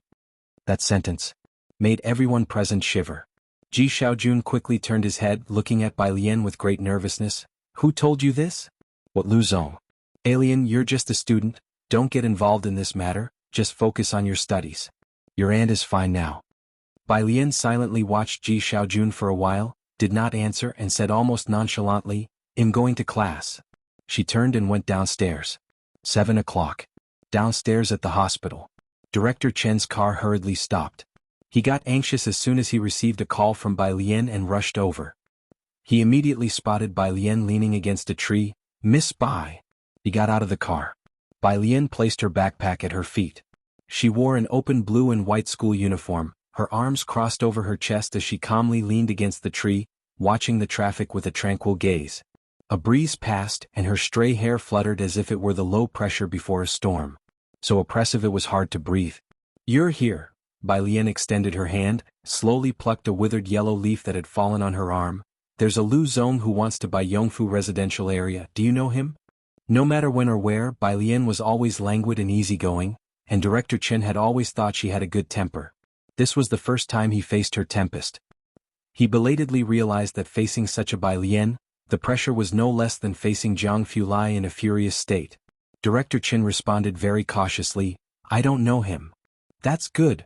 Bai Lian tilted her head slightly, looking at Director Chen with a smile on her lips but frost in her eyes. The pressure she emitted was menacing. "I want all his information." Chapter 190, 071 Gathering from all directions, converging in Xianxia, second shift. _1 Chief Chen didn't dare to ask at this moment how Director Lu had offended Bai Lian. "Miss Bai, rest assured," Chief Chen's mind spun rapidly, "it's just a background check.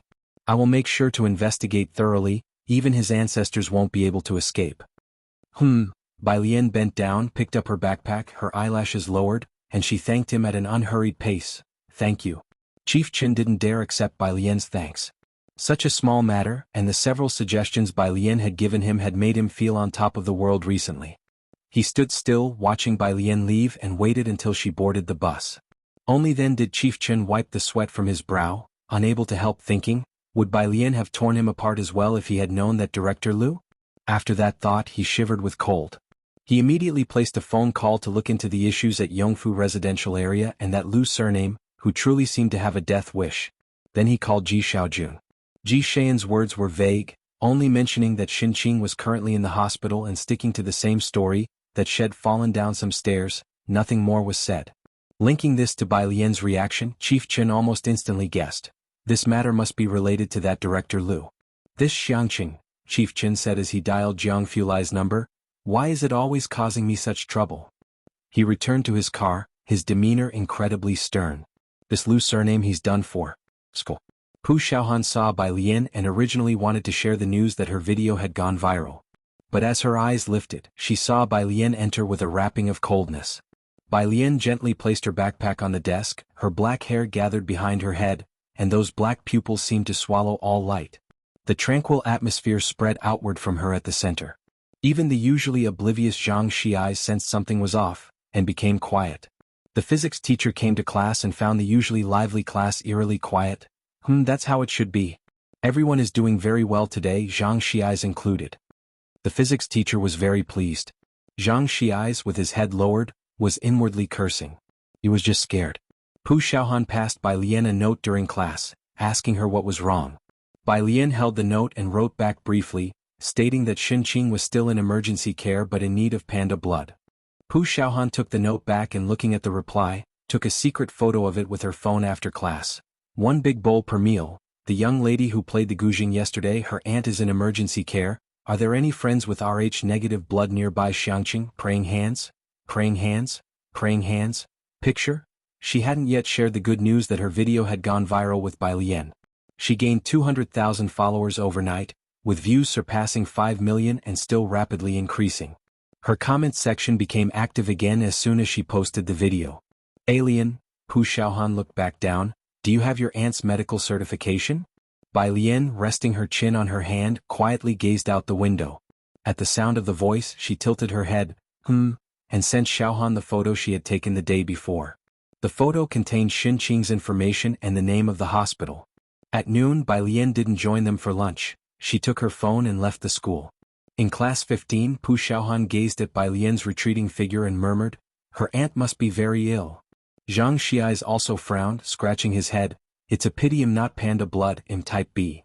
Pu Xiaohan, busy replying to messages from concerned people, felt annoyed and dismissed him. That suits you well."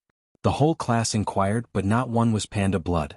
The entire class 15 proceeded to ask other people and their families. At midday the sun was beating down fiercely. Bai Lian had taken off her uniform and walked out of the school gate with her head down. She walked straight to the bus stop until a familiar car parked to the left of the school gate honked its horn, causing Bai Lian to halt. She looked up and saw the familiar car. Changing her path, she walked over, opened the passenger door and got in. After fastening her seatbelt, she casually placed her coat on her lap and propped her elbow against the car window. Jianghu watched her quietly, her complexion even paler from the excessive blood drawn the night before. Neither spoke as Jianghu started the car and without asking where she wanted to go, drove straight to Xianxia Hospital. At 12 o'clock, Bai Lian received a message from Lance. The two only communicated on WeChat, although Lance had called her that morning. His grasp on Chinese was mediocre at best, reading the text with difficulty and speaking rather laboriously. So they reverted to WeChat for communication. Lance had arrived in Beijing. Chapter 191. 071 Gathering from all directions converging in Xianxia, second shift. _2 Lance. My assistant says there's no plane in Xianxia, we don't know when we'll be able to get here. He then sent a location, they are now looking for a car to drive there. The plane. Bai Lian slightly lifted her face, her fingertips propping up her chin, suddenly turning her head to look at Jianghu. She remembered that someone owned a private plane. It was parked at Danping City. Red light. Jianghu stopped at the intersection. The temperature difference in Xianxia was quite big, and with the sun at its peak, Jianghu took the chance to look at her, his icy profile glinting with a cold light in the sunlight. "Just say it," he said. He didn't even wait for Bai Lian to ask. "The surgeon is currently in Beijing and my aunt can't wait." Bai Lian leaned slightly against the door, her eyes squinting slightly. It would take until tomorrow even by train from Beijing to Xianxia, including the high-speed rail. Time was pressing. Upon hearing this, Jianghu nodded, started the car. "Is he reliable? If not, he'll have someone come back from Jianghu." "Should be." Bai Lian wasn't familiar with the medical field or the current level of medical expertise, but she knew from their discussions that Lance's medical skills were definitely extraordinary. Jianghu, he didn't know how to judge her, should be. He had just come back from the laboratory and didn't know the specific condition of Xinqing. He planned to go to the hospital later to get a clear picture and make preparations just in case Bai Lian's should-be doctor wasn't reliable. The hospital. The intensive care unit. Ji Xiaojun was still outside. The consultation with the experts from Xianxia Hospital was almost useless, and they could only try to report to a higher-level hospital.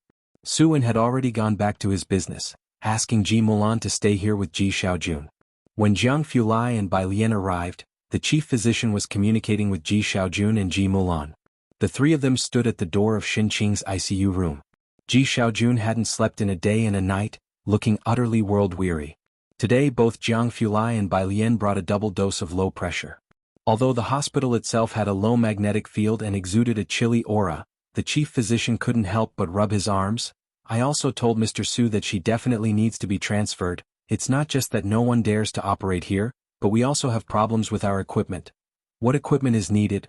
Jiang Fulai also took off his coat, holding the black coat in his hand, 2 steps behind Bai Lian at an unhurried pace. He looked through the glass at Shen Qing in the ICU before turning to the chief physician. Just say it. The chief physician was originally talking to Ji Xiaojun. When Jiang Fulai arrived, he felt a tingling sensation on his scalp and began to explain to Jiang. Our hospital is not equipped with ECT and DSA technology up to the required standard. Jiang Fulai took out his phone, quietly listening. Someone will bring it over this afternoon. Jiang Fulai looked at the chief physician, politely asking, anything else? Don't hold back. His voice was very light. Even if you need equipment from MTR Laboratory, it will be here by tomorrow. MTR Laboratory? While ordinary people might not know, the chief physician, being a doctor, was very aware that it was the only laboratory of the World Medical Association, gathering top-notch doctors from around the world. It could be said that almost all special new drugs started from MTR. The chief physician had graduated years ago and had never had the opportunity to visit the MTR headquarters, but his teacher was fortunate enough to have gone. Hearing Jiang Fulai's words, the chief physician's heart skipped a beat, and he couldn't help but stealthily glance at Jiang Fulai. Could he really procure things from MTR just like that? Who was this man? Ji Mulan didn't know about MTR Laboratory and didn't recognize Jiang Fulai. She just watched him with squinted eyes as he came over with Bai Lian, wanting to say something but not daring to. Jiang Fulai indifferently swept a look at Ji Mulan, then lowered his head to send a message. After composing the message and showing it to the chief physician, he asked, "Did I leave anything out?" The chief physician looked down and was almost terrified to find that Jiang Fulai had noted down all the equipment he had mentioned verbatim. "No, that's it." Jiang Fulai's fingertips sent the message. He looked up and saw Bai Lian standing at the end of the corridor, concentrating on the messages on her phone. He walked over. Bai Lian was reviewing the information on President Liu that Qin Bureau had investigated for her. President Luan Yulin, was planning to dig a hole to acquire Yongfu residential area. Bai Lian, who could usually scan 10 lines at a glance, was reading very slowly today. She scrolled through every line, not missing a single word. When Bai Lian finished reading, Jiang Fulai spoke, "I'm going to clear a runway. Call me if there's any situation here." Runway? Bai Lian probably realized, okay. Chapter 192, 071 Gathering from all directions, converging in Xianxia, second shift, _3 She watched as Jiang Fulai left. Then she took out her mobile phone to give Mao Kun a call. The fighting arena. Mao Kun took off his mask, wiped away some sweat, and lazily grabbed his ringing phone. Upon seeing the caller ID he was startled. "Sis? Do you know Luan Yulin?" Bai Lian gazed out the window, the eyes beneath her lowered lashes swirling with devilish audacity. The tone of her voice seemingly had already torn Luan Yulin to shreds. Realizing the chill in Bai Lian's voice, Mao Kun's hand shook involuntarily. He sat on the ground and thought carefully, "I don't know him." Bai Lian nodded, her voice particularly calm. "He'll give you some information, wait for me at Purist Street later." After hanging up, Mao Kun immediately sent people to look for Luan Yulin. Lance was to arrive that afternoon, and Bai Lian had asked Lu Lingxi for leave that afternoon. The students of Class 15 were searching for someone with panda blood. Knowing about Bai Lian's aunt's situation, Lu Lingxi approved her leave and told her not to worry. 2:30. Su En's assistant rushed over in a hurry. Su En was very concerned about the Ji family's affairs, and the assistant, coming out of the elevator, said to Ji Xiaojun, "Quick, Mr. Su has contacted Jiangjing Hospital for you. There's a chief physician who says he has a 60% chance. Head out for Jiangjing now." "Thank you." Ji Xiaojun, who was sitting outside the intensive care unit, suddenly looked up. "He'll go find the chief physician." He stood up, feeling a bit dizzy, almost falling over. Caught by Ji Mulan. "Be careful." The assistant had already contacted the hospital and was there to notify Ji Xiaojun. "Mr. Su has already communicated with the hospital, and they will arrange everything to head to Jiangjing as soon as possible." Ji Mulan finally breathed a sigh of relief, looking at the assistant. "Thank you for your trouble." The attending physician had obviously also received the message from the hospital. He hurried over from his office. "Are you really going to Jiangjing?" He looked at Bai Lian, unaware of others, just now the man who brought up MTR laboratory with Bai Lian. Of course Mr. Su has arranged everything. Although the success rate is not as high as that of the director, he is willing to give it a try, said Su En's assistant, a surgery hard won by Su En. No need. On the side of the corridor, leaning against the wall, Bai Lian raised her head and slowly draped her school uniform jacket over her shoulders. What do you mean no need? You go to school. Don't meddle in this matter. Ji Mulan's brows subconsciously furrowed. She was accustomed to being assertive and paid no heed to Bai Lian's resistance, and directly said to the chief physician, "Please arrange it." Su En's assistant turned his head back and saw Bai Lian leaning lazily against the wall, realizing this was the stepdaughter who had diagnosed her condition on the spot yesterday. He looked at Bai Lian in surprise, somewhat doubting what he had heard. Not necessary? Bai Lian didn't zip up her jacket, ignoring Ji Mulan. She met the gaze of Su En's assistant, showing a demeanor that was nonchalant. "Thank you, but we've found another doctor." "Ah? Who have you found?" Su En's assistant was slightly stunned. Bai Lian looked towards the elevator. "He has already arrived in Xianxia. Xianxia was recently building a new expressway. It was a 6-lane main road. One section had just been constructed up to the city center, from Wallow Road to the roundabout. Both ends were blocked by iron fences, and the accumulated cement on the road was being cleared away one by one. At both ends of the road, there were 2 teams of men in black, preventing anyone from trespassing. Drivers passing this road couldn't help but look over. 2:35. A rumble echoed in the sky, and nearly every resident in the center of Xianxia saw a white plane slowly circling at a low altitude against the backdrop of clouds. For so many years, Xianxia had not even built a high-speed rail, and suddenly seeing a plane hovering in the city center, crowds of people looked up in astonishment. The plane finally aimed for the road under construction, almost skimming over the houses on both sides, and slowly landed on this main thoroughfare. Rumble, the roar as the plane's wheels rolled over the highway stirred up a flurry of dust, and gradually, its speed decreased. Finally it stopped in the middle of the road. The white fuselage bore no airline logos, the plane's door was opened by people, and the boarding stairs descended from mid-air, with an old man in a polo shirt and sunglasses being the first to step off. 2:40, Lance had arrived. Chapter 193, 072 Surgery successful. Please be considerate of the feelings of ordinary people. _1 Xianxia Hospital. Outside the intensive care unit. Assistant Su En's gaze shifted back and forth between Ji Mulan and Ji Xiaojun for a long time before he realized that Ji Mulan might not be able to make decisions for Bai Lian, so he focused on Ji Xiaojun. Ji Xiaojun stood in the middle of the corridor looking travel-worn. His eyes were ancient and red. "Listen to alien." His voice sounded exhausted. Unlike Su En, Ji Xiaojun knew that Bai Lian had at least once lived in the Bai family. She wasn't the kind to joke around. This is insanity. Assistant Su En couldn't understand Ji Xian's thinking. A 60% success rate was considered above average in China, especially for a surgery on Xinqing. If Ji Xiaojun disagreed, all he could do was to relay Ji Xian's decision to Su En, right? "I heard they've invited a doctor, not sure who," the assistant was mid-sentence. The elevator ascended to their level, came to a stop, and the large elevator doors opened, revealing 3 people inside. The one in the lead was wearing a polo shirt and floral shorts, with sunglasses perched on his nose. As soon as he stepped out of the elevator, his eyes locked onto Bai Lian, brightened. He took off his glasses and, opening his arms, approached Bai Lian. "Hello, Bai." Bai Lian wasn't accustomed to hugging people, so she extended her hand and shook hands with Lance very politely. "Okay," Lance said in not quite fluent Chinese, already aware that people from China are conservative. "You are truly too conservative." "My aunt's chief physician." Bai Lian took Lance to the chief physician who was still standing aside. "Please explain the basic condition of my aunt's health, as he will be the lead surgeon shortly." The chief physician looked at Lance in his floral shorts and was momentarily stunned into confusion, hesitating greatly. Each of the seniors he knew was very serious. The image of this gentleman looked more like someone who would dance in a senior disco. "Prepare the sterile room." Lance wasn't as friendly when he spoke to the chief physician. He just ordered, "I've brought both my first and second assistants. If you want to observe, you can enter with 5 people.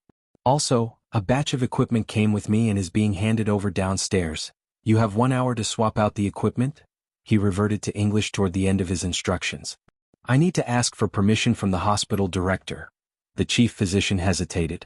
He wanted to ask Lance a couple of questions. When he looked up, he saw the WMA logo on the polo shirt Lance was wearing. His spirit jolted, and he promptly took out his phone, decisively issuing orders. Prepare the sterile room and also call in 5 available staff from the rest areas. As the chief physician spoke, he glanced at the old man beside him wearing sunglasses. He couldn't help but think that this old man looked somewhat familiar. The entire corridor was quiet. The efficiency was high. In less than 5 minutes, nurses came up to remove the machines from Xianxia and wheeled her into the elevator. Soon, several doctors with chief titles appeared at the entrance to the operating room. The situation was urgent. Lance donned sterile attire and entered the operating room. The red light came on. The hospital and Lance moved so fast that Ji Xiaojun hadn't recovered his senses before the surgery began. He looked towards Bai Lian. Alien, was that the doctor you mentioned? A Western doctor. Bai Lian leaned against the wall, her deep dark eyes slowly said, his success rate is higher than 60%. There won't be any problems. Uncle, you should rest for a while. You will need to take care of her when Aunt comes out. Ji Xiaojun didn't want to rest, but hearing that he needed to take care of Xinqing when she came out, he lay down on the bench outside the operating room. He couldn't sleep but kept his eyes shut. Ji Mulan and assistant Su En followed as well, exchanging surprised looks with each other. How come there were suddenly so many doctors around? Especially in the assistant's view, the Ji family had reserved the high-ranking wards in advance with the help of Su En. They shouldn't have this kind of network. They didn't know Lance, but they also knew that the surgery was likely to involve the old man wearing sunglasses and a polo shirt with floral shorts. Ji Mulan wanted to ask Bai Lian a few questions, but she dared not speak to Bai Lian. Since Xinqing's surgery was going to last over 5 to 6 hours, Ji Mulan and the assistant naturally didn't feel like waiting around. 10 minutes after the surgery began, the two entered the elevator and went downstairs. Once the elevator doors closed, Assistant Su En turned to Ji Mulan. Pausing, he asked politely, Madam, did you recognize any of those people just now? I don't know them. Ji Mulan was familiar with Beiqing but unclear about Xianxia. What about you? Chapter 194. 072 Surgery Successful. Please be considerate of the feelings of ordinary people. _2 As Su En's assistant, he should know more than she does. The assistant shook his head. Ji Mulan also felt that Su En definitely did not know, as all of Su En's connections were in Jianghu. On his way back, the assistant drove past Wallow Road. From afar, he saw a plane parked on the unfinished section of the 6-lane road and instinctively hit the brakes. Almost as if by magic, he blurted out, Why is there a plane here? Xianxia, a place without even a high-speed rail yet, had a plane proudly parked in the city center. I have no idea. Could they be planning to build an airport in advance? Ji Mulan looked over, equally surprised. The assistant immediately called Su En. Ji Mulan was startled, thinking that such a matter also needed to be reported to Su En. Before she had finished thinking, she heard the assistant on the phone, explaining to Su En with a grave expression. It seems to be an Airbus ACJ350. What? On the other end of the line, Su En was also shocked. Are you sure? They recognized the plane solely because of a rumor in Jianghu, with virtually no information about the owner of the Airbus ACJ350 to be found online, but almost everyone in their circle knew which family it belonged to. It's right here on Wallow Road. The assistant faintly saw the black-clothed men guarding both ends. Did you see anything about it online? With one hand holding the phone and the other on the computer's search page, Su En replied, Absolutely nothing. Leaning against the driver's seat, the assistant muttered, That makes sense, who would dare post it online? He'll ask around to see if anyone else knows anything. Su En let out a breath. After hanging up the call, Ji Mulan turned to the assistant. Is this plane important? A private jet. Mr. Su heard a bit about it at a banquet. The assistant discreetly snapped photos of the plane's condition before reluctantly driving away. Madam, this is not just about a plane. It's about being able to use an unfinished road as a runway in Xianxia, applying in advance for Xianxing's flight path. For others, it's as hard as reaching the heavens. With Ji Mulan's imagination, she couldn't fathom such a huge jet being privately owned. Of course, neither Su En nor his assistant knew about the flight path of this plane. It hadn't been applied for in advance but was instead a last-minute report, with all aviation procedures completed in less than half an hour. 6 o'clock. The operating room.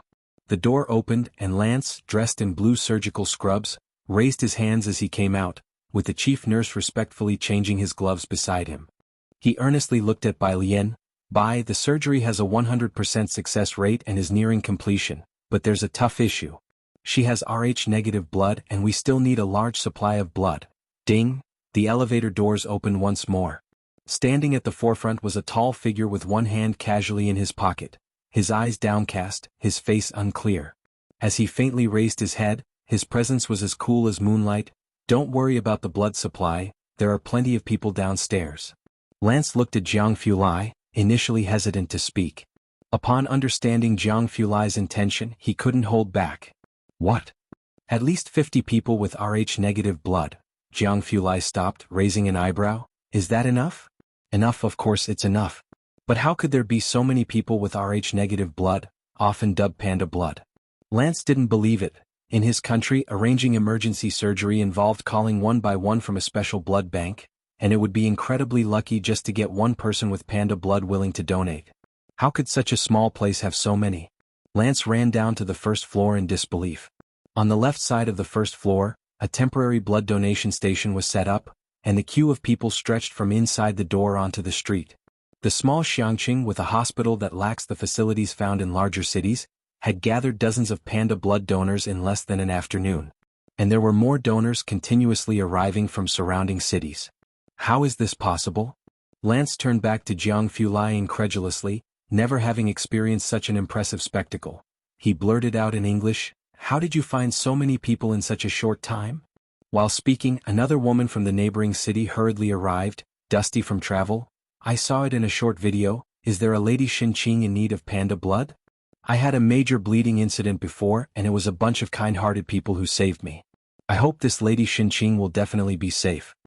Among them, there were contacts from the Jianghu residential area, relatives of classmates from Xianxia No. 1 middle school. And even more so, strangers who came after watching Pu Xiaohan's video. After hearing the explanation from the hospital, Lance stood there silently for a long time. "Your country is really..." Chapter 195. 072 Surgery successful. Please be considerate of the feelings of ordinary people. _3 Of course, Lance wouldn't understand. That was the solidarity and tenderness ingrained in the bones of the Chinese people. In the distance, every person who had just donated blood was gifted a care package. A man who had just finished donating blood was live streaming as he opened the care package. "Family, I finished donating blood and I'll live stream my drive home in a bit. The hospital says there are already a lot of people so no one else should come, okay? They even gave me a bag of milk." He was halfway through opening it when he suddenly exclaimed, "Ha? Ginseng? Tea cake?" The barrage of comments also began scrolling rapidly, with sharp-eyed viewers identifying the brands. "Old Spot Tea? A tea cake worth several thousand per piece? Blood ginseng? Just asking out of curiosity, are they really donating blood instead of worshipping the god of wealth? I'm going, today nobody can stop me or I'll lose it." 8:30 p.m. The operating light finally went off. Approaching 6 hours of surgery, even Lance felt extremely fatigued. He took off his blue sterile suit and walked out of the operating room. Ji Xiaojun, who hadn't fully fallen asleep, woke up immediately, moving his lips and looking at Lance. Lance removed his cap. The surgery was very successful. The patient should wake up in the next couple of days. Thank you, doctor." Ji Xiaojun looked at Xianxia being wheeled out, his voice choked with emotion. "Once your aunt's condition stabilizes in a couple of days, you can take me to your classmate to record an appreciation video." Xianxia had turned the corner, and Ji Xiaojun felt much more relaxed as he urged Bai Lian to go home and sleep. "All right, you go home first, you still have class tomorrow." He then turned to Jianghu. "Xiaojiang, thank you for today." Ji Xiaojun had heard from the doctors that most of the medical equipment was provided by Jianghu. Jianghu's sleeve was slightly rolled up, and despite running around all afternoon, there was not a speck of disorder on him. From his collar to his shoes, everything was impeccable and clean.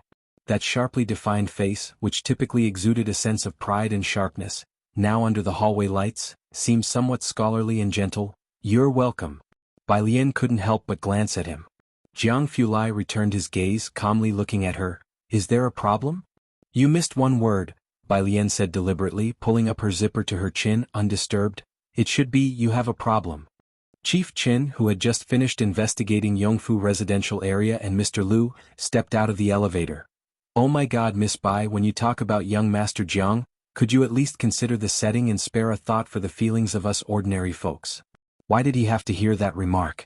Chief Qin very stiffly, at 1/10 of the normal speed, put his foot down without looking up, already feeling the icy glance from Jianghu sweeping over him.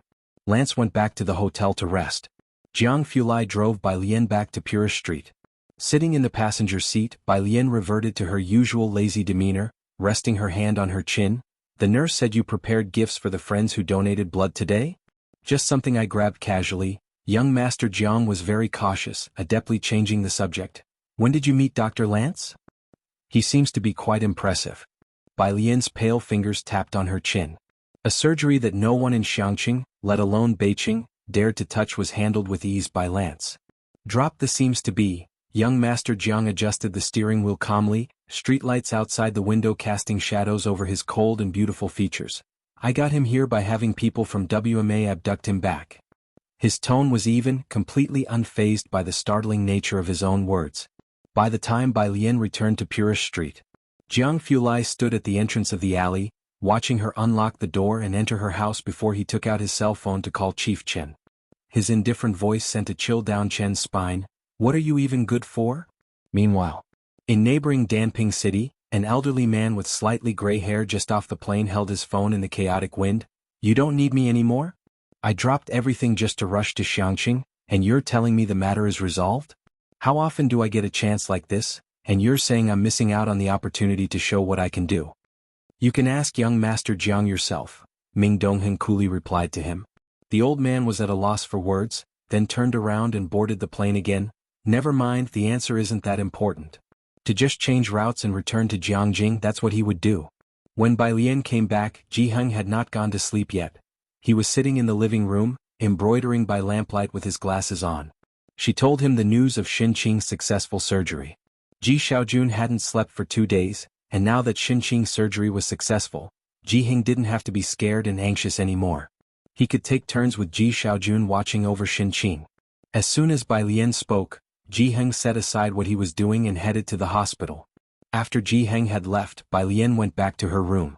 She changed into a new outfit and left the house with her phone. 10 o'clock. At the dining table, Su-En cursed Luan Yulin, that old fox, for not giving away a single piece of information. Instead, he had been forced to drink a lot. Mr. Luan, outside the Wanha building, Su-En watched Luan Yulin get into his car, looking forward to working together.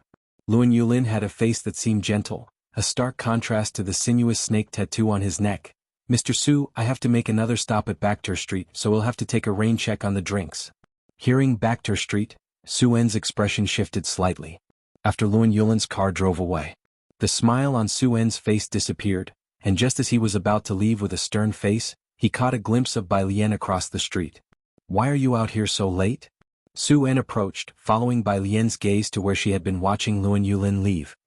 His expression changed slightly. Were you looking for Mr. Luan? Bai Lian shifted her gaze, clad in all black with a snug outfit, her sleeves and pants tightly cinched.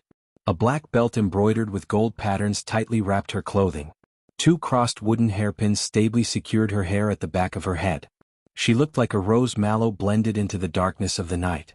Because Su-En had been very concerned about Xinqing's situation and had made many arrangements beforehand, Bai Lian was relatively friendly towards him. This is ridiculous. Your uncle's attitude was clearly telling you that he doesn't want to involve you. This Mr. Luan is not simple, don't be rash. Su-En, observing Bai Lian's casual demeanor, knew she wasn't taking his words to heart, so he spoke more sternly. His name is Luan Yulin. You might not have heard of him, but there are people from Bakhtur Street behind him, and it's said that he's also connected to the Qinglong bar. Mr. Su, Miss Bai probably hasn't heard of him. An assistant interrupted from behind Su-En. The assistant looked at Bai Lian with a different explanation. The number of people who have leaped to their deaths because of him isn't 20, then it's at least 10, yet he remains unscathed, exploiting the loopholes in the law. Don't you understand? So this is the trap he laid for my uncle and others? Bai Lian nodded, smiling faintly. Don't you? Su-En was genuinely worried about her at that moment. Rumble, rumble, the sound of motorcycles suddenly roared to life at the street corner, a line of more than 10 bikes roaring past one by one. The noise startled Su-En and the others. Screech, the leading motorcycle stopped in front of Bai Lian.